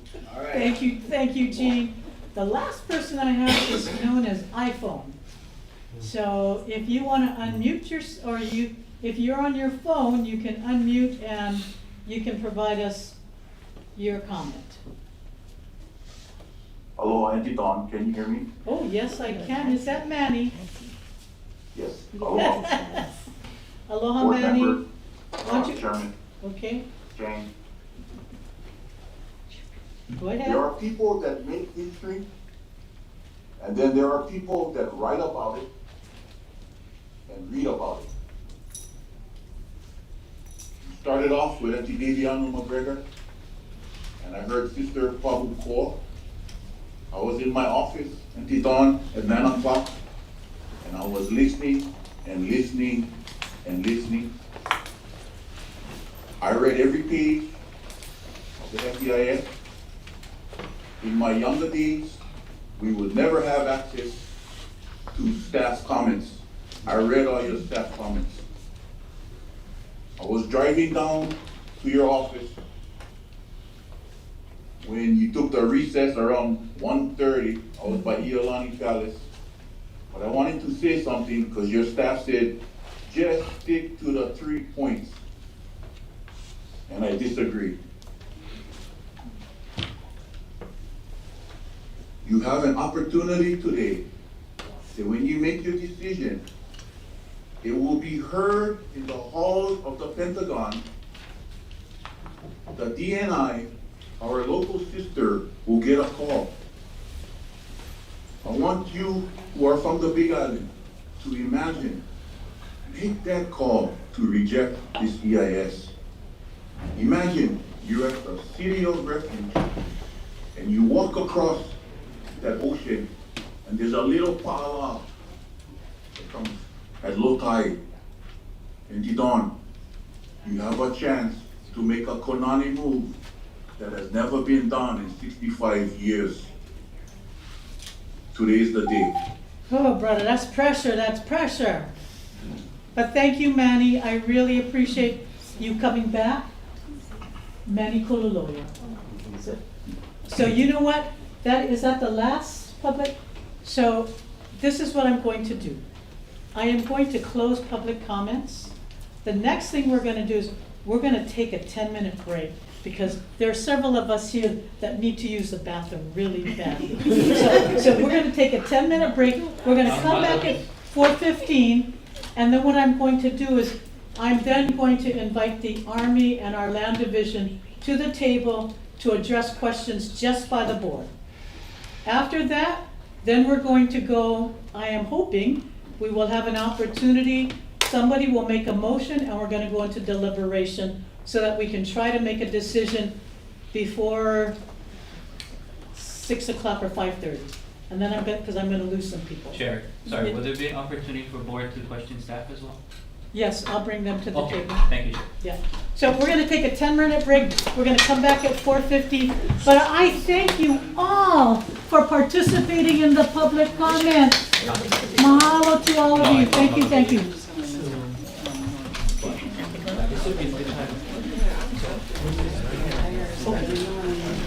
Okay.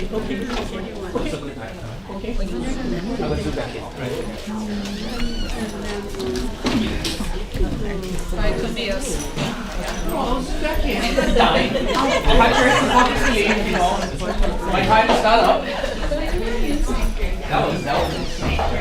Oh, my first year. Bum, bum, oh,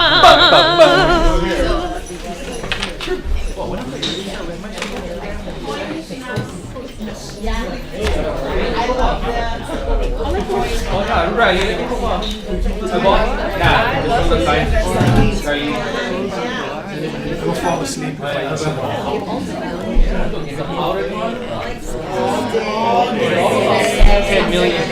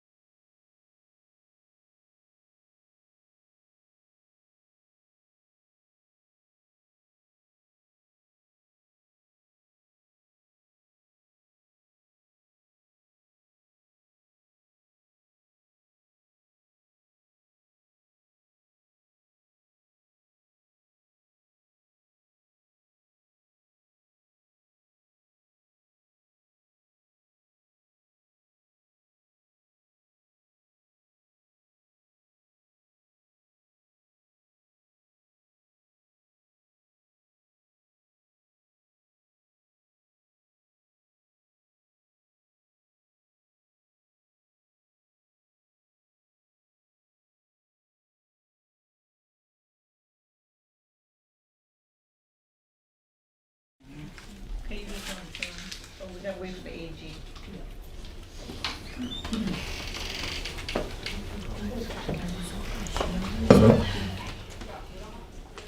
Yeah, she was.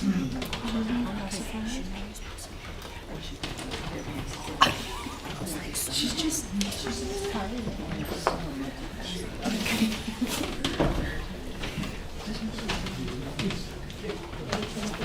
She must have been really tired. Later on,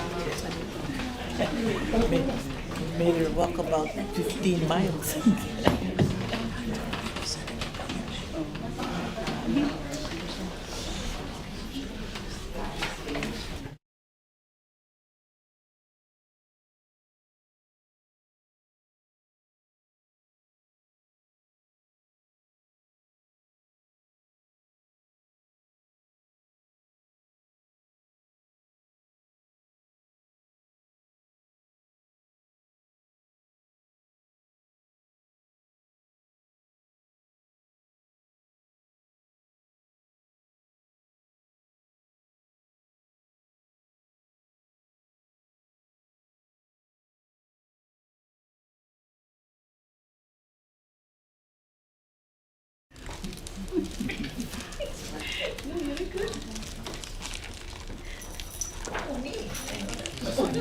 She had a food to eat. Yeah.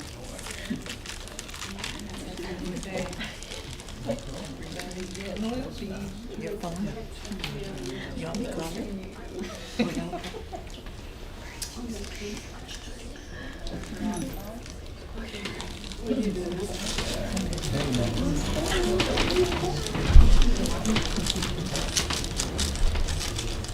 Okay, we can start this call.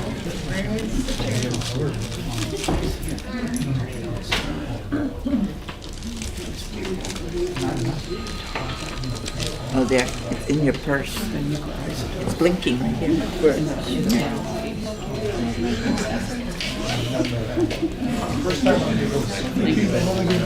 Blink, blink. All right. I think the air conditioner may be almost turning off, so. Yeah, I'll turn it back. Oh, you'll turn it back. Okay, thank you, everybody. Are we ready to go, Rhiannon? Okay, we are back in session. Again, I'd like to extend my appreciation on behalf of the land board for everybody's cooperation and moving along your public comments. But we were able to permit everyone who wanted to provide a comment an opportunity. So thank you for that. So as I indicated prior to the break, what we're going to do is I close public comments. We're going to call the applicant, the Army, as well as our land division staff is also here. This is going to be the opportunity only for the board to ask them questions. So I'm going to really appreciate everybody in the audience. Resist the temptation to express, good or bad, but please kind of honor the process that we've got here. So with that being said, we have Alice from the Army here, and I have Lauren, and maybe Lauren, why don't you come on up too? So Lauren is with DLNR. She's our DLNR staff who was principally responsible for putting together, in coordination with all the other divisions, the DLNR's comments for the land board submittal. So with that, board members, I open it to questions that you may have of either the staff or the applicant. And I will ask you, just for purposes of so we can manage this, if you could, we're going to permit board members to complete their questions before we go on to another one, okay? So we don't have interruptions. So who wants to be the first one? We usually give, Riley? right, yeah, we usually give deference to kind of our island. I'll go last. Yeah, okay, Riley wants to go last. So other board members. Kaiwi. Is Mr. Kaiwi ready? I don't know if he can hear you. I think he's frozen there. He's driving. Looks like he's I frozen. think he's frozen. Mm. So Kaiwi, let the record reflect that Kaiwi left the room. Kaiwi, do you have any specific questions that you'd like to ask either the applicant or staff? Chair, can you give me like maybe 5-10 minutes until I'm in a stable place? I'm driving right now, so I'll just listen in for now, Chair, if you don't mind. Okay, board members. Thank you. Okay, go ahead. Yes. Okay, I wasn't really prepared to get into this kind of a conversation, but I want to thank everyone for being, having to be respectful in the process. So that comes from my heart. I just feel that it's a very touching day. It's going to get emotional whichever way it goes. Lauren, thank you for your presentation this morning. We appreciate that. Somehow, in the course of this whole scenario, I always felt that the military had a presence in Hawaii. Yeah, I felt that our people were safe, et cetera, et cetera. But then as time goes on, truth reveals, and then we have it in black and white. So here we are today. So I don't know where my decision will go. I just want you to know that I've listened, I've heard, and it came together for me in the course of the day. But I just want you all to be respectful of however way it turns out. So thank you, and I want to thank Dawn for having put this together very well. I mean, she did a great job today. Everybody cooperated, but but thank you so much, Dawn. No. I don't have any questions for either of you. You both have to answer to each other at some point in time, so I don't want to, make it any worse than it probably is. But thank you, Dawn, for your opportunity. Thank you. So again, just to remind everybody, the board, we will need to make a decision, and because we don't want to have an inaction, then by default there will be an acceptance. So Vernon, did you have any questions? I guess I have a comment and a thought. The testimony today was very one-sided. It was very well planned and very emotional with rejecting. I thought myself that the few people that came up and said that the Army did have a need and that perhaps something could be resolved did so with sincerity and courage. I'm troubled at this point on whether there is some way in which to provide some ability for the Army to operate there in maybe a smaller fashion, or in a fashion that notes all of the concerns that were stated today. And on the other hand, many of the statements made today in opposition were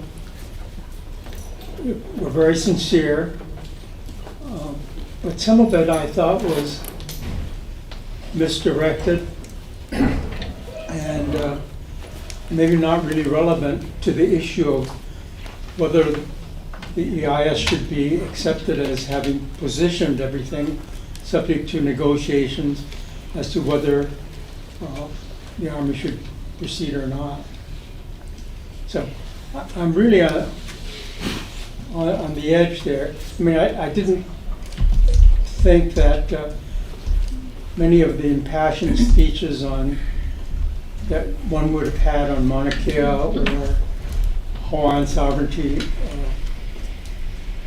was necessarily the thing that should make the decision today, for me at least. And so I'm really troubled. I wondered if the Army had any response generally, because you were cut off pretty sharply, as to the need and whether there was some reconcilable opportunity, because I know in prior testimony there were statements also made about Kahuku and some of the Oahu operations as well. That might well go into a mix of some kind of resolution. So, you know. If I can just make a statement. So I greatly appreciate Board Member Char's sort of, I think, just our anxiety. I mean, this is a much bigger, clearly what was raised was a much bigger picture. I want us to be somewhat, and I have no offense to anyone, including members of the board. The issue today is whether we should accept the EIS or not accept the EIS. It is only with respect to PTA. It is not on whether what the Army is doing is good or bad, or we provide them land retention or not.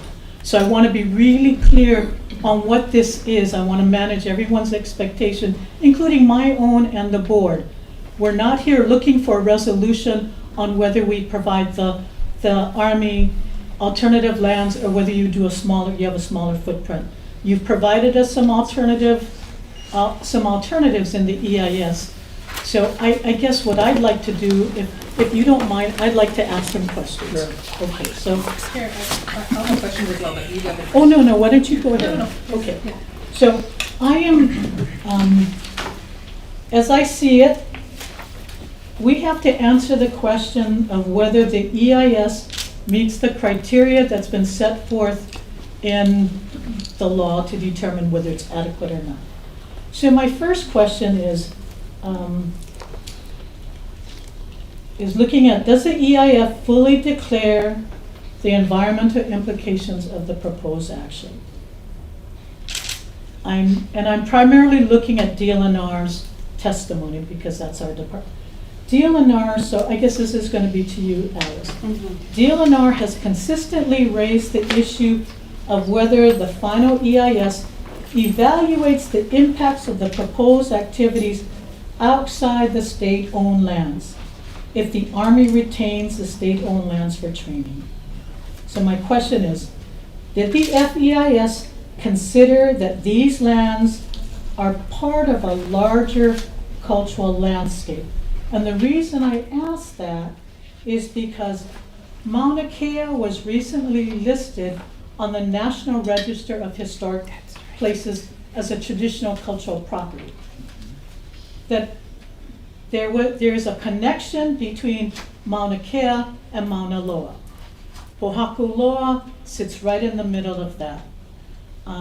We know that there were historic trail systems that ran from Kona through Mauna Kea, went through Pōhakuloa and down and over to Hilo and Mauna Loa. The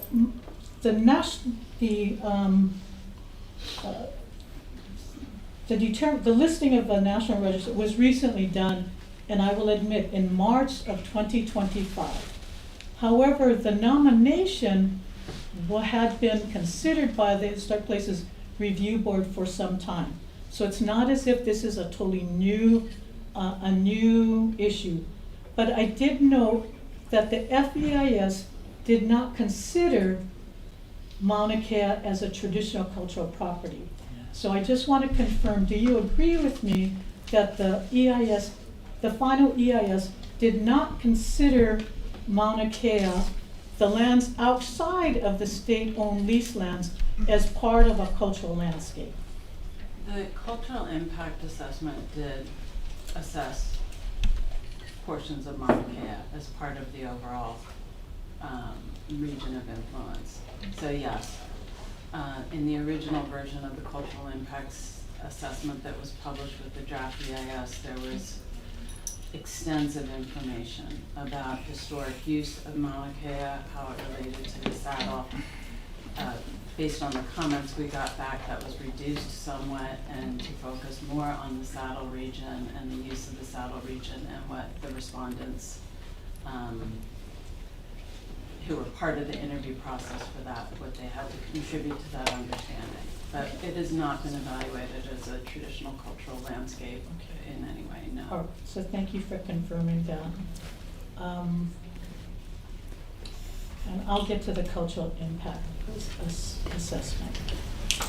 My second question is related to DLNR and State Historic Preservation Division has consistently requested that the Army conduct an archaeological inventory survey be completed of the state-owned lands to identify the cultural resources and the potential impact of the proposed action on the cultural resources. So one, I'd like to confirm that no archaeological inventory survey was completed for the state-owned leased lands. Actually, that's not true. Okay. So, honestly, I was the principal investigator back in the early 2000s for the survey of those lands. That was part of an Army initiative. I was hired by the Corps of Engineers to complete that. And so that was undertaken at very high standards. It was at 15-minute intervals on regular transects. Hundreds of sites were documented through that process. And so, because I think we recently saw an inventory of perhaps over 1,000 historic properties or cultural resources that were removed from the state leased lands that were put into the Army's curation facility in PTA. And so my understanding is SHPD had consistently asked for that inventory because part of the section, both section 106 as well as chapter 6C requires the identification of historic properties. Yes. So is it the Army's position that the FEIS presented a full identification of all cultural and historic resources in the state leased lands? Yes. So when was that inventory provided to the state? The inventory of artifacts or Yes. the inventory survey? The inventory of artifacts that determines in March of 25. And if I may add some information about that. So approximately 43% of that was collected by University of Hawaii Field School in 1997, 1998. Approximately 8% of that was collected as part of the Saddle Road Expansion Project or the Inouye Highway. And then approximately 49% was collected as part of National Historic Preservation Act Section 106 evaluation procedures. The majority of those are samples, so charcoal to date sites, faunal material to determine what is being harvested or consumed, other vegetable material, kukui nut, and then lithic debris, which is just the remains of tool making or tool resourcing. But your testimony or your statement just now was that the inventory was just transmitted to SHPD March 25th, 2025? Yes, however, all of the information that was part of that inventory was considered in the literature review and the information that went into the non-BIS. These information, what is collected again is used to interpret sites that may not always be visible from just a visual review. So you could have a C shape, you could have an overhang, and you could have a little bit of soil here, and they'll put a small hole in there to determine how deep it is and what is present there. I guess my question is more of a procedural one. For SHPD to have made a 6C determination, wouldn't they have needed to have received that inventory ahead of time so that they could make an assessment of an identification of all of the historic and cultural resources to determine, one, have they all been identified? What are the potential impacts of the proposed action, and what are appropriate mitigation measures? SHPD has all of the site location information, all of the site description information. I hesitate to say that not being provided would in any way change what we've reported in the EIS. But well, I guess I always say the truth is someplace in between, because I guess there were communications by SHPD requesting over a period of time for that inventory. If I may, this all came from the result of the 2022 discovery of the sacred items in the cave, and just so we can clear the air on that. So those items were removed because of a wildland fire at the request of the consulting parties and lineal descendants. They wanted them to be taken out, and then the intention is they want them to go back to the original location. This is what the Army is trying to accommodate. As part of the review process with SHIP-D, the remaining inventory of items from throughout the state of land was requested, and that was not requested until this winter. And so in response to that, that is what has been provided. Chip, okay, I have two follow-up questions to that. So one, although SHPD had been asking for that inventory, it had not been provided to them in an inventory format until March of 2025. Although you say that they've received that that was part of the EIS.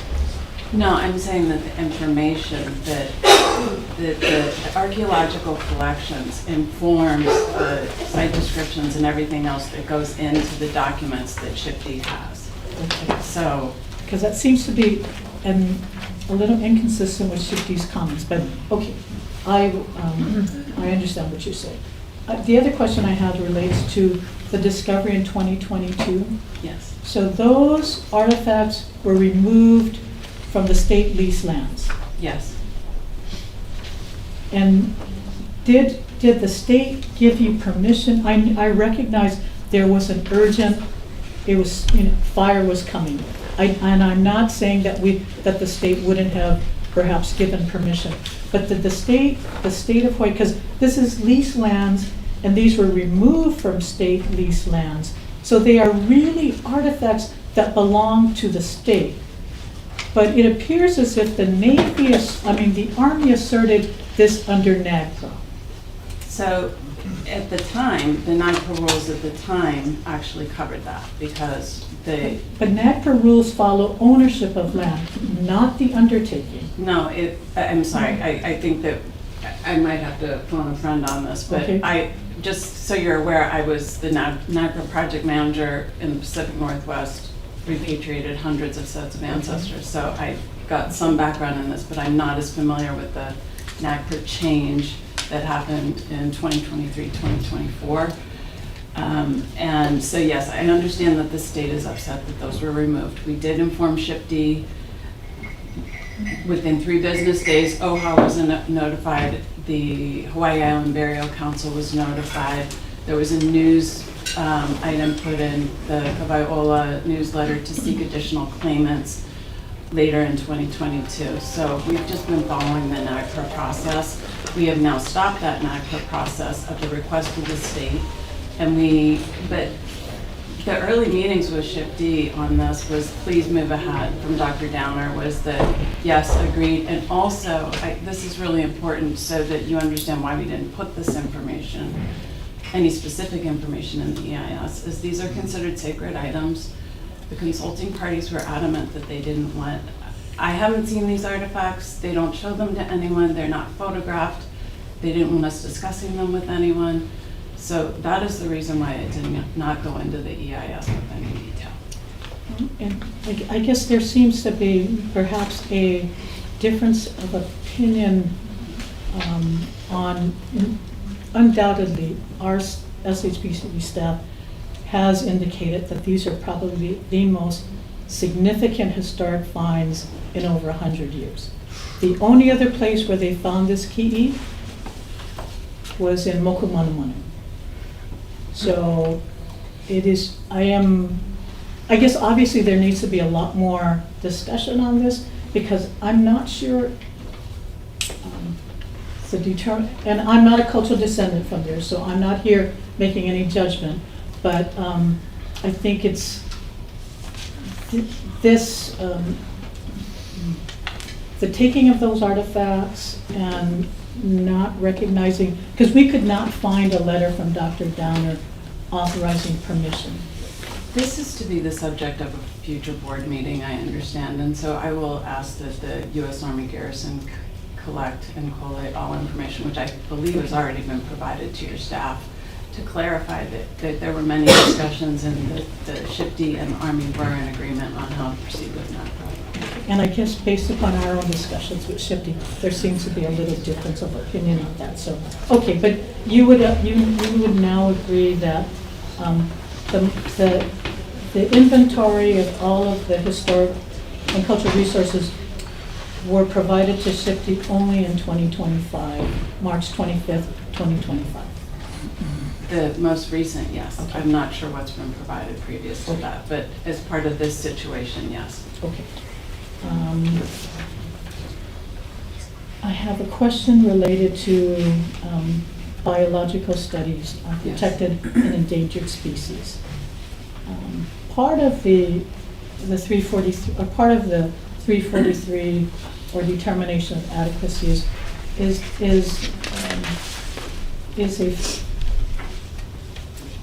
a question of whether there is sufficient baseline information to evaluate the impacts of the proposed activity on these endangered species.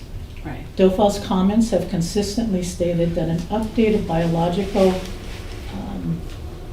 opinion would provide additional information that would have been informative related to, for example, the take of the Nene and Hawaiian Kori ban. I just want to confirm that the Army has relied upon biological opinions of 2003, 2008, and 2013, and that you are currently preparing an updated biological opinion to be completed at the end of 2025. That is the intention. So yes, the biological opinions from 2003, 2008, and 2013 are currently in force, and those are designed to accommodate the ongoing training that is conducted at Pōhakuloa. But I guess I just want to confirm that for us to have sufficient baseline information to evaluate whether the EIS adequately addresses impacts to biological resources, it would have been helpful to have this updated biological opinion as part of the EIS. Yes, I understand the desire for that. However, to develop a programmatic biological assessment is a lengthy process which requires a lot of consideration. I would ask that everyone please refer to the biennial report that we have posted on the website that actually provides a 2-year time frame, a 2-year window of all of the information and all of the research and field work and data gathering that goes on. They currently manage 26 endangered species at PTA, 6 of which only occur there. They have 37,000 acres fenced. They're ungulate free, which is pretty remarkable for up there. So I understand there are concerns, but I would just ask that people take a look at that. We also have a standing integrated natural resources management plan, which I believe that DLNR is party to.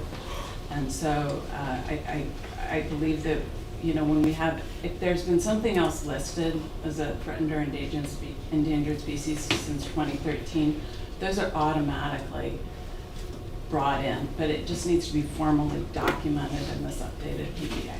But you would agree that it is part of the environmental review process to have sufficient baseline information upon which the board or the decision maker can evaluate the adequacy of the EIS. I disagree that we need the updated programmatic biological assessment. So why are you doing the updated biological opinion? Because we want to add those additional species in, but we also want to make it programmatic so that we are not, that the consultation process is also with U.S. Fish and Wildlife, so that that process is also that we can identify certain species measures or categories of things that we do not need to consult on. And this is just to confirm that you don't have a habitat conservation plan or an incidental take license. We currently operate under the Integrated Natural Resources Management Plan. And I've just got... We have incidental take license on the federal level now. Okay, nice. Okay.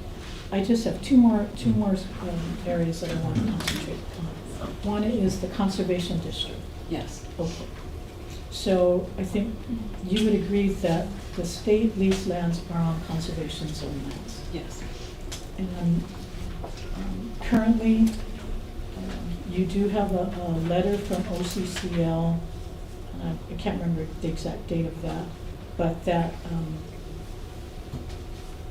the use of military training would be inconsistent with conservation zone lands. Yes. Okay.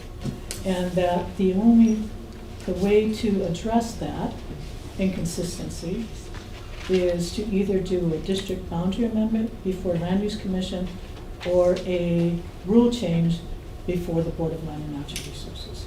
Yes, we met with OCCO and Land Division in November of '22 to review that so that we could understand the administrative process and what may or may not work as part of that. At that time, we were told that a district amendment boundary through the Land Use Commission would be essentially impossible. And we were advised to rely on the administrative rule change. Have you made any attempt to proceed forward on the administrative rule change? Frankly, based on the dialogue that we've had in prior board meetings, and we've not, we think that as a contested process in this, to get an administrative rule change, that is highly unlikely that that would be granted. So should that have been disclosed as a unresolved issue in the EA? It was. My last line of questioning is related to the cultural impact assessment. Yes. And I guess in the draft EIS, we did raise, the department raised several issues related to the consultation process under the CIA. Yes. And we also heard testimony, I'll just say in particular from Ahupua. Did you consult with Ahupua? Yes, we met with Leimana and Auntie Rocky and Kawaikapu, and then again with Leimana. We, at that time, were trying to coordinate a trip to Hawaii Island so that we could go in concert with her to be able to meet some others. And when was that meeting? I believe that we met in August. Do you mind if I check? No, go ahead.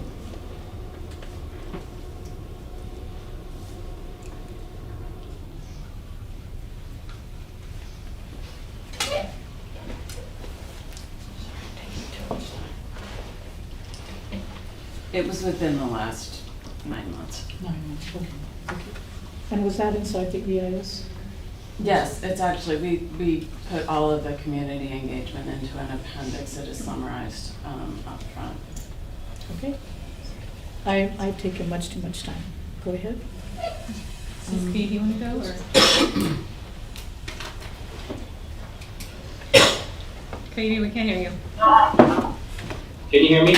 Yeah. No. Yeah. Oh, okay. Follow mine. Yeah, mamua nui ke kaumaha e kia la akuliana no leila mahalo pio no e na pupuna na makua na opio aloha pole na ole e na oi ki Hawaii ni kau kau. You know, I'm a visual person, so just for the record, when we talk about 23,000 acres, that's like 15,000 football stadiums.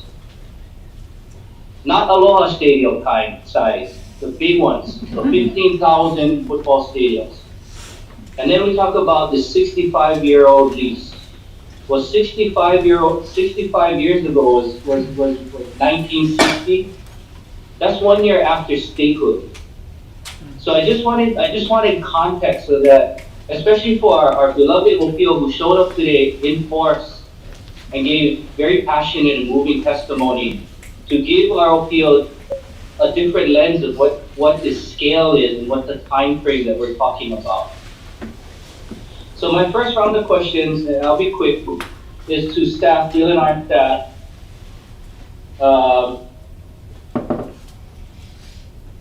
I was trying to write as quickly as you were talking. You said there was a procedural error or omission, and it was an unmindful procedural error. Is that correct? Not unmindful, but yes. It's an accidental omission, Kaidi. Unintentional. Unintentional. Oh, unintentional. Okay. Yeah. Unintentional or otherwise, my question is, procedurally, if there is a procedural error, what effect does that have on the legal standing for how does that relate to acceptable or accepting the FEIS? I think that's an AG question. I think that's above my pay grade, sir. Okay, we can ask that in executive session. Okay, thank My you. second question, staff, is you said that DLNR staff inquiries were not necessarily responded to. Is that correct? Yes. Would you categorize a non-responsive as unsatisfactory?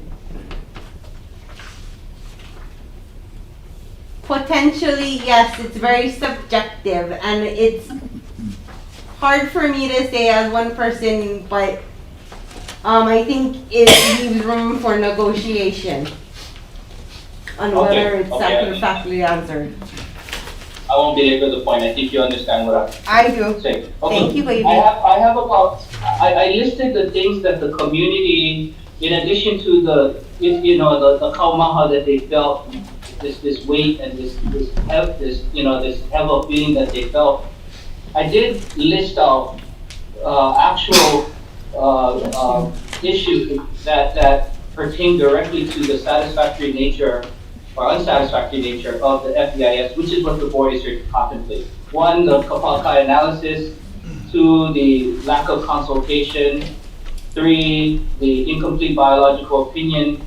4, the inaccurate weapon, UXO, uranium inventory. 5, incomplete greenhouse gas emission data. 6, lack of cumulative analysis. 7, lack of cultural resource, wherewithal, and inventory. Ergo, ivikupuna, moipu. 8, this wild claim, and I don't know if it's true or not, that the Section 106 was not required. I didn't get to read that in the FEIS, but Kalanipoku identified it.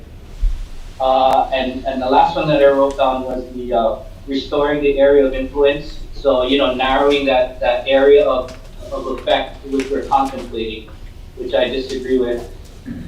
And then one of the other comments that I wrote down is, I think someone said that the Army efforts, surrounding fire suppression and eradication and prevention is maikai, and I can agree with that.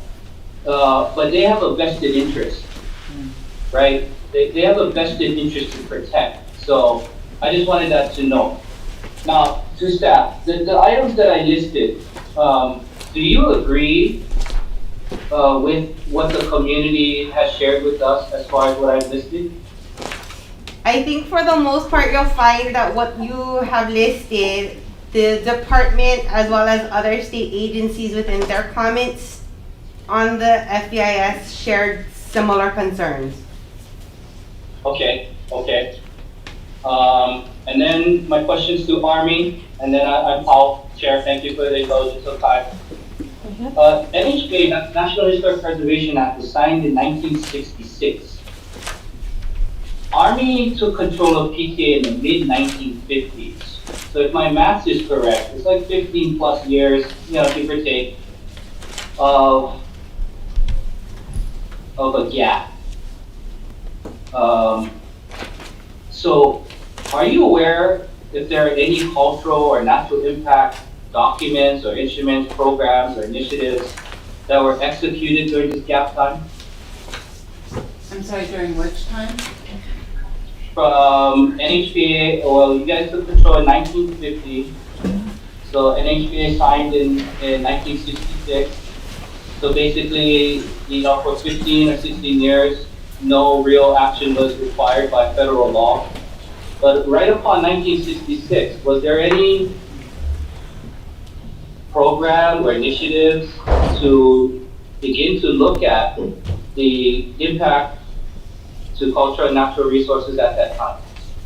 I believe it began as early as the 1970s. Dave Crowley, are you on the line? Do you want to answer that?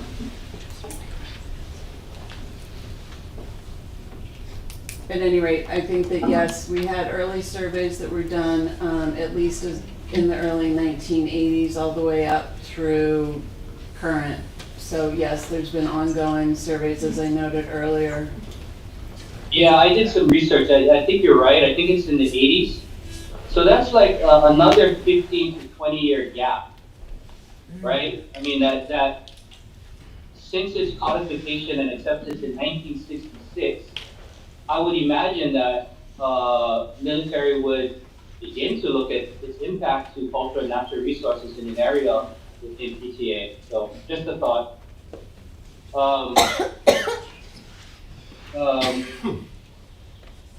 You know, and I think what you heard, well, let me back up, Alex. What, in a nutshell, was a key takeaway that you heard from the community today?